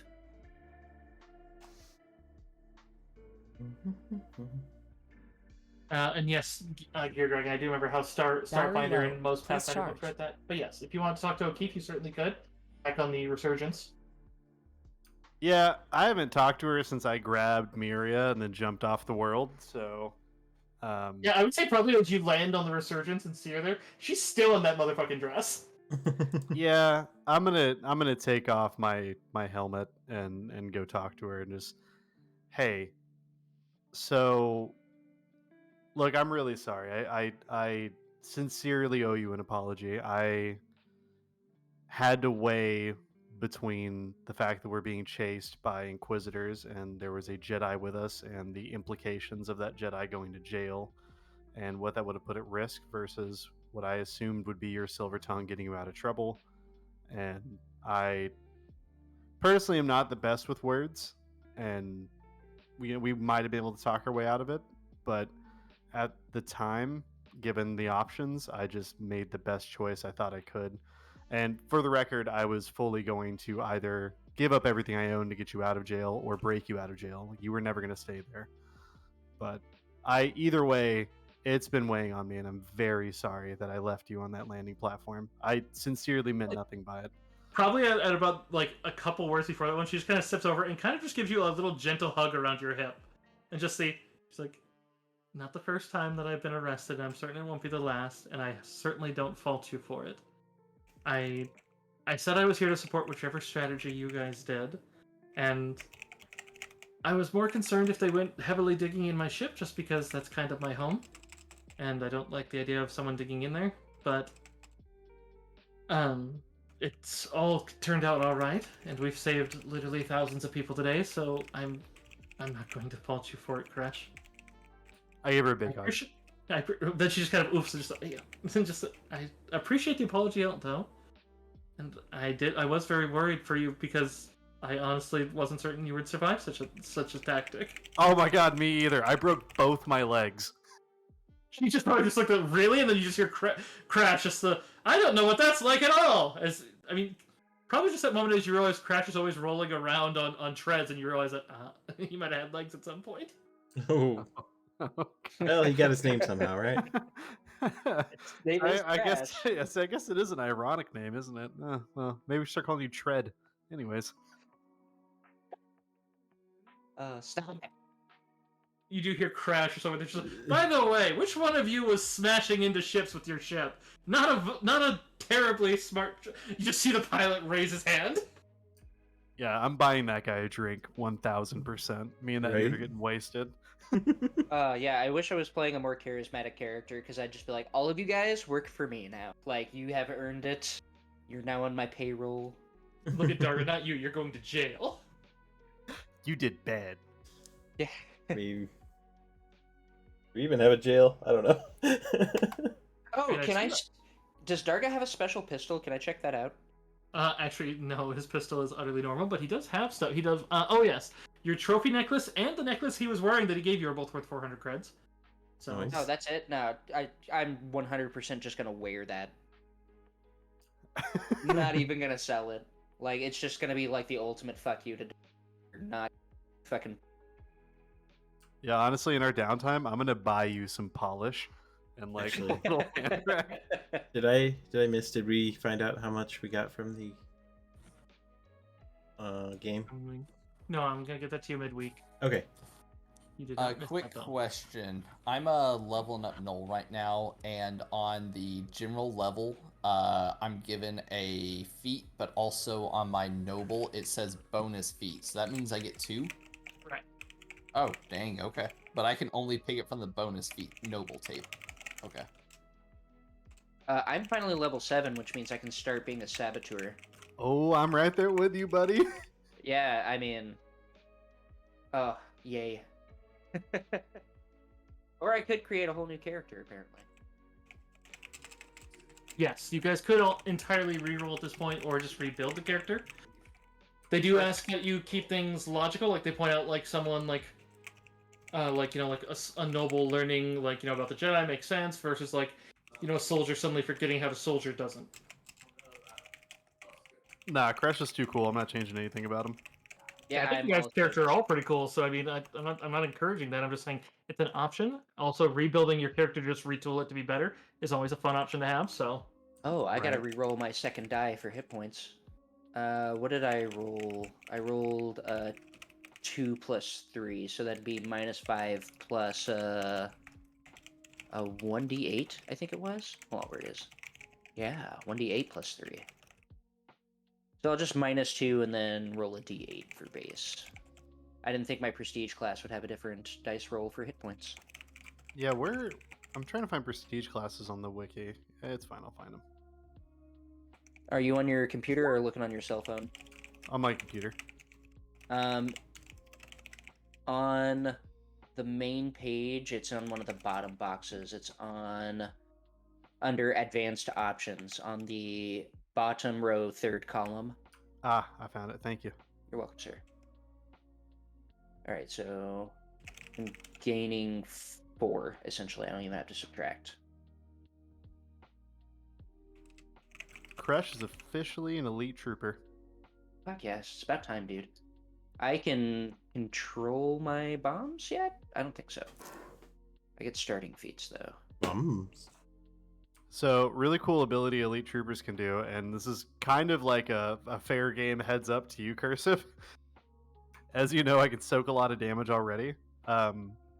Elite troopers get the ability to delay damage, which is basically like once per encounter as a reaction, I can choose to delay the effects of a single attack, ability, or effect used against me, and the damage or effect does not take hold until the end of my next turn. So I still take it, but like I can just kind of grid it out for one turn. So the next time I jump off Cloud City or get shot in the head by a super battle droid, Hmm. It's imagine that when you're like sitting there like, oh, that headshot killed me. Just walk off. I'm about to die. yeah, just Anyways, Okay, double checking. I think I might have the thing set, but I'm just gonna double check it real quick.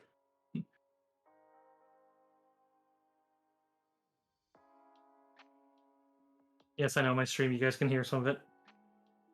Oh god, you can see a little corner of it. Just gonna make sure it looks right. oh, I'm so excited we hit level 7. My lord. By the way, how does it work for prestige classes? Is in like, because prestige classes have their own levels. Like it's levels Yeah. 1 through 10. So like I hit level 7, and then I went into my prestige class. So then, do I get the level 1 abilities for my prestige class, or is that at level 8? You get the level 1 abilities. The only thing you keep track of for like your total level are like the generic feats and ability scores that you get increases of. Okay, but then like the finer stuff of it is now going to be okay. I'm with you. Okay. This does work, so let's see. Oh, I gotta wait for it. Let's maybe if I just hit edit. Okay, yeah, edit does let me do it. Okay. So, oh wait. Okay, there. All right, you guys ready for this? Yeah. Let me see if I got the window. I do. And I will put it up into the. I will put it up into Discord as well, so you guys can. I wish I could. I wish it scrolled enough that I could hide the main window from you guys, but. Oh. All right. Put it on Discord. So you guys can watch it there. Tell me when you're all in, please. Here. Yeah, please tell me once you're tuned in so I know I'm good to go. Yep, give me 1 second. I'm actually gonna switch out one of my feats, so that's what I was looking at. Can we do this first? Because like I'm. Yeah, no. That's I'm getting there. All right, I'm in. Do it. I'm also ready to go whenever you are. Deco, you good? Yeah, go ahead.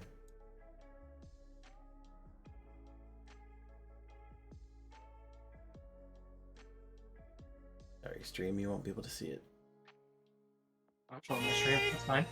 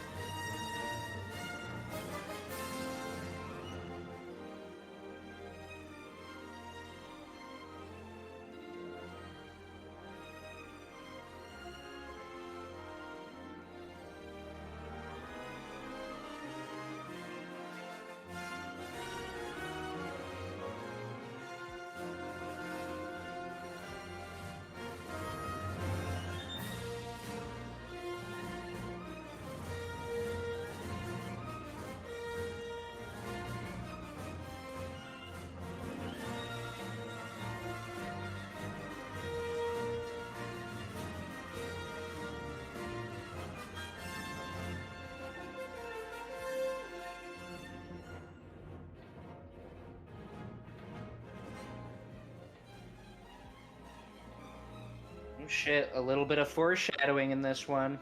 Yeah. It looks like our Jedi companion here is gonna have a little book. Yes. the next adventure is going to have some stuff with Denia and some other stuff with the Jedi stuff. So it'll be interesting. Doesn't mean you're going to be encountering more of that stuff, both good and ill. So that may, I did want to, I'm glad you guys opted for B4 because I figure that may play into some of your character choices. So, but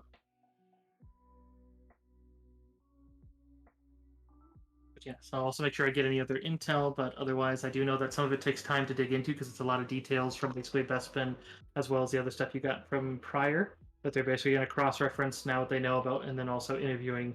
Literally, the Resurgence is going to be taking on thousands of slaves, not all of them at once, but basically trying to interview as many as they can and get through them all to see what they can learn and glean. Basically, I'll tell you, out of character, the next book deals with what you find from what you just found. It's just going to take time.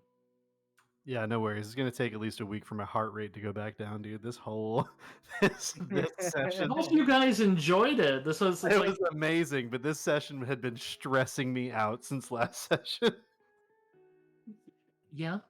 I'm actually happy that you guys trounced the TIE Fighters. I had a feeling just because it's like the TIE Fighters are very much glass cannons, so it's like they're either going to murder you all or you're going to murder them. So it's like I'm actually happy that you guys went with the Banshee instead of just utilizing them as like distraction for the Cloud Cars. It's like, yeah, they definitely are potent. My conscience, like me, Associate God, like my conscience couldn't have let me use them as bait. I already left her to be arrested. Like, it wasn't gonna happen. I'll tell you right now, from playing evil, as nice as it sounds to use somebody else's bait, sometimes it's better to keep a good tool around. Oh, definitely. Like that's the one thing that's the one thing I hated with like Pathfinder's creator argued that evil shouldn't be allowed to use any sort of healing. Like the creators are that's dumb. And I was like, that's stupid as hell. Yeah, why wouldn't I want to heal my minions and my, current allies and whatnot? That doesn't make any sense. Yeah, also, why wouldn't I want to prolong torture? Yeah, that's another thing, right? Like, you can use healing for evil easily. Yeah. Oh, I mean, there was a 3.5 item that did that, where it was just a dagger that would do a Cure Light Wound spell on every stab. Because it's like, the dagger is a d4 damage. And then it's like, but the Cure Light is a d8 plus 1. You might be able to kill them with it. Yeah, that's awful. It's like Sesshomaru's fucking sword, where every time he goes to, like, hit somebody with it, they're fine. For my anime nerds. What did it do? Sesshomaru's sword from Inuyasha. Remember, because between him and Inuyasha, like, the two, like, ancient demon weapons and shit, Sesshomaru's sword doesn't do anything. Like, it heals people every time he slashes it with them. I just like, I got the worser of the two swords. That's weird. Yeah, and then Inuyasha gets fucking Barrier Breaker. It's badass.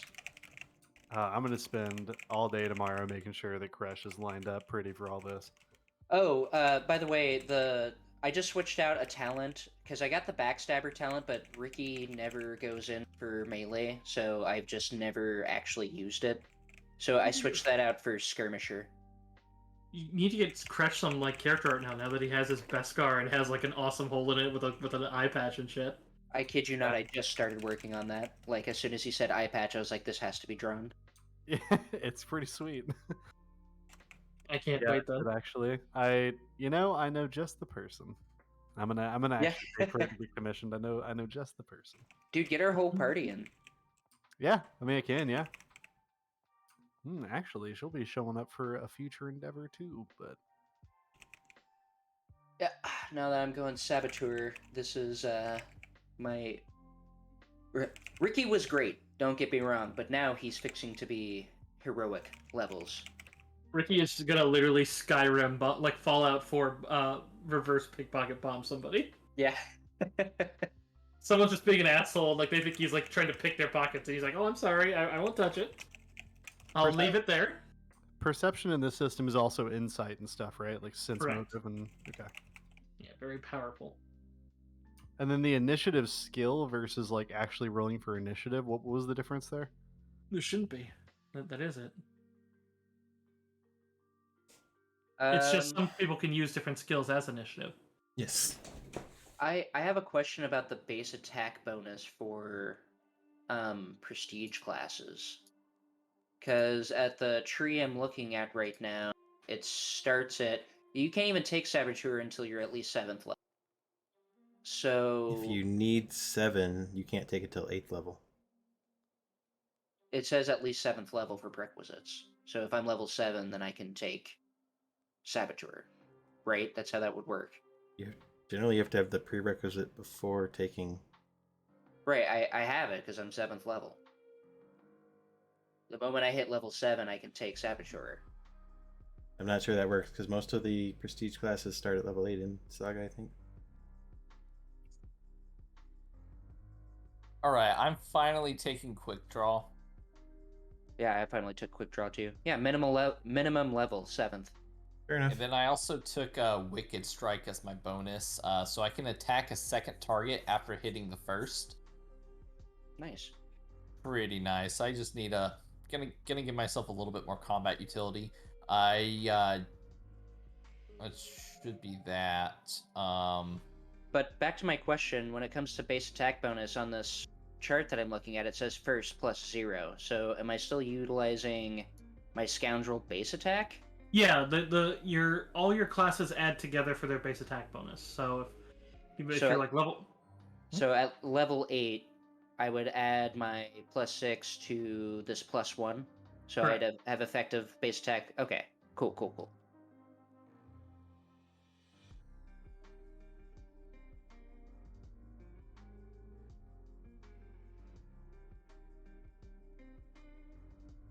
You said you add them, so then okay. Yeah. Let's say that you're okay. So just making sure, elite trooper first level actually gets a talent, right? As one of the class features, and then 7th level soldier also gets a talent. So do I get 2 talents? Wait, what? No, wait, no, because one of them is a prestige class. Never mind. Yeah, you just get the features from your prestige class at that point.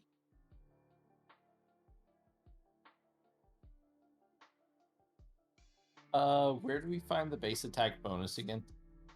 It should be on your leveling chart. Okay, got it. Class specific one, right? Yes.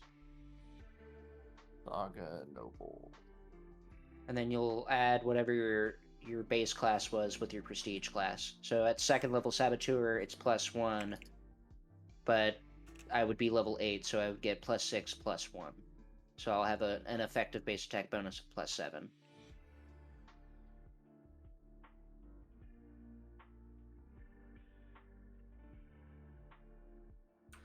I'm gonna go do my sign off real quick. Yeah, I should take care of mine too as well. Anyone Alright. still? Anyone still in chat? Thank you so much for being here, guys. Here, I'm gonna pin Discord, so I'm not saying that to you. Good night, everyone else's chat. Good night. Yes, good night, All right, everyone good else. night, Chat. I love you everyone. guys. I'll talk to Good you night. later.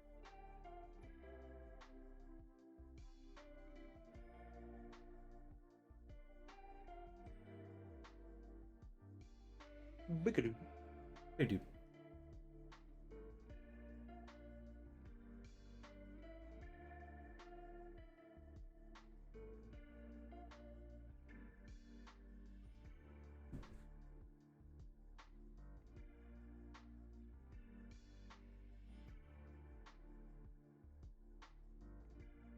Alright, and to my chat as well. I'm going to head out.